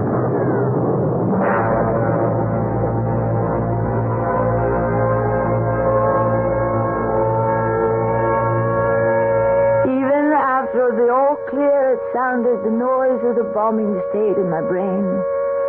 There was something familiar about it. Yet I had never heard a bomb drop before. Or had I? I threw on a coat and went out. Without thinking, I walked. Then I ran in the direction of Lowndes Square. When I reached it, I could hardly believe what I saw. Half a dozen houses had been completely demolished. Only the shells of chimneys still stood. Had one of these houses belonged to the Craigs? Had it sheltered them? And the Jennings family, too? Then I heard something. Tommy, hush up. Come along now. Come along with you. I turned sharply and saw a woman in a house dress leading a dog on a leash. Walk along now, my friend. Come with me. I beg your pardon. Yes, Mum. Do you live around here? I live in Bayswater, but I work in Lowndes Square. Did you by any chance know a family named Craig? Oh, Lord love us, I knew them. Which is their house? That one. That was their house. Merciful heaven. Bombed out, complete. Terrible thing. Did you know the Craig family well? I worked for them time to time. Quite a lot of late. They were getting ready for a wedding in that very house. Did you know their house guests? The Jennings family. I knew them. Oh, yes. Lovely people. Craigs. Jennings. All lovely people. Were they all killed? Well, they're still digging, of course. But it looks like all of them was killed, except maybe the girl. What about her? Well, she used to walk the Craig's dog for them, morning and afternoon. This dog, right here. A King Charles Spaniel. She told me. Well, this afternoon, for some reason, she started off with the dog as per usual. And then she saw me out in front of number 17 where I was doing some polishing, and she asked me would I be kind enough to keep the dog for her, as she had an appointment. What sort of appointment, did she say? Well, it wasn't for the wedding. Nothing to do with that, because she said she was going to the park, Wayne Park. She said generally she took the dog with her, but she said this time it's different, and she'd like to go alone. So I said I'd be happy to keep the dog for her, and she ran off. She never came back for the dog. And whether she went back into the Craig's house or not, I've no notion. Thank you. Thank you so much.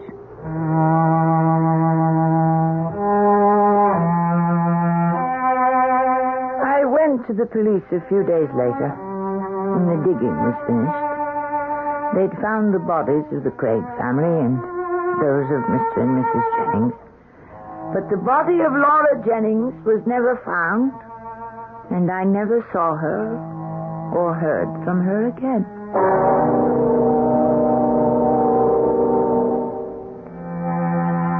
I lived through many bombings after that, through the whole siege of London. I came to know in actuality the dust and the dark and the horror, the screams of the injured, the weeping of the bereaved. All these things had come to me in deep trance as I tried to peer into the futures of the two Craig men. All had come true for them, even as I had seen it. As for young Laura, I do not know. One can only pray that she reached Green Park, met her young American friend, and that together they lived through the bombings. Or somehow escaped to the States.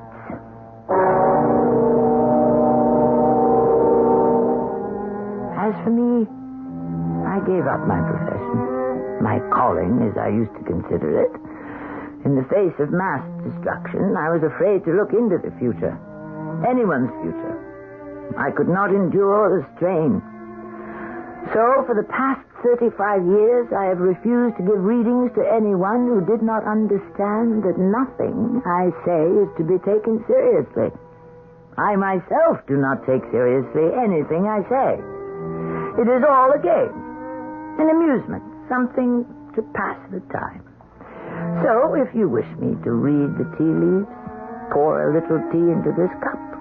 I shall look long and soberly into the cup. You will think me very profound, but I am not profound.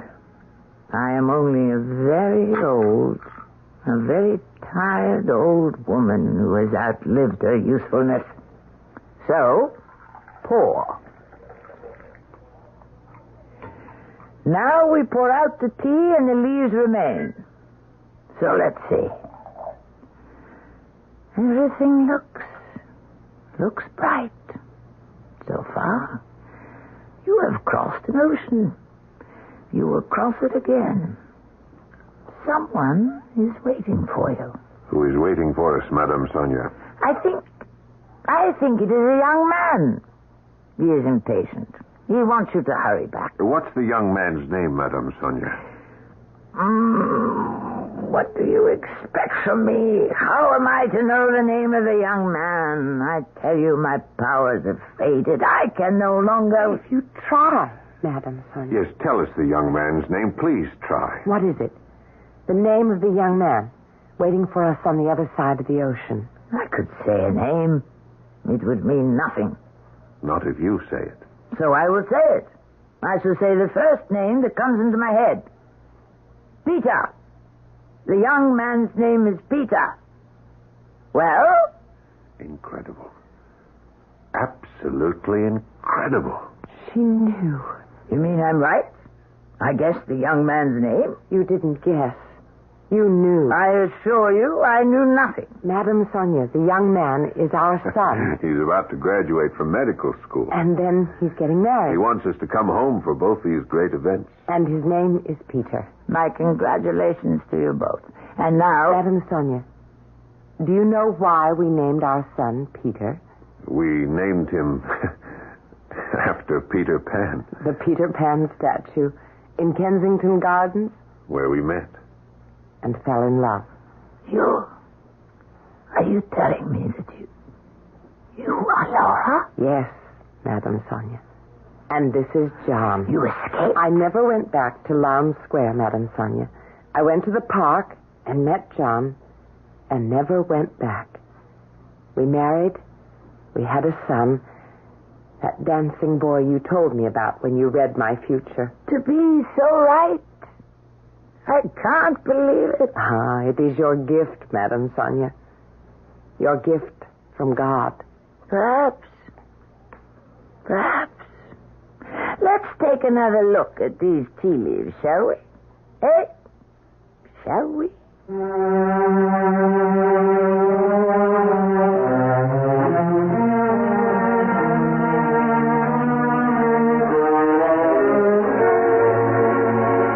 you believe that there are persons who can project their imaginations so forcefully into the future as to detect what lies ahead? I have my own opinion, of course, but I shall not share it with you. You are absolutely free to believe or to disbelieve. That, after all, is what the occult is all about. I shall be back shortly. Our cast included Tammy Grimes, Marion Seldes, Patricia Elliott, Ian Martin, and Paul Hecht. The entire production was under the direction of Hyman Brown. Radio Mystery Theater was sponsored in part by Anheuser-Busch Incorporated, Brewers of Budweiser, and True Value Hardware Stores. This is E.G. Marshall inviting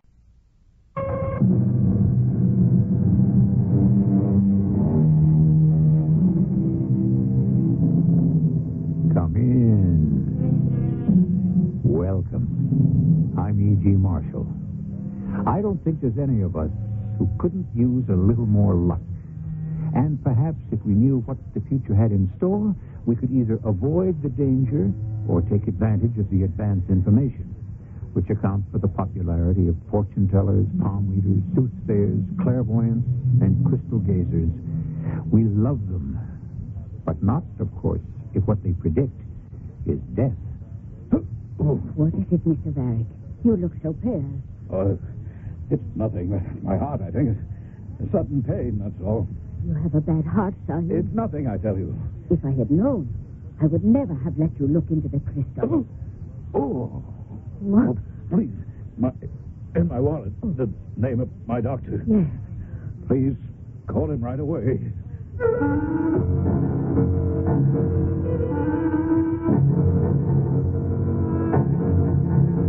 Our drama, The Crystal Gazer, adapted from a story by Jacques Futrell, has been written especially for the Mystery Theater by G. Frederick Lewis and stars Robert Dryden.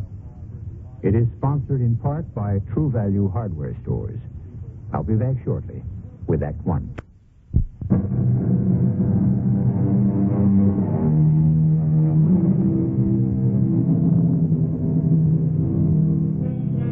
The time, today, one winter afternoon. The place, a big New England city. Oh, why be cagey? You're going to find out anyway. The city is Boston. But the room we are in might have been in East India. A tiger rug, incense burning, idols grinning in corners, candlelight. And, of course, a beautiful young woman dressed in a sari who has just welcomed a middle-aged American dressed in a business suit. Good afternoon, Jada. Is Adhem Singh here? Varick Sahib, what pleasure to see you. Please, let me have your overcoat. You are covered in snow. I shake up the coat and hang it here in the hall. I couldn't get a taxi in this weather, so I walked. I just had to come and talk to your brother. My brother, yes. He is in the next room with the crystals.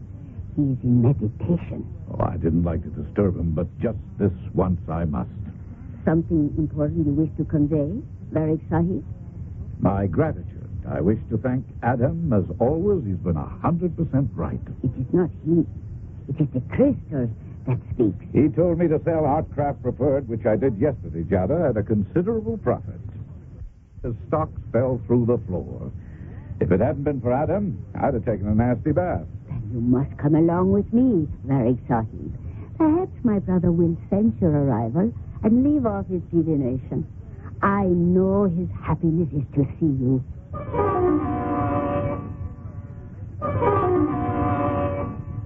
My dear Howard, as we have so often said, in all the months we have known each other, it is not I, but the crystal that foretells. But your thanks are welcome. You know, Adam, one thing that does bother me is that I myself have never been able to see anything in that crystal ball. Oh, I suppose it's because I'm not of your faith, your heritage. I'm not an East Indian. Well, never mind, I can live with it. Whether I see for myself, Adam, or you tell me what you see, I sure have made a packet of money through that crystal. So be it. The power of ancestors. As a matter of fact, I'm thinking of enlarging my gifts to you to further scientific investigation into the psychic. Spiritual research my sister and I have always dreamed of. I must, however, reluctantly tell you, Howard Varick, the light from the crystal does not shine as brightly as I could wish. So, do not say anything today. Not brightly? What does that mean? There is danger. Adam, please. I beg you. Do not say any more. How can I not? Howard Varick is our good friend. All right, look, enough of this. Well, why won't you tell me? It's difficult to tell a dear one. He is being taken from your sight. In so short a time. Will you stop speaking in riddles, you two? Are you saying that I'll die? Please, Varick Sahib. Ask no more of us. Let it be peace today, and no fears. Now, if I didn't know you both so well, I'd be angry. But I know that neither of you play with words. Well, tell me straight out. What is it? What danger? I cannot, Sahib. You must. I shan't leave here until I know. The crystal, Sahib. It tells me that... No, brother. Please, no. Go on. It grieves me to say that which will cause pain to one whom I love, as I do you, Sahib. Perhaps you had rather see for yourself. Let me see it, then. Does it show in the crystal ball right now? Come on. I can open the curtain myself. Do you want to stand behind me, Adam, or should I look into the crystal alone? This time I will remain beside you, Sahib. Before you sit, are you sure you can stand the shock? Of course I can. All right, I'll sit at the table. You stand there. Good heavens. You're right. For the first time in my life, I do see something in the crystal. A light. I see a light inside it. Look closer, Sahib. Place your eyes close to it. Yes, I am. A light, that's all there is. No, it's unbelievable. There's a table with books on it and a chair. No, it's not a table, it's a desk. And I can see a mantelpiece. Well, that's not possible. That's my own room, my study, and my home. It is. The door in the corner it's open. I can see a man coming into the room, coming into my study. Now he's turned his face this way. He has my dressing gown on. Man, it's me. Wake up. Wake up, Varick Sahib. Oh, please. Wake up. Well, what happened to me? You fainted, Sahib. My brother carried you to this couch. He has just gone to fetch some water. Fainted? I never fainted before in my life. Ah, dear friend, I'm glad you are awakened. Would you like some water? No, I don't want anything. I can't understand myself. It was a shock. The man in the crystal ball was myself, I'm sure of it. It's absolutely crazy. I saw in that crystal my very own study with my books, everything just the way I left it this morning. You did not see your room as it is today. What do you mean? You saw it in the future. Stop, Adam. Stop. No more for today. No, wait a minute. There's more to this I want to find out now. I want to go back and take another look. If you wish, you can stand with me, Adam. It doesn't matter to me. But I'm going to take a long look inside that crystal. Whatever I see.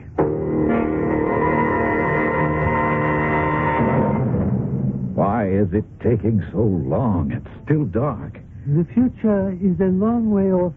Is there no way of speaking to it, telling it how anxious I am to see into the future? The crystal is the medium. It can merely light the way. You in your mind will see the pictures it makes possible. Wait a minute. Look. Yes, there I am again, in my study. Now I'm sitting down at my desk. What is it that's troubling me? My head is down. Look at the way I'm moving my hands as if to say it's hopeless. Hopeless. Am I crying? What's happening?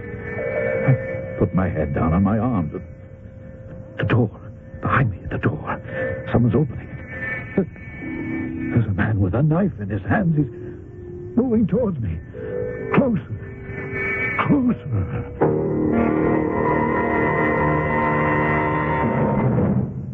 Let us all sit here quietly, and I shall make tea. It will calm you, Varik Sahib, after what you have seen. How long have you known this? I saw it first yesterday. I was horrified. So Judge called to me. I came quickly. And you saw what I saw today also? I did, Sahib. You saw this unknown man creeping up behind me and striking me with his knife, burying it in my back up to the hilt. You saw me murdered. I did, Sahib. Beyond comprehension. When I was looking into the crystal ball, I kept thinking, this is madness. I must be seeing things. But it is my room. I'm positive about that. My study, the books, the rug, the clock on the mantelpiece. How we were hoping it was not so. That perhaps the crystal was showing us the death of another man in another room. I go now and make some tea. No, I don't want any tea. Thank you. Adam, I'm a hard-headed businessman, a realist. I cannot believe what I saw will happen. The crystal has never lied. But how can it foretell such a thing? The psychic world is a secret world. Oh, please be careful, Varik Sahib, now that you have been warned. Well, of course I'll be careful. I'll change the locks, bar the windows. Well, I must go. This room is stifling. That incense, must you burn that incense all the time? I may see you tomorrow. It is the God's will. Yes, goodbye. Goodbye. Oh, help him. Oh. He's falling. That's nothing. My heart. A sudden twinge, that's all. You have a bad heart, I Sahib. tell you, it's nothing. I've had 2 attacks, but that's past. Your heart is weak? Oh, we did not know. Why did you not tell us? Well, I'd forgotten about it myself. Had we known, I certainly would not have permitted you to look into the crystal. I did ask him if he could stand the shock. Oh, I feel so bad, Varik Sahib, to have brought on this weakness. I'm all right. Just let me sit here and catch my breath. I'm going in a moment. How do you feel now, Sahib? Oh. Please, in my wallet, name of my doctor. Please, call him right away.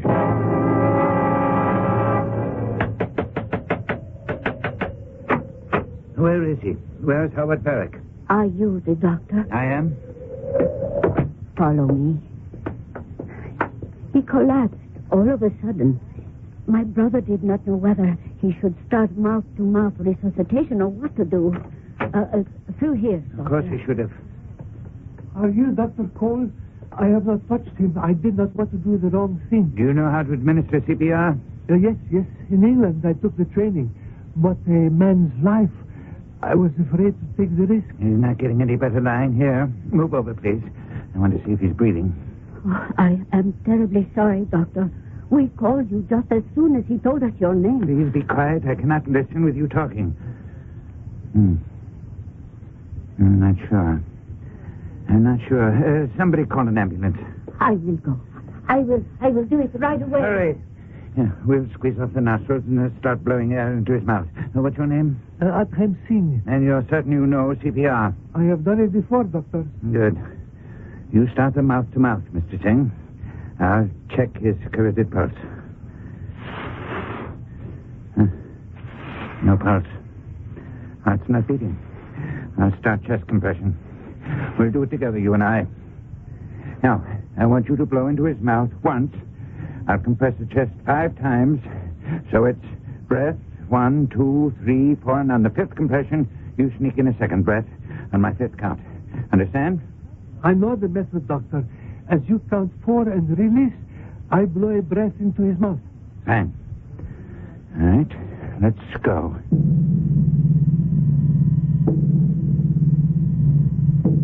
A life in the balance.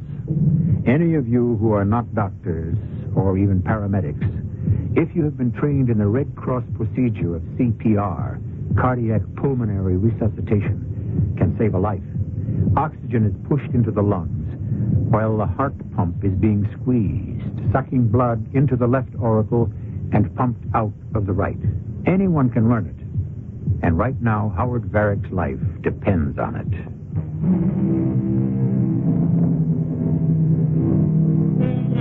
The crisis has passed. Howard Varick was treated and has recovered. It's a week later, on another wintry, snowy afternoon, and Howard sits in Dr. Cole's office. He has just undergone a cardiogram. The cardiogram tells me nothing. That can happen sometimes. It shows nothing at all. No damage to your heart.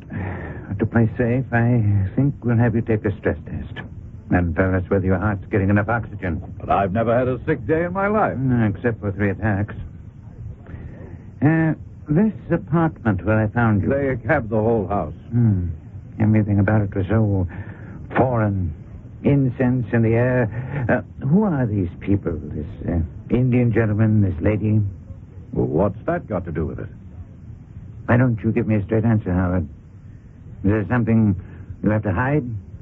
What I'm saying is the whole place and those two seemed a little peculiar. Well, he just happens to be a genius. And the girls, she's his sister, Jada's her name, they work together. And what? Well, Adam Singh is an extraordinary man. He's a spiritualist. He can read the future. And I did learn something that day at Adam's house, which perhaps excited me. Who knows? Something I should probably go to the police about. And why don't you? Because they'd laugh at me. I also doubt whether they'd believe me. They wouldn't do anything anyway. How do you know? Until an actual crime has been committed, they're not interested. Howard, perhaps I can help. If it's so secret, it's so important. I have a friend you should see. He's one of the great private investigators in the country. Anything you tell him will be kept in strictest confidence. Let me call him up for you and set an appointment. Well, who is he? Dr. Augustus Van Dusen. Another doctor? But his practice is not quite like mine. The disease he fights is crime. What makes this Dr. Van Dusen so different? His methods.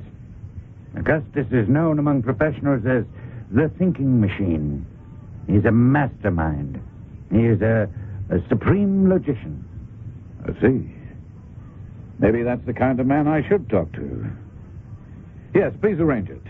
He sounds like the kind of man who could help me prove or disprove that seeing is believing. Well, if what's plaguing you can be solved by reason, Augustus Van Dusen is the perfect choice. Not many years ago, Augustus challenged a champion chess player, and by the sheer force of logic, defeated him. I don't see what that proves, so your Dr. Van Dusen played a better game. Well, that means much more than you think. Augustus Van Dusen had never played chess before in his life.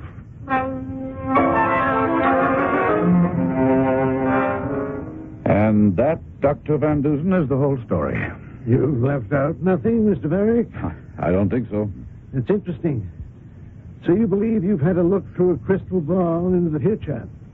Did I understand you correctly? Doctor, I'm going to die someday next week. Do you understand that? Next week. Is there any way to prevent it? Well, of course, if you've made up your mind to die, I don't see what can be done. Tell me again, how is this going to transpire? But I told you, I'm going to be murdered, stabbed in the back by someone, a man I haven't recognized. Oh, dear me, that's quite unfortunate. I'm not surprised that you're seeing a reenactment of your own murder would unnerve you. Reenactment? It was the real thing that I saw. Well, if it's possible to see the future, that could only be by harnessing some superhuman force. And that is difficult for me to assume. Dr. Van Dusen, do you believe in any psychic force? There have been a lot of unexplained horrors from the Salem witchcraft days to today.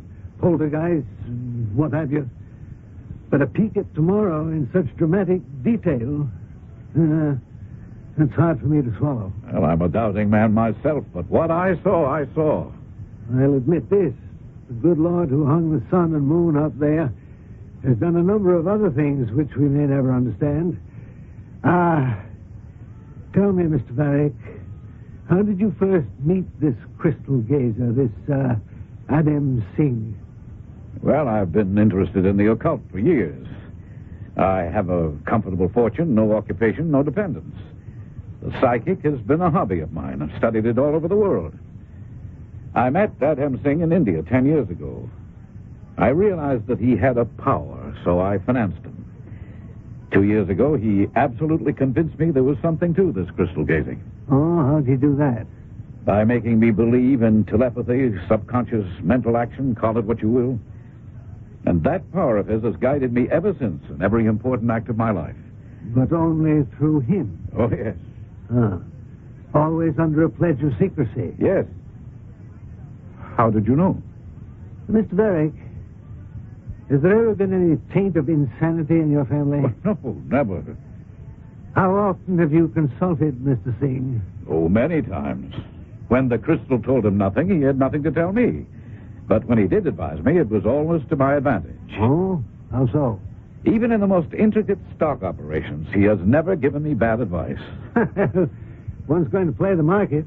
Surely a good broker could have done the same. Oh, Dr. Van Dusen, the only game the stock market is a guessing game. There are no 100% experts.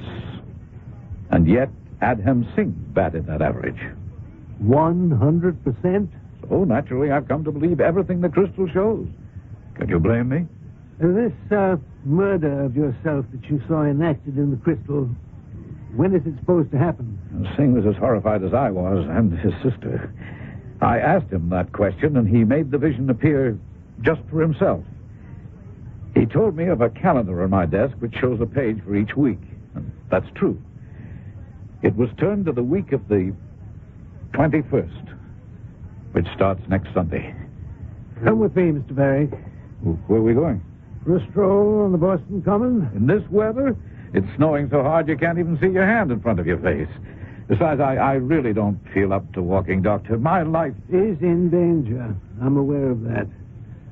On the Common, it'll be impossible for anyone to overhear what I'm about to tell you. I shall be with you in a moment. First, I have a telephone call to make.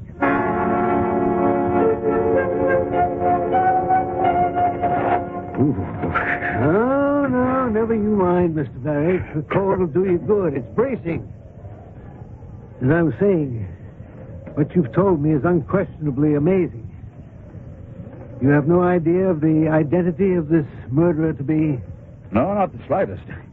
In the crystal ball, I saw him only from the back, and as you can imagine, everything I saw was in miniature. And it was your room, no question. Oh, absolutely. Rugs, furniture, books, everything was mine. In that event, the affair is perfectly simple. You mean you can stop this from happening? Let us say that I can take a good poke at the elbow of fate. Will you place yourself in my hands and obey my instructions implicitly? Well, of course. Anything. Let's sit down there on that bench in front of the monument. You don't happen to have $3,000 or $4,000 in your pocket, do you, Mr. Varick? Well, not as much as that, but if you're concerned about your fee, let me assure you that... I never accept fees. I interest myself in certain cases because I like them. They stimulate me. I stimulate them. You have a checkbook with you? Well, I think I do. I generally carry one, yes. Good. Now sit yourself down on the bench and take out your checkbook. All right. Now, wait a minute. You better clear off the snow first. Arch, you can bring Philip out now from behind the monument. Mr. Varick, let me introduce my two friends. This gentleman, who is sporting a raincoat with an upturned collar covered with snow, is Mr. Hutchinson Hatch. When he is not assisting me, Mr. Hatch is an esteemed colleague of the Fourth Estate. He's a reporter? Yes, sir. And the gentleman behind him, also moonlighting, as it were, is Philip Byrne. Philip owns a travel agency. Oh. How do you do, Mr. Byrne? Now, Philip can hear you, but he's unable to speak. A childhood malady. Unfortunate, yes. But you may shake his hand if you wish. Gentlemen, Mr. Howard Varick, our very troubled client. Now, sir, if you will write out a check for $4,000 payable to Hutchinson Hatch. $4,000? I think that'll be enough. Right here and now? Right here and now. We've got no time to lose. Hutch? Yeah? You go immediately to your bank, cash the check, and come back here with the money. Here? On Boston Common in this blizzard? To this very spot. We'll all be here, waiting.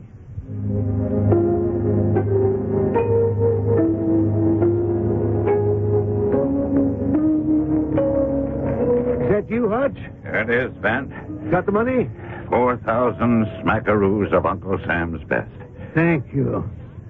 Philip, I want you to take this cash. You're giving my money to Mr. Byrne?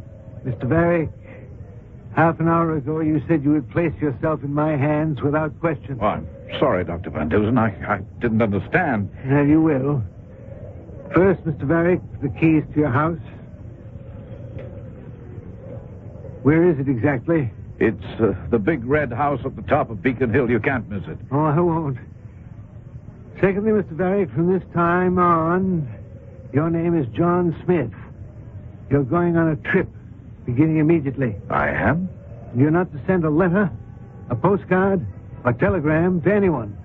You're to buy nothing. You are to write no checks. You're not to speak to or recognize anyone, not even me. But my affairs, my business. You told me you had no business. I know, but keeping up with the stock market, that's vital. As vital as your life? Well, but where would people think I am if I suddenly just disappear? I will have Dr. Cole inform whoever's interested that you're confined to your house and must see no one. After all, you did suffer an attack, so there's nothing strange in being isolated until you recover. I don't follow what you're up to, Dr. Van Dusen. What you do understand, however, and what you truly believe is what you saw in the crystal. That your days are numbered. Yes, of course. I'll ask no more questions of you. Forgive me.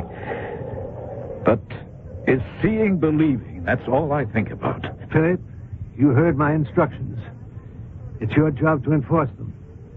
You must lose yourself in this man. Of course, you can't take him abroad because passports are necessary, but from now on, he is John Smith. Take him somewhere to some place, south or west. I leave that to you. When you're there, place an ad in the Boston Herald. It will say, come to sunny so-and-so. And you'll add the name of the city where you're holed up. For how long am I going to be hidden away? Until the case has been solved. When I do, I'll have a similar ad placed in one of your city's newspapers. My ad will say, come to sunny Boston. When you read that, Philip, bring him in. Come to sunny Boston in this weather? Oh, Hutch, you and Mr. Varick just happen to be the same height and build. I'm going to be Varick? Uh-huh. Until this case is solved.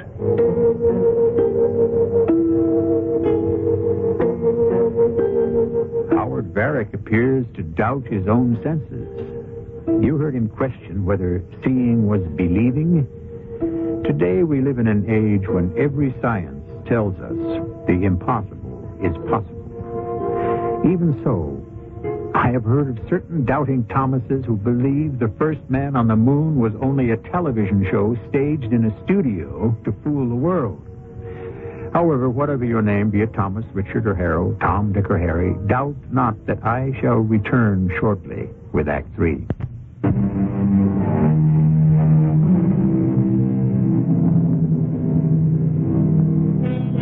I did tell you, didn't I, that Dr. Van Dusen is known to criminologists the world over as the thinking machine? Blessed from birth with a very large cranium, he has filled it with an unparalleled assortment of knowledge.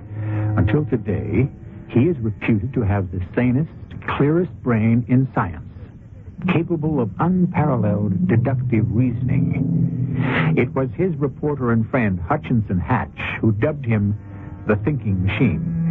And the two of them are at this moment in the office of Dr. Cole. The medical doctor we met earlier. No, Augustus, I wouldn't say that Howard Varick is fundamentally nervous. He keeps to himself. Has since his wife passed away. So, Dr. Cole, you'd say he was in good command of himself. I don't think a man who parlays a $10,000 inheritance into 10 millions is a flighty type. Agreed. What do you think, Hatch? No, not flighty. Pretty scared, though. That he thinks he's got only days to live.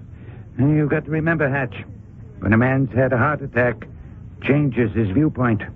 That's what we've come to see you about, Dr. Cole.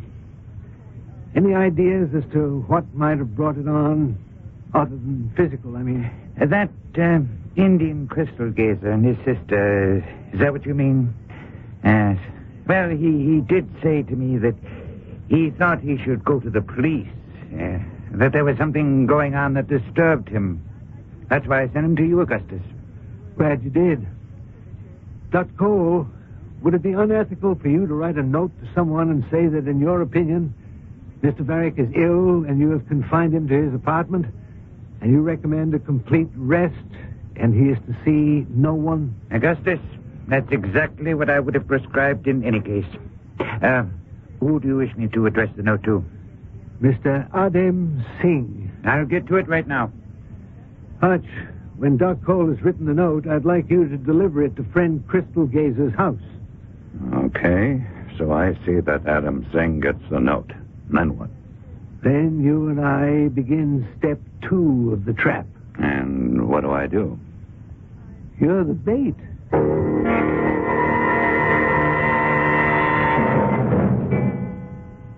Ben, I hope we hit the jackpot tonight. Well, maybe, Hutch. Maybe not. This is the 3rd night I go through the same act. Hutch, let me tell you, you're giving one of the finest characterizations I've seen on any stage. Yeah. Ben, I'd like to ask you a favor. Tonight when I go into that room, do I have to wear Varick's dressing gown? All that velvet and the fur collar. It's bad enough I got this wig jammed on my head so I look like him. But with the fire going and that heavy robe, I feel like I'm in a sauna sitting at his desk. Hutch, it's your costume for your part. Of course you have to wear it. Okay. Relying on you to get some good pictures for my story. Straighten up my wig and back, will you? When did I ever say catching a criminal was easy? Well, let's get tonight's performance on the road. Time to start? Not yet. We'll wait till it's midnight. Did you check the camera? Is it loaded? You should be playing my part. I should be taking the pictures. But you're built like Varick. He's not tall and skinny with a big head. Now, about the camera. Of course it's loaded. Flash is all set to go. Just keep your thumb away from the lens. It's time. Good luck. I'll be watching from the wings.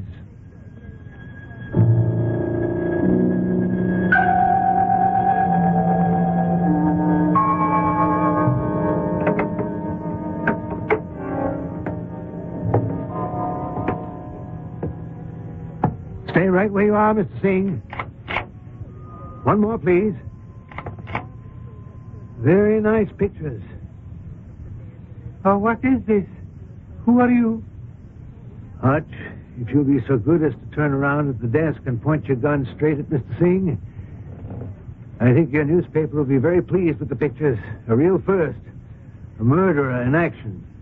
Mr. Singh, please drop that knife you're holding. Would you mind?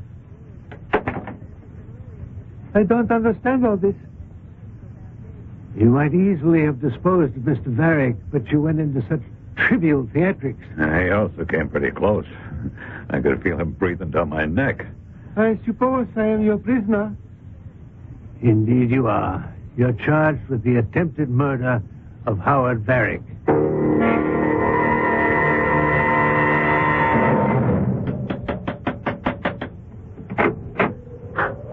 Varick, sorry. I did not expect to see you. I didn't expect to be here myself. May I come in?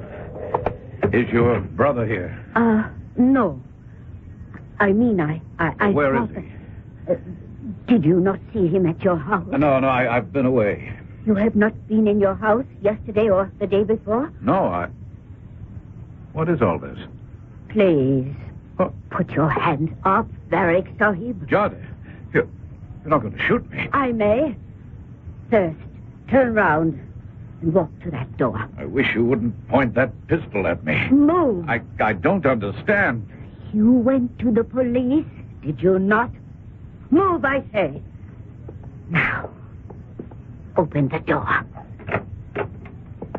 There are stairs leading down. Yes, Sahib. And you will go down them. I shall be right behind you. Listen, I don't know what all this is about. Jada, what are you doing? I came back without telling anybody because I was sure you and Adam were my best friends, not the detective, nor the man who had me in custody. So you did go to the police. If you do not start down those stairs in 3 seconds, I shall shoot to kill.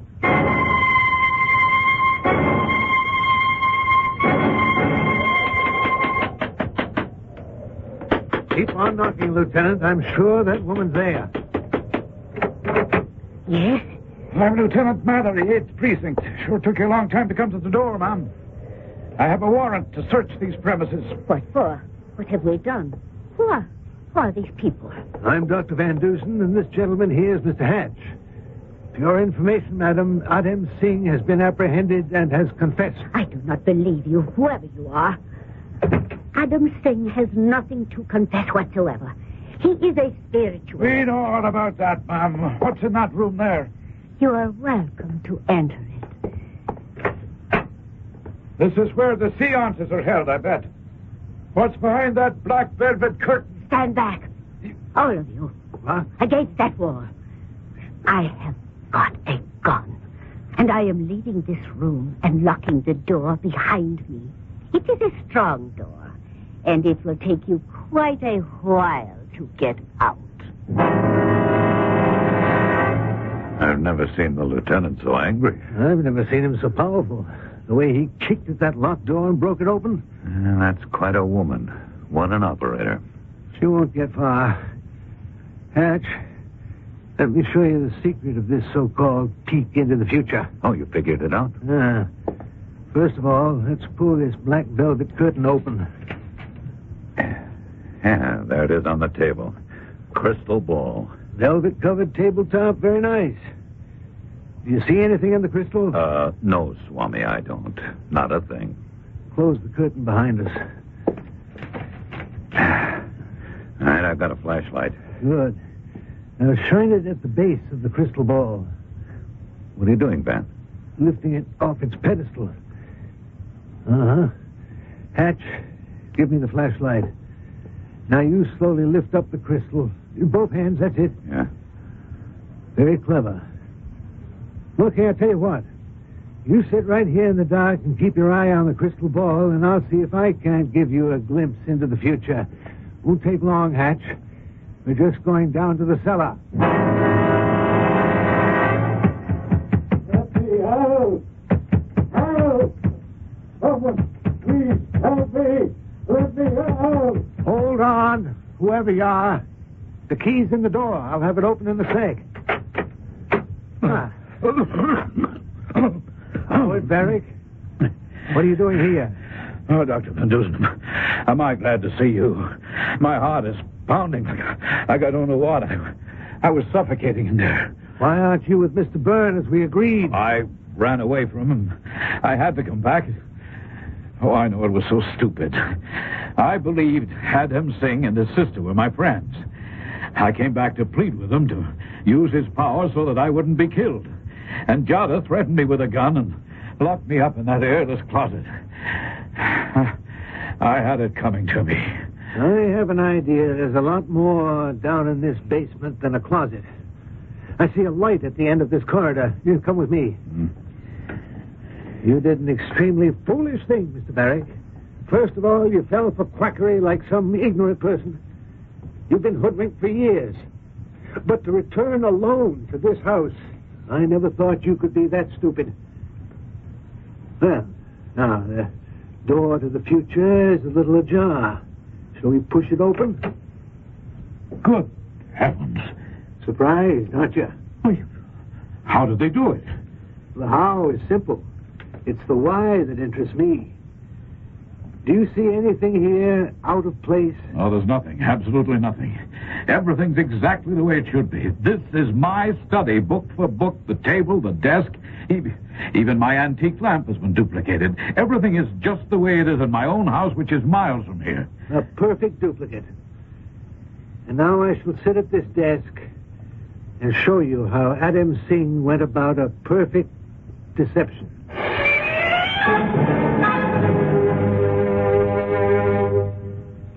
Lieutenant Mallory, welcome back. You caught up with the lady? Yes, stupid dame. She ran a red light. A patrol car stopped her. There were 2 Indian gentlemen in the car with her who tried to run away. The 3 of them are down now at the station house. I thought I'd stop by to ease your mind, Doctor. Lieutenant, I don't know what I would have done without you. You might just check the identity of the young lady. Logic tells me she's Adam Singh's wife, not his sister. And it wouldn't surprise me to learn that they've been up to quite a few swindles in this house. A girl like that could be attractive bait. Yes, I'll do that. And Dr. Van Dusen, just give us a call if you need any more help.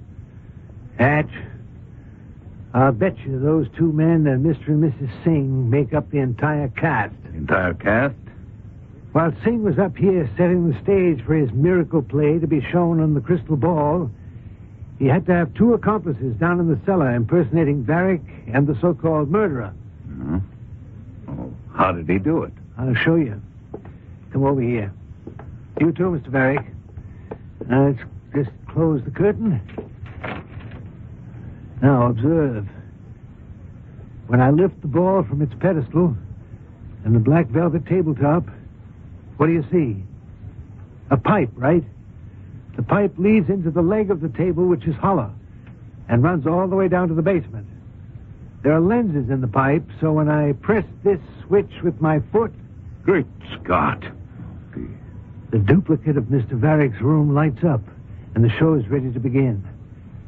The actors are in the cellar, and there we are. You're actually looking through the wrong end of a telescope when you gaze into the crystal. Well, then that's how I saw you at the desk. You can imagine how high the stakes were.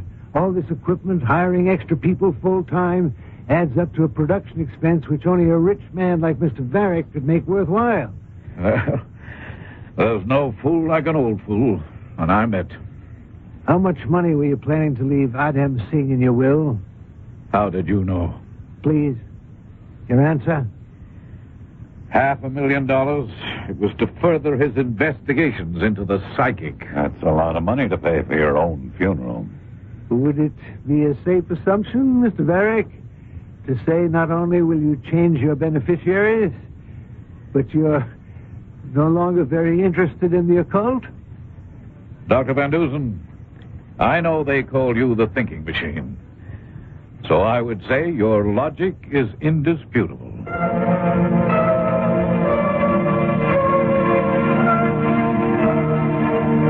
Jacques Futrell, who masterminded this mastermind, tells us that Dr. Van Dusen, the thinking machine, believed implicitly that all things that start must go somewhere.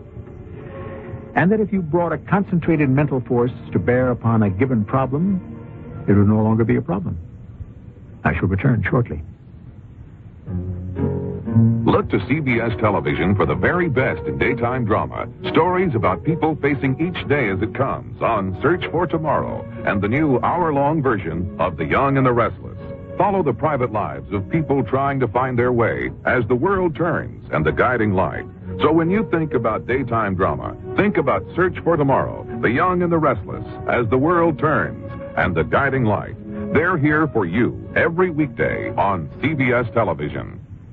Hi, I'm Jean Stapleton. If you need information on child care, health care, non-sexist education, abused women, displaced homemakers, legal rights, credit, or any other topic concerning women, write or call the Women's Action Alliance. That's the Women's Action Alliance, 370 Lexington Avenue, New York, New York, 10017. Call 212-532-8330.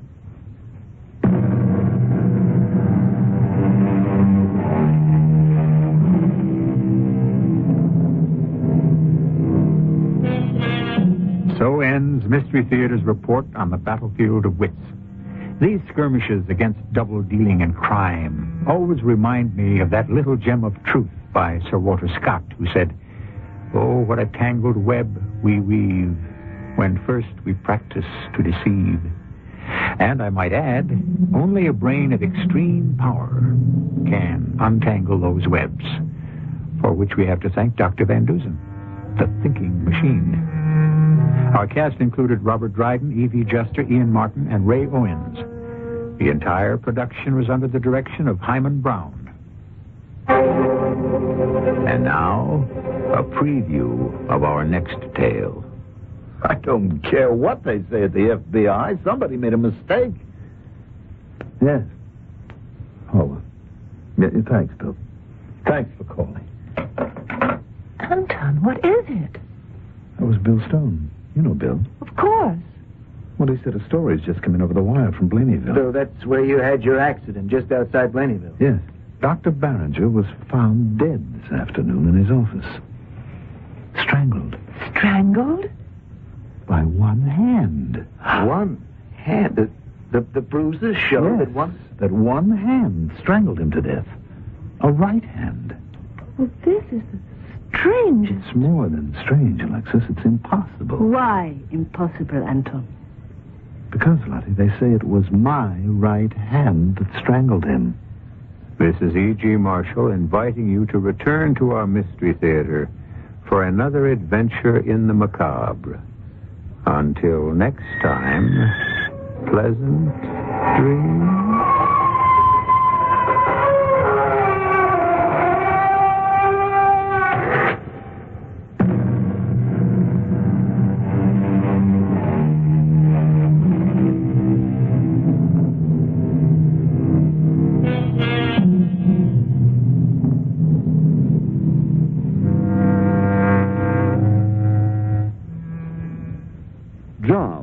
J-O-B, Job Opportunities for the Blind. Can the blind work? Listen. I'm an investigator for the West Virginia Human Rights Commission. I am now working in compliance as an intergroup relations specialist 1. In the 9 months I've been there, I've been doing intake, which is primarily in the office, both on the phone, taking complaints or inquiries, and determining whether or not we have jurisdiction. Occasionally someone will ask me about the blindness, but that's all. No one has ever refused to have me handle them. As far as my coworkers, I've had just fantastic relationship. For further information about employment opportunities for the blind, contact Job, 1800 Johnson Street, Baltimore, Maryland, 21230, or call toll-free 800-638-7518.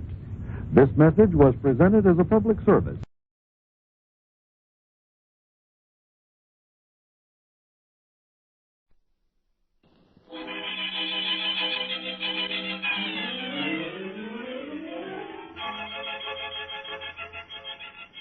We bring you The Witch's Tale, written and produced by Alonzo Dean Cole.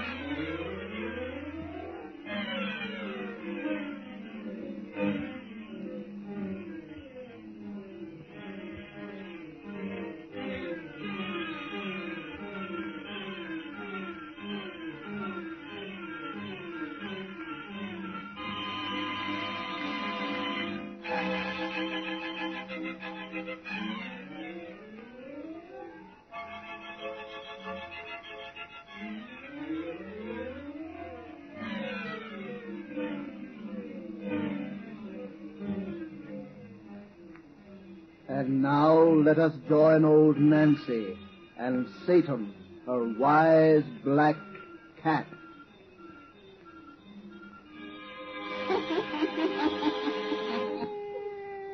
Hannah and 17-year-old I be today. Yes, sir, Hannah and 17-year-old. Well, Satan, if these folks will just douse out their lights, we'll spin another of our little bedtime stories to ruin their night's rest. That's right. Nice and dark and careful now. Draw up to the fire and gaze into the embers.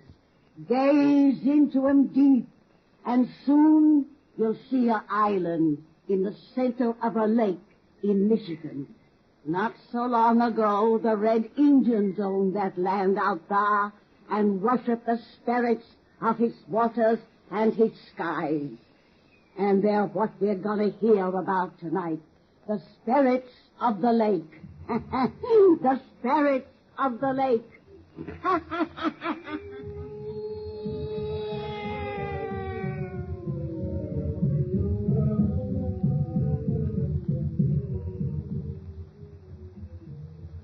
Those filthy Indians intend to keep that racket going all night? Surely their chanting doesn't annoy you, dear.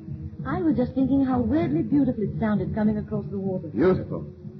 Oh, I'm sorry you don't like it. You'll hear it every evening, as long as the new moon casts its reflection on the lake. It's a pleasant prospect. You're terribly bored here, aren't you? Oh, naturally I'm bored. I'm not accustomed to living in a wilderness where I see no one but stupid savages all day.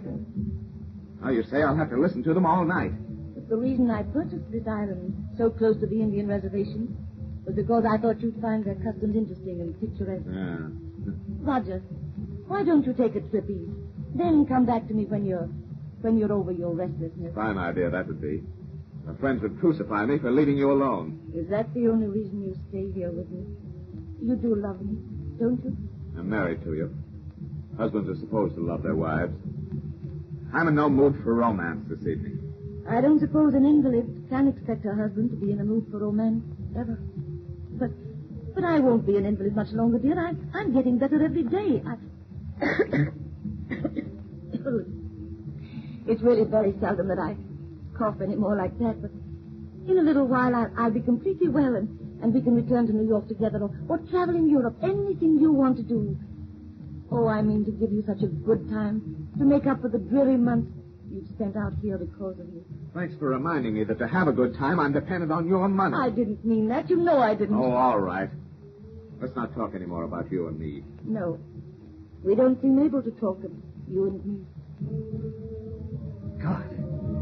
I have to listen to that savage caterwauling much longer, I'll go stark raving mad. Perhaps if you know the reason for the chanting, it might interest you a little. Two horses told me all about it this afternoon. You know, he's the old Indian who comes to see our housekeeper. She's his cousin, I think. And, Roger, it's the funniest thing, but they call me White Goose. Well, what about the chanting? Oh, yes. Well, it's a ceremony the tribes hold each year at this time to appease the spirits of the lake. The Nibenobbegs, they call them. This is a holy lake to the Indians, you know. And they say that if anyone affronts it or harms its friends, the Nibenobbegs take terrible vengeance. Two horses spoke so convincingly of its terrors, I made a peace offering. Peace offering? What do you mean? I cast a bouquet of flowers on its water. And said a prayer, two horses taught me. No wonder he calls you White Goose. Another month in this wilderness, and you'll be going about clothed in a blanket. Roger. Oh, I'm going out. I'll prowl around the canoe and try to work my nerves off. Nama can sit with you. You'll enjoy her Indian grunting more than you would my conversation anyway. Now, Nama! Come in here with Mrs. Benton. I'm going out. Roger, why not take me with you in the canoe? Oh. We haven't been together on the lake in a week. Some other time, not now. Don't wait up for me. I may be late. Good night. Roger, wait. Well? You're not going to the Johansson's farm again? What do you mean again? Why, I know it's quite all right, dear, but, well, there's been a little talk about you and that girl there. Oh, there has, eh?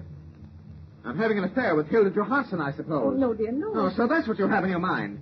It isn't bad enough that I have to be cooped up with you among these dirty Indians, but now I mustn't even look at a decent-looking white woman. Roger. Oh, how I hate it all.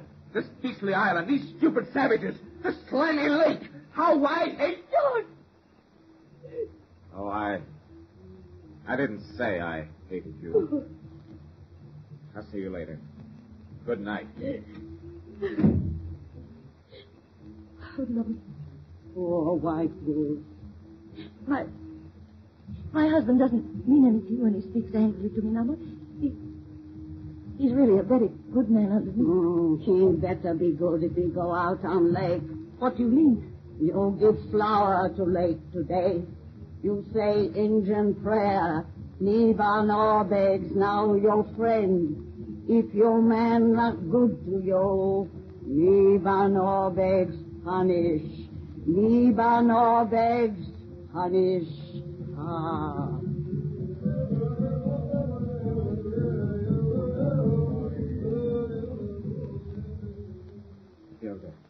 Hilda, I'm mad, insane about you.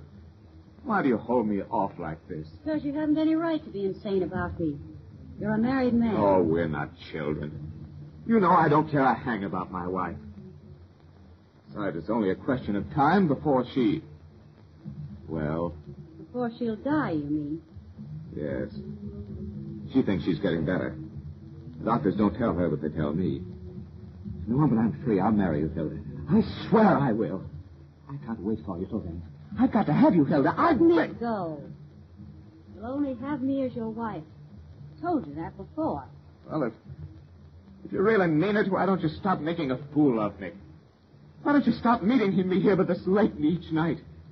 Playing with me as a cat does with a mouse. Because I hope you'll not always be a mouse, but a man. And take what he wants. What do you mean? Simply that if you're so mad about me, as you say, you'll not let a woman that you hate stand between us any longer. Well, what can I do? Divorce is out of the question. Of course. And our money would be taken from you. Oh, I'm not thinking only of money. I'm not thinking only of divorce. What are you thinking of? Of how mistaken doctors are sometimes. Your wife may live for years. Unless an accident should happen. An accident? On this lake, for instance. It's very deep. And there are sharp rocks near the surface that can rip a canoe to pieces. You might be paddling with her in the moonlight, not knowing those rocks were near. You told me your wife don't swim. She might drown before you could save her. You're suggesting... I'm only talking. But if such an accident should happen, you'd inherit all our money. Have me for your wife. No. No. I won't. I couldn't. You are a mouse, not a man. I'm going. No, Hilda, wait. Hilda, don't leave. I'm leaving you for good. No, Hilda. Oh, listen, you fool. I'm not satisfied to be just the daughter of a Swedish farmer. I want money. I want to live in a fine house like your wife has built in the center of this lake. I want to be a lady and swell it over people who despise me now because I'm poor. All my life I've dreamed of that, and I'm going to have it, for I have youth and looks and brains. You don't give me what I want, somebody else will. You say I played with you? Well, I play no longer. You won't see me anymore. Goodbye. No, don't say that. Come back. Hilda. No, I can't lose you. I'm mad about you. Hilda. Wait. Well? As you say, an accident might happen. Accidents are common. You will marry me if my wife should die? I'll marry you when your wife is dead.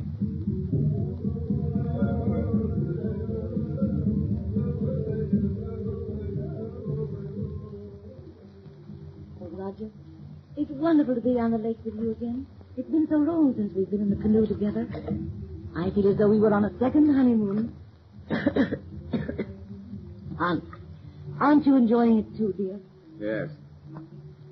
Yes. Oh, the world has never seemed so lovely as it does tonight. Isn't that distant chanting restful? You haven't complained about it this evening, so it must make you feel as I do. It sounds the prayer it really is.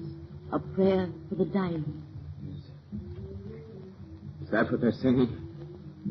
The death song? Yes. This is Indian summer. The moon of falling leaves. Of dying things. Moon of falling leaves. Of dying things. Dear, why, you're frightfully nervous tonight. Your hands are shaking as as I work the puzzles. No, I'm all right. You're not. You're so unhappy here. But soon we'll go back east. We'll only come to the island for a day each year, so that I can renew my offering to the spirits of the lake. I've taken the Maybank very seriously, you see, for I'm under their protection now, according to Norma and 2 horses. Oh, dear. Oh, be careful where you guide us. We're close to the sharp rocks the Indians call the Spirit's Challenge. They say the road to the villages of the happy dead lead over such rocks as that. Rocks with a knife-like edge on which only the good can keep their footing. The bad fall off into an abyss of eternal torment. Stop talking that savage rot. Stop, I tell you, it can't frighten me. Dear. I'm not afraid of spirits. They can't hurt me. And men will say it was an accident. Roger, you're mad. An accident. That's what they'll say. An accident. You're making for those rocks purposely. An accident. You mean to drown me. Roger, don't. Get him back. Get him back. We're going to strike. Roger. Save me. Don't pull away from me. I'm sinking. Roger, come back. Oh, God, I pray thee. Oh, spirits of the lake. Punish. Punish.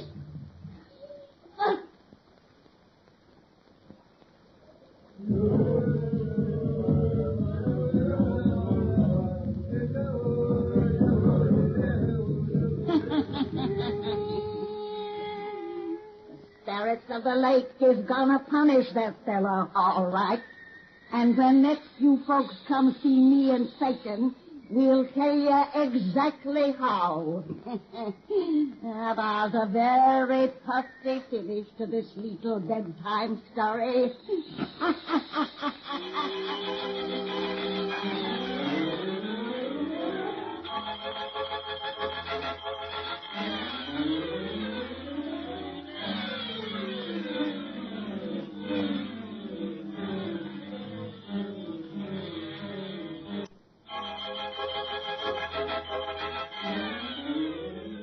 We bring you The Witch's Tale, written and produced by Alonzo Dean Cole.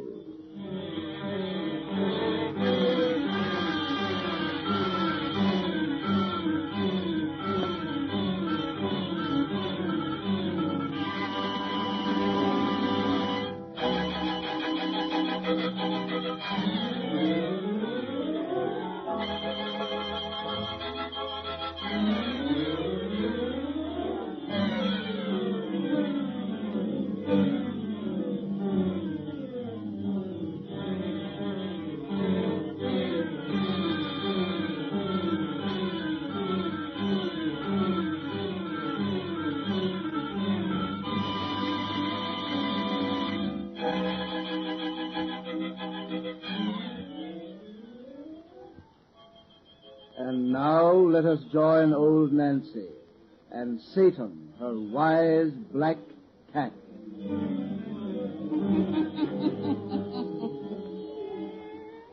Hannah and 5-year-old I be today. Yes, sir, Hannah and 5-year-old. Real Satan. Suppose we get right down to business and finish that cheerful little story we begun when last these folks was here. Douse out them lights. Old Nancy's yarn sound best when hers in gloom and shadow. Let's see, Satan, what'd we leave off? Oh, yes. We told about that married couple who was living on an island in a spirit-haunted lake a tribe of Indians worshipped. The wife, who was an invalid, was pretty friendly with the Indians, and they taught her to make friends with the Neva Norvegs, which is their name for their water spirits. Well, sir, her husband went northward and fell in love with a girl named Hilda, and this Hilda gave him the idea of drowning his wife so he'd inherit her money and be free to marry again. And as we left off our story, that's just what this no-good fella went and done, making it look as if her death was accidental. Now draw up to the fire and gaze into the embers. 2 years has passed since that fella killed his wife, and now he's married to the other woman. Gaze into the embers deep. Soon you'll see him sitting in a stateroom on a railroad train. Soon you'll hear more about the spirits of the lake. The spirits of the lake.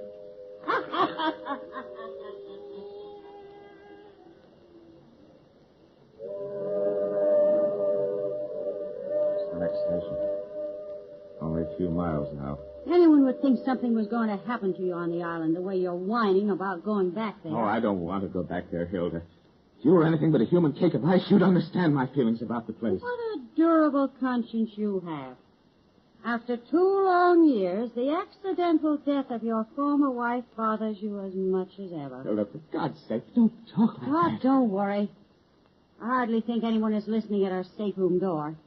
You fooled the law for so long, it's not apt to get wise to you now. Oh, won't you ever let me forget? It was all your fault anyway. You planned it. You drove this. I had nothing to do with it. I wasn't even there. In fact, I know nothing about it. Oh, God. Snap out of this and get our bags together for the porter. If my folks are at the station to meet us, I don't want them to see you looking like a frightened cur. Hilda, couldn't we stay with your family while we're here instead of on the island? Live in a dinky farmhouse when I can swell it over the neighbors in that big house on the island? I guess not. But, Hilda, I've told you I'd buy you a nicer place somewhere else.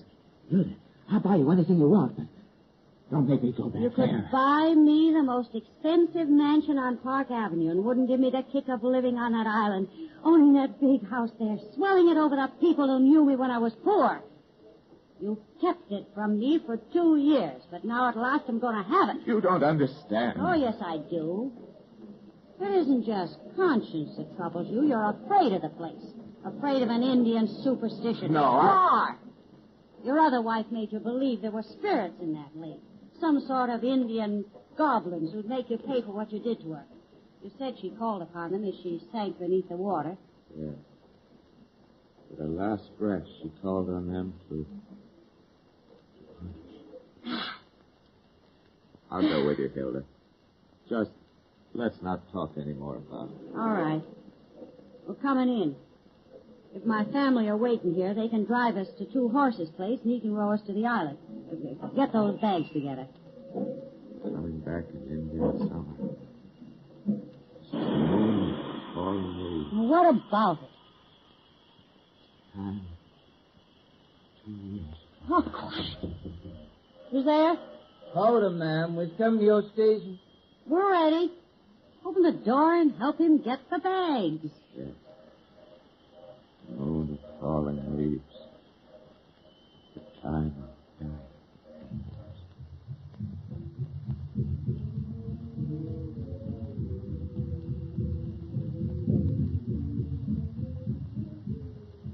The house looks simply great, Norma. Never knew it had been vacant for 2 years the way you've kept it. I've been over every inch, Roger, and it's spotless. This war's worth a raise in wages. You like me for a boss, old woman? Huh? Norma, your people are singing their prayer to the spirits of the lake. Speak from the moon of falling leaves. Yes, I know. And a dying thing. Me go now. Oh, run along. Two Horses is waiting for you in his rowboat. Mind you bring back everything I'm sending you for, too. Oh, Norma, wait a minute. Is the canoe in good shape? If we wanted to leave the island... What do you mean, if we want to leave the island? Hilda, Canoe, all Go right. on, get out. Me go. Haven't you any sense at all? The way you've acted since we landed here, even those stupid Indians know you're scared to death of the place. You want them to suspect the reason why? Oh, I think they've always suspected. Now we're alone here. You and me. Well, what of it? Get out of this kitchen. You better lay down a while, see if you can pull yourself together. I'll try. Wait till I put down this window. I can't stand that noise of those drums, that chanting. Oh, I'm not crazy about it myself. Looks like a storm is blowing up. Come into the living room. My living room. No, Hilda. I can't get Oh, I forgot that's where they brought her when they found her in the lake. Yes, Laid her on the divan in there. I had to go in and look at her. Hilda, you think I'm mad to believe there may be spirits in these waters, as the Indians say. Spirits who love Bernice, who would punish those who hurt her. There was something queer about the way they brought her from that lake. What do you mean? It was as though the lake had taken care of her. Taken care of her? Yes. You know the slime that coats its surface in this month of falling leaves? Green, filthy slime that rises from the bottom and covers all it touches. Bernice's clothes were sodden. Weeds were entangled in her matted hair. The ugly slime had never touched her. The lake had not defiled the one who loved her. What a booby you are. Your mind is so filled with crazy notions about the place you're only a step above a lunatic. Now that you're here and can see for yourself, there's nothing to be afraid of. You may come to your senses. Come on. We're going in that living room. Oh, you must be right. There can't be anything to be afraid of. Of course there isn't. Come on. Wait. What's the matter? Thought I heard a cough. Cough? Yes. There it is again. There's someone in that room. Well, now, who? Wait. Don't open that door. What's the matter with you? You're white as a sheet. Hilda. That's the way she used to cough. You're crazy. It's probably Nama. She's come back in the house by the other door. Look out the window. Nana's with 2 horses in the middle of the lake. That's funny. I don't see how anyone else could be in the house. I inspected every room. There's the cough again. I'll soon find out who's doing it. Hilda, don't open that door. Get out of my way, you coward. I thought so. The room is empty. Yeah. Empty. There's the cough again. It's from the next room. Don't leave me, Hilda. Oh, this room is empty, too. Oh, thank God. Funny that we both should have heard that cough. You've talked so much you've got me imagining things. Yeah, maybe we imagined it. It's going to rain. You know how damp it's grown suddenly? Very damp. Suddenly. Where did that come from? What? A moment ago, this room was clean as a pin. What do you see? Look there on my rug. A patch of... it's slime. Green slime. In the bottom of the lake. That squaw didn't clean No, it wasn't there a moment ago. You just said yourself. Oh, I must have overlooked it. Hilda, look, there's more. That spot wasn't there before. And there's another patch on the divan. Slime. Green slime from the bottom of the lake. Hilda, the spot on the divan is growing larger. It is spreading. What's causing it? That divan is where they laid her when... Stop that. There's a natural explanation for this. We've got to find it. Patch of slime fell on my hand. From where? I don't know. It's falling all around us. Hilda, spot on the divan. It's still growing. Water soaked all over. It's on the day she lay there. Well, she's dead and buried. It's from something else. That cough again. She's here, though. We can't see her. Oh, no, I won't believe that. Water's oozing from the walls. And slime. Slime, green slime. It's coming from the plumbing. Rain from something next. No, it's from the lake. The lake is going to punish us. I knew it would if we came back. I had nothing to do with it. It was you who killed her. It was you who made me. On the couch. A woman's body. Hers. As I saw it when they brought her in. Let me out of here. Let me out. Yes. Run. Get me off this island. This way. Oh, God, but if we leave the land, the lake will get us. It has nothing against me. I didn't do anything. More slime fell on me. It's dripping from the trees. Yes. It's falling all against us. It's falling on both of us. On you as well as me. Slime, ugly slime from the bottom of the lake. The canoe is lost. Shove off. No, not on that lake. That's what it wants. To get me on the water. Please don't stand here. I won't go on that lake. Look behind us. Bernice! The woman that we killed. Shove off. Get away. She's coming toward us. Yes. Her cold, wet arms are reaching out for me. Paddle. Yes. She's reached the water's edge. With her hair all matted, dripping from the lake. The slime that covers us has not defiled her. Get me away. Use all your strength. Paddle. Paddle. Snapped in two. Was eaten through by worms. Worms from the lake. Oh, we're drifting. Oh, we're going too fast. Something is pulling us through the water. Something we can't see. We're going toward the rock. Yes. The spirit talon. The road to death leads over rocks like that, she told me. Only the good can keep their footing on them. The bad fall off into eternal torment. I'm not going to be dashed against them. I'm going to save myself. I'm going to swim. You can't save yourself. She prayed the lake to punish us. It will never let us go. Help! Help! Something's dragging me down! Spirits of the lake! The Nibanobes! Help! Help! The rocks! The road to death! Eternal torment!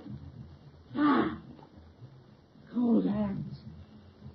Pulling me down to the slime at the bottom. Bernice, you prayed the lake to punish.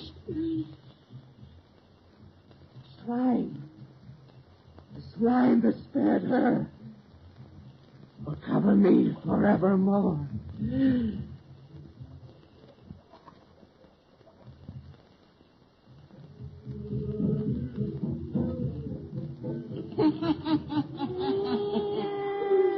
Well, Satan, the moral of this story is that crime don't pay, especially if you lives around the Indian Lake. For if the law don't get you, then the spirits will. Come see me next time I has a birthday, and we'll have another 30 yarn to spin you.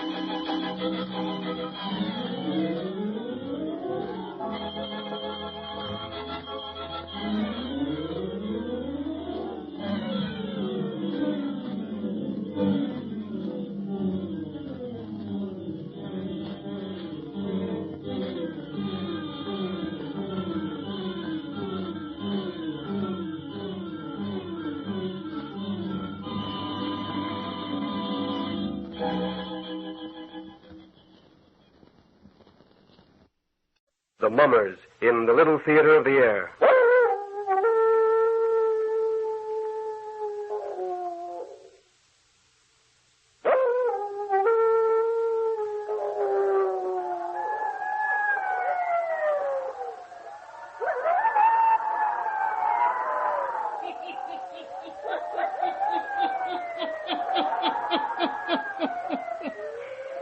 Ghost stories.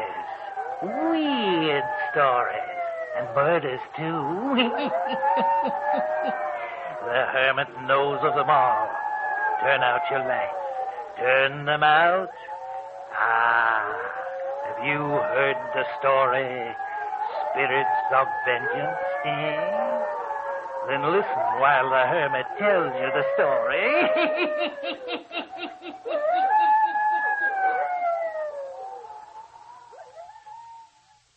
You wanted to see me about something, Marion? Yes, John. I'm glad you came home early. What is it? Anything wrong? Well, I received a special delivery letter from Dr. Andrews this morning, John. Dr. Andrews? Yes. I don't seem to recall him. Oh, you know him. He's the old family physician in Thorndyke. Oh, yes, I do remember. What does he want? It's about my brother, David. He's ill? Dr. Andrews explains that there's something wrong with David. He feels that I should make arrangements to come to Thorndyke immediately. Well? The letter is worded rather peculiarly. I'm planning to leave in the morning. But you have your reservations, everything ready to go to Florida. Wouldn't it be best to send a nurse or a doctor here in the city to confer with Dr. Andrews in regard to your brother? No, John. I think I should go and see what it is that's wrong with David.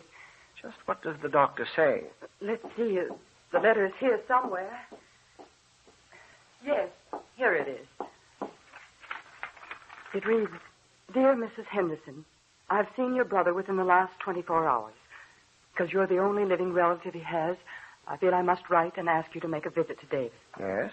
Goes on to say, though he's not physically ill, there are evidences of what I choose to call a strange malady. Perhaps some contact with you may alleviate it.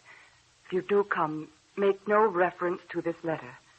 And by all means, do not allow your brother to realize that you think there is anything wrong with him. My regards to your husband and son, Dr. Andrews. He hasn't made himself very clear. No, but I know Dr. Andrews. He wouldn't write to me unless it was urgent. You know best, Marion. You You couldn't get away to go with me, John? No, it's impossible right now. Well, then, I guess I'll take Philip with me. He planned to go to Florida with me, but he's dropped out of school. All right. Take Phil along with you. We may not have to stay but a few days, and then we'll come back here and go to Florida as we planned. You do just what you think best, dear. We'll take the car. Philip can drive, and we'll start out in the morning. If there's anything that I can do, you wire me as soon as you get there. I will. I feel rather ashamed. I haven't seen David in a year. Not since the day we drove out to put the new monument on Mother and Dad's grave. That's right. I remember now that he didn't seem like himself. David was always quiet. That day he talked a lot. Yes, I guess he did. He kept lamenting that fact that Albert had died during the war and that he was left all alone in the old homestead. Well, we've invited him here to visit us a lot of times, Marion. And he never has come. Now there's something very wrong with him. But Dr. Andrews wouldn't have written. My place is there with him. A strange melody. I wonder just what it can mean. We'll drive out first thing in the morning and find him.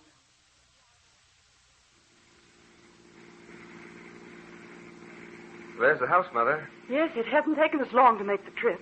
Ah, it's a pretty big old place for Uncle David and that housekeeper to live in all alone, isn't it? Yes.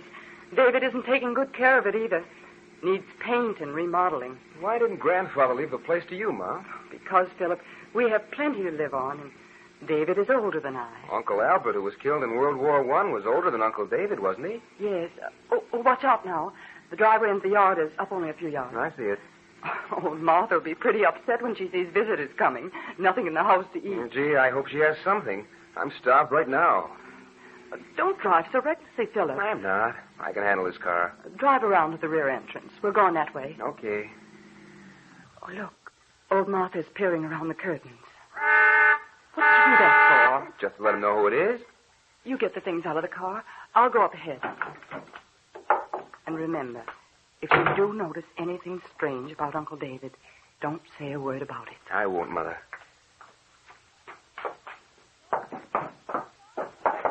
Martha! It's I, Marion. Why doesn't she let me in? Won't she open the door, Mother? I guess she doesn't know who it is. Martha! David! It's I, Marion. Marion and Philip. Oh, it's you. Hello, Martha. Hello. Well, now that you're here, I guess you'd better come in. Oh, thank you. Go on in with the luggage, my Philip. I'll hold the door. Okay. Well, surprised to see us? No. I ain't ever surprised by anything now. Oh, I decided that before I went south for a couple of months, I'd spend a few days with David. Oh, I see. Where is he? Sitting in the front room. Must be he didn't hear us drive up. Oh, yes. He heard the car, all right. We'll go in and say hello. Take off your coat, Philip. Martha will hang it up for you. Here you are, Martha. Now, don't fuss a lot for us, Martha. We'll eat anything you have in the house. We don't want to be a bother to you. Nothing upsets me nowadays. That is, nothing that's real and can talk. It's the things that can't talk that take up all my space for worrying. What do you mean, Martha? Oh, never mind. Come along. Let's go and see Uncle David. Well, David, here you are. How are you, David? We're all here together now. Yes, David. Here's your nephew, Philip. Hello, Uncle David. Glad to see you. You should speak to your grandmother and grandfather first. What's that?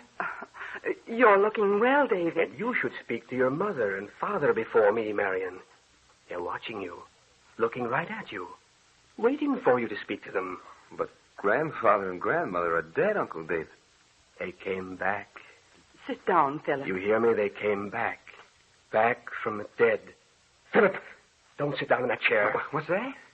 Your grandfather is sitting there. Can't you see him? There's no one in this room, David, but you, Philip, and me. Ask Martha. She knows they're here in this house. Oh, we won't talk about it anymore. Tell me, how's everything on the farm? You think you can humor me. Tell me, how is everything on the farm? David, You can't. They came back. I don't know why. You hear me? I don't know why. They are here. And if you stay in this house, you'll know it, too. Night and day, they never leave me. They follow me everywhere. In the night, they watch me. During the day, I have to humor them. Uncle David. Your Uncle David is ill, Philip. No, I'm not ill. And don't you call Dr. Andrews for me or anybody. If dead people come back, they come back. That's all there is to that. We don't want any strangers in this house. All right, David.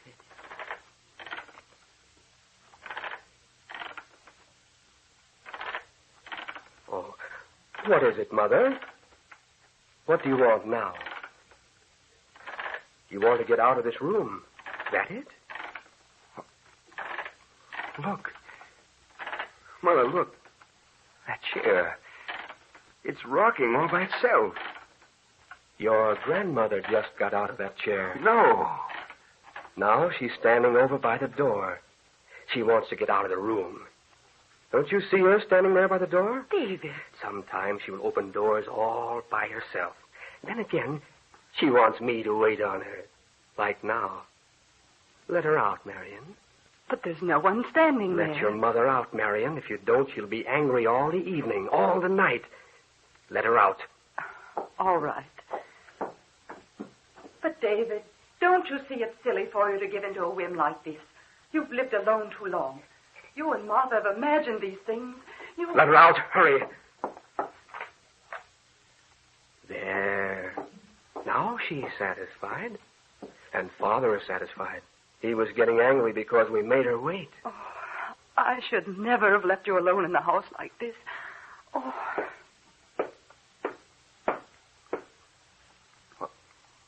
What's that sound? You hear that, don't you? Yes, I do. What is it? You remember how our father always did that, Marion? What? Tapped his foot when he's displeased. Hear him? Well, he's tapping his foot now. No. It can't be. I have to live in this house. Hear that sometimes for hours. You won't want to stay here long. In a house where the dead come back to drive those who are living away. You want to know why they came back? Well, I don't know. I tell you, I don't know. They aren't going to drive me away. You hear that, Father? You aren't going to drive me away. You left this property to me. I was the only one left. Albert was dead. Marion is married and has money of her own. You left this house and land to me. You aren't going to drive me away. Tap your foot all you want to. Sit and stare at me. Can't drive me away. Go on, tap some more. You're not going to drive me away.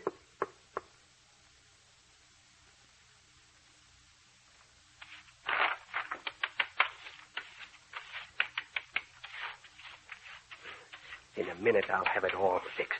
Just one more strip of paper to hang. Just one more. Who is it down at the end of the hall? Who is it? It'll soon be fixed. Soon now. Oh, David, it's you. Go back to your room, Marion. What are you doing? It's something I have to do every night. Paper the wall? I don't understand. If I don't do it, Father gets angry. Oh, you're ill. Don't you understand? Martha agrees with me. She says you're ill. Father is dead, David, and so is Mother. They don't come back to haunt you. Now stop and go to your bed. I'll have to call the doctor for you. We'll have to take you away. You'll never take me away. It's midnight and you stand here papering a wall. Can't you see that you're ill? It's all done now. Now I can go to bed. Yes. Let me walk down to your room with you. All finished now. All right. Now we'll go to your room. But don't look back. Don't look back at that place on the wall. I won't, David. If you do, your father won't like it. Come. Just leave your paste and paper on the floor. Wait a minute. Stand still. Yes? Did you hear that door open? Why? I did. Are you sure? It was the door to my bedroom. Oh, no. You see, you're still imagining things. It was the door to my bedroom. You know who went into my room? Father did. Oh, David. He went into my room ahead of me. He's waiting for me in there like he always does. He won't let me sleep. I'll have to sit and stare into his eyes all night. Oh, Oh, now I know what you heard. It was Philip. See, he's coming down the hall. He heard us talking. He's coming to find out what's wrong. Where is he? He's coming down the hall. What's he doing? He stopped, standing where you were papering the wall. Don't let him stop there. Don't. Philip, get away from there. You heard me. Don't stand there. Get away. But look, Uncle David. Look on this wall. You fool, get away. Mother, come here. See? Here on this wall. Can you see by my light? It's all damp. And it's the outline of a human form. Now you've done it. I'll have to paper it all over again. Paper it all over again. Philip, now you've got him started again. He just papered this wall. I have to cover it all over again. Mother, I tell you, there's the outline of a human figure on this wall.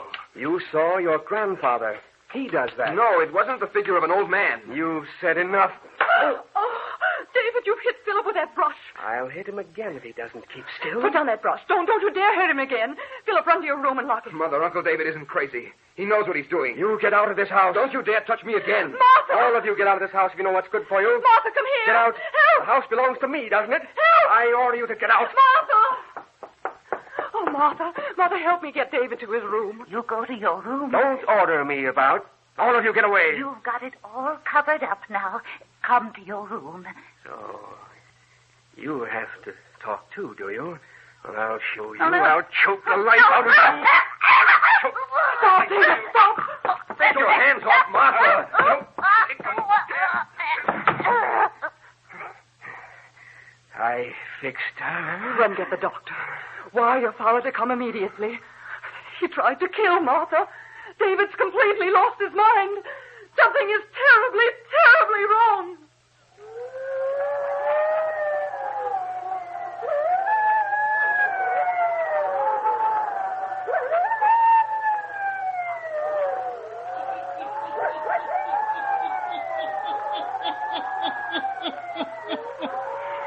What is wrong with David Garth? Is he in the throes of madness? And do the dead return to take up vigilance in the old house? Why does David paper the wall at night? The hermit will tell you before the night is done.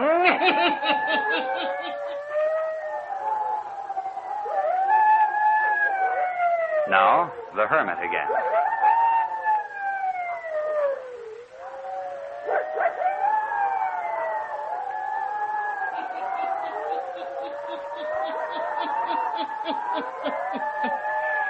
It is the next night.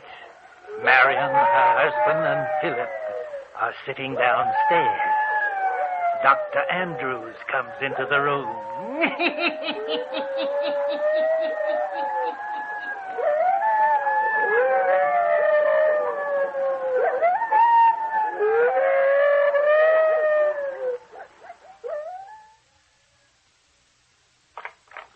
Oh, Dr. Andrews, is there any change in Martha's condition? I think there is, yes.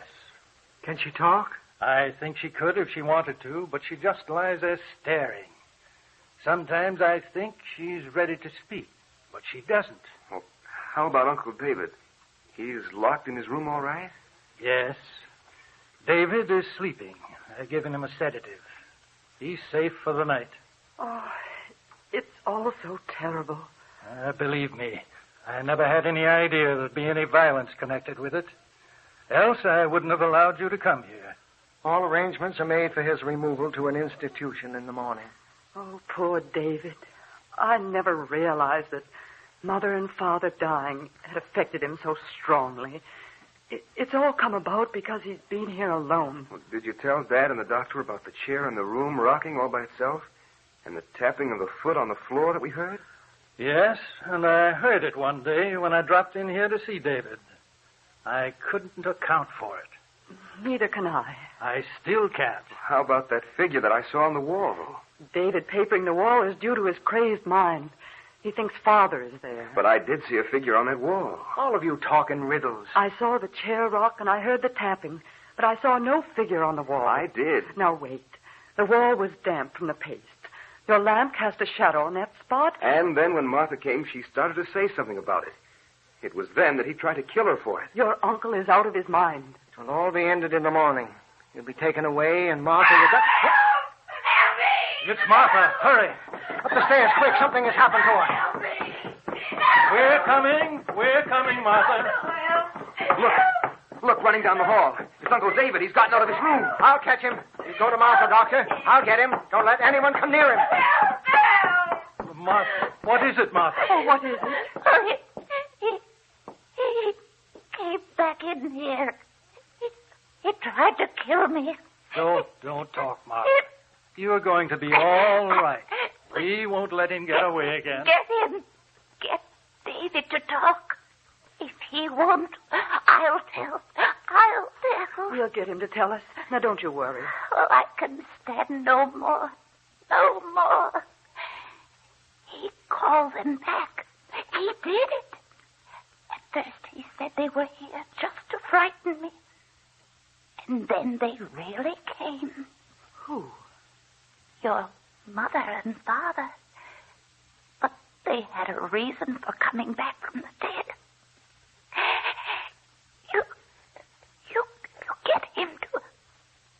Get David to tell you. There, Martha. You mustn't talk anymore.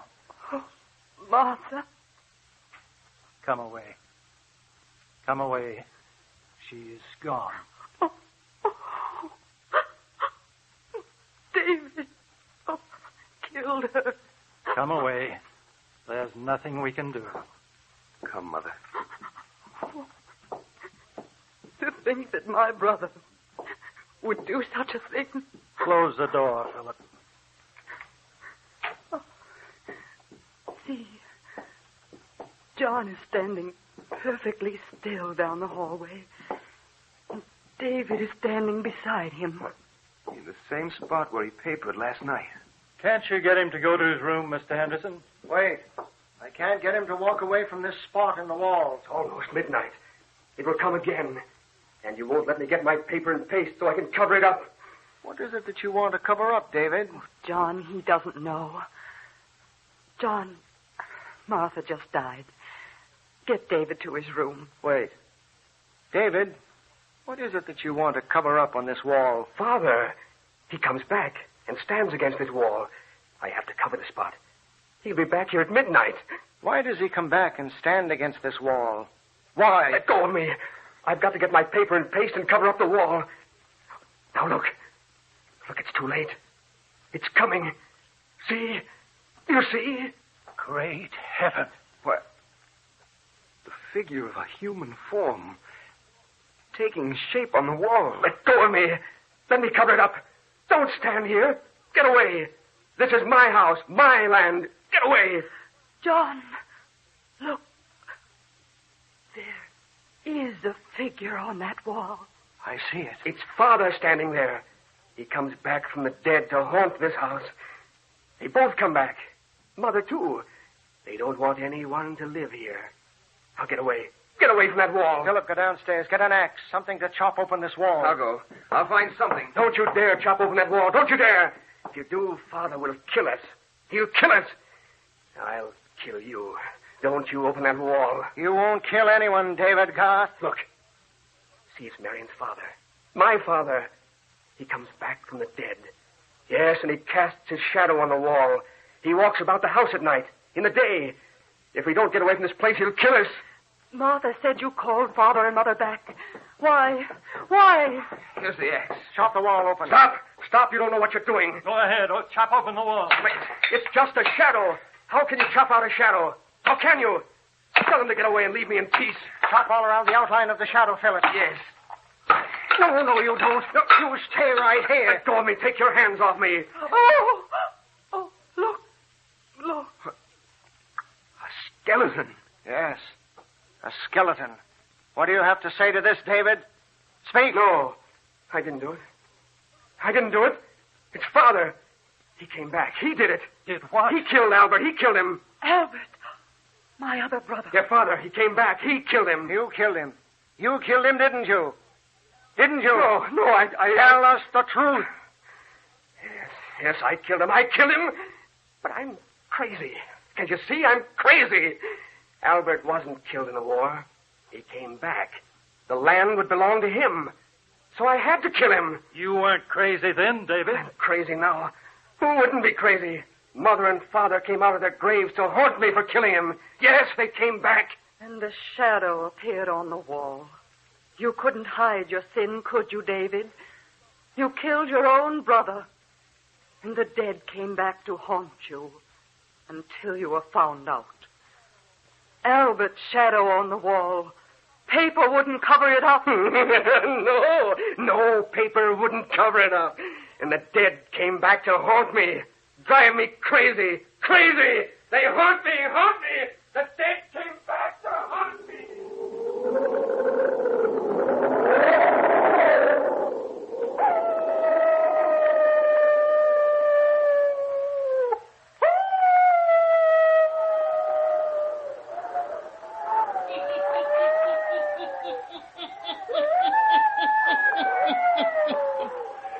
The figure on the wall forced David Garth to tell the truth. He could hide it no longer. Turn on the lights. Turn them on. Pleasant dreams.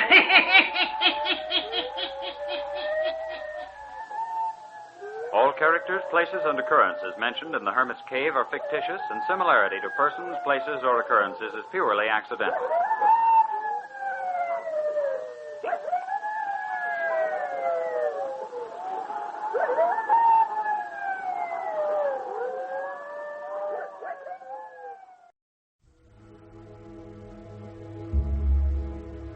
Little Amy was only 9 years old when her Uncle Stanley died. It was difficult for her to cope with this terrible death, as she spent most of her summer vacation days with her loving uncle. Amy's father had always worked long hours, and Uncle Stanley was the father figure in her life.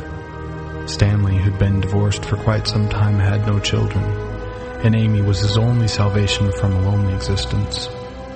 He was buried in the cemetery just 2 blocks up from her house, and she would go visit his grave every day, sometimes more than once. It was on a particularly hot August night when Amy's parents had prepared to go out to a fancy restaurant across town. Both being hard-working professionals and leading a busy life, they felt they'd owed themselves this rare treat. They were running late to make their 8 o'clock reservation. Paul, Amy's older brother, was scheduled to show up at 7:30 to babysit Amy, but had not yet arrived. Seeing that her parents were running late, Amy assured them that she would be fine waiting by herself. She then hurried them to go out and have a good time. They both kissed her goodbye and drove off. Amy was so involved playing with her dolls that she hadn't noticed how fast the time was flying by. Paul had not yet arrived. As the big chime clock in the living room struck 11, distant thunder was heard. Amy began to be scared. This unlikely summer storm was growing louder and mightier by the minute. She took her dolls with her and ran to her parents' bedroom and pulled the blankets over her head. She lay there shivering when suddenly a deafening thunderclap exploded and a brilliant lightning flash illuminated the whole house. The power in the house went dead. Amy picked up the phone receiver to try and call her parents' cell phone, but the phone line was dead as well. The following minutes were eerily quiet. Nothing was heard but the wind blowing in the trees. Amy started crying. Then, to her surprise, the phone rang. Hoping it was either her parents or her brother Paul, Amy hurriedly picked it up. "Hello?" she said in a shaky voice. The line still seemed dead. Had she just imagined the phone ringing seconds earlier? "Hello, Mom?" she asked again. Then, sounding faint and distant, a familiar voice was heard over the phone line. It was Uncle Stanley's voice. "Do not leave the house, Amy. You'll be safe if you stay right here. Don't be afraid, I'm watching over you." The phone then went silent again. The storm raged on unabated, but Amy slept peacefully. Early the following morning, Amy was awakened by her brother Paul. As he picked her up off of the bed, she could see through the bedroom window the neighborhood was demolished. All the surrounding houses had been destroyed by the vicious storm. Paul explained that his car had broken down and he'd been stuck on the highway for most of the night. he said that he had some bad news. They would never see their parents again. He told her they were both killed in a horrible car accident on their way home. "It's a miracle you survived the storm," Paul said with tears in his eyes. Weeping uncontrollably, Amy choked out her story of the strange phone call she'd gotten from Uncle Stanley. Paul comforted his little sister, but suspected she was in a state of shock.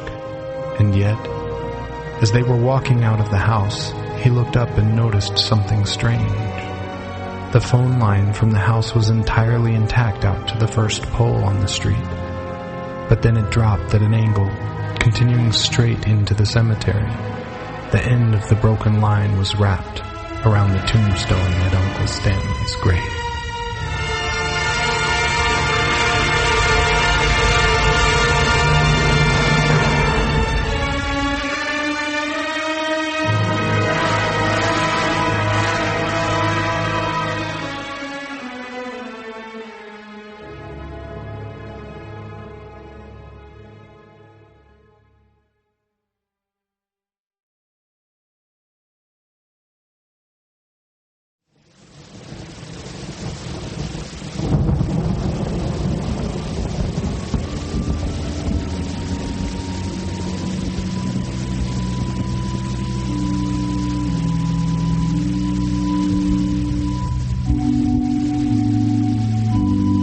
Thy soul shall find itself alone, mid dark thoughts of the grey tombstone. Not one of all the crowd to pry into thine hour of secrecy. Be silent in that solitude, which is not loneliness, for then the spirits of the dead who stood in life before thee are again in death around thee, and their will shall overshadow thee. Be still. The night, though clear, shall frown, and the stars shall not look down from their high thrones in the heaven, with light like hope to mortals given. But their red orbs without beam to thy weariness shall seem as a burning and a fever which would cling to thee forever. Now are thoughts thou shalt not banish. Now are visions ne'er to vanish. From thy spirit shall they pass, no more, like dewdrop from the grass. The breeze, the breath of God is still, and the mist upon the hill, shadowy, shadowy, yet unbroken, is a symbol and a token. How it hangs upon the trees, a mystery of mysteries.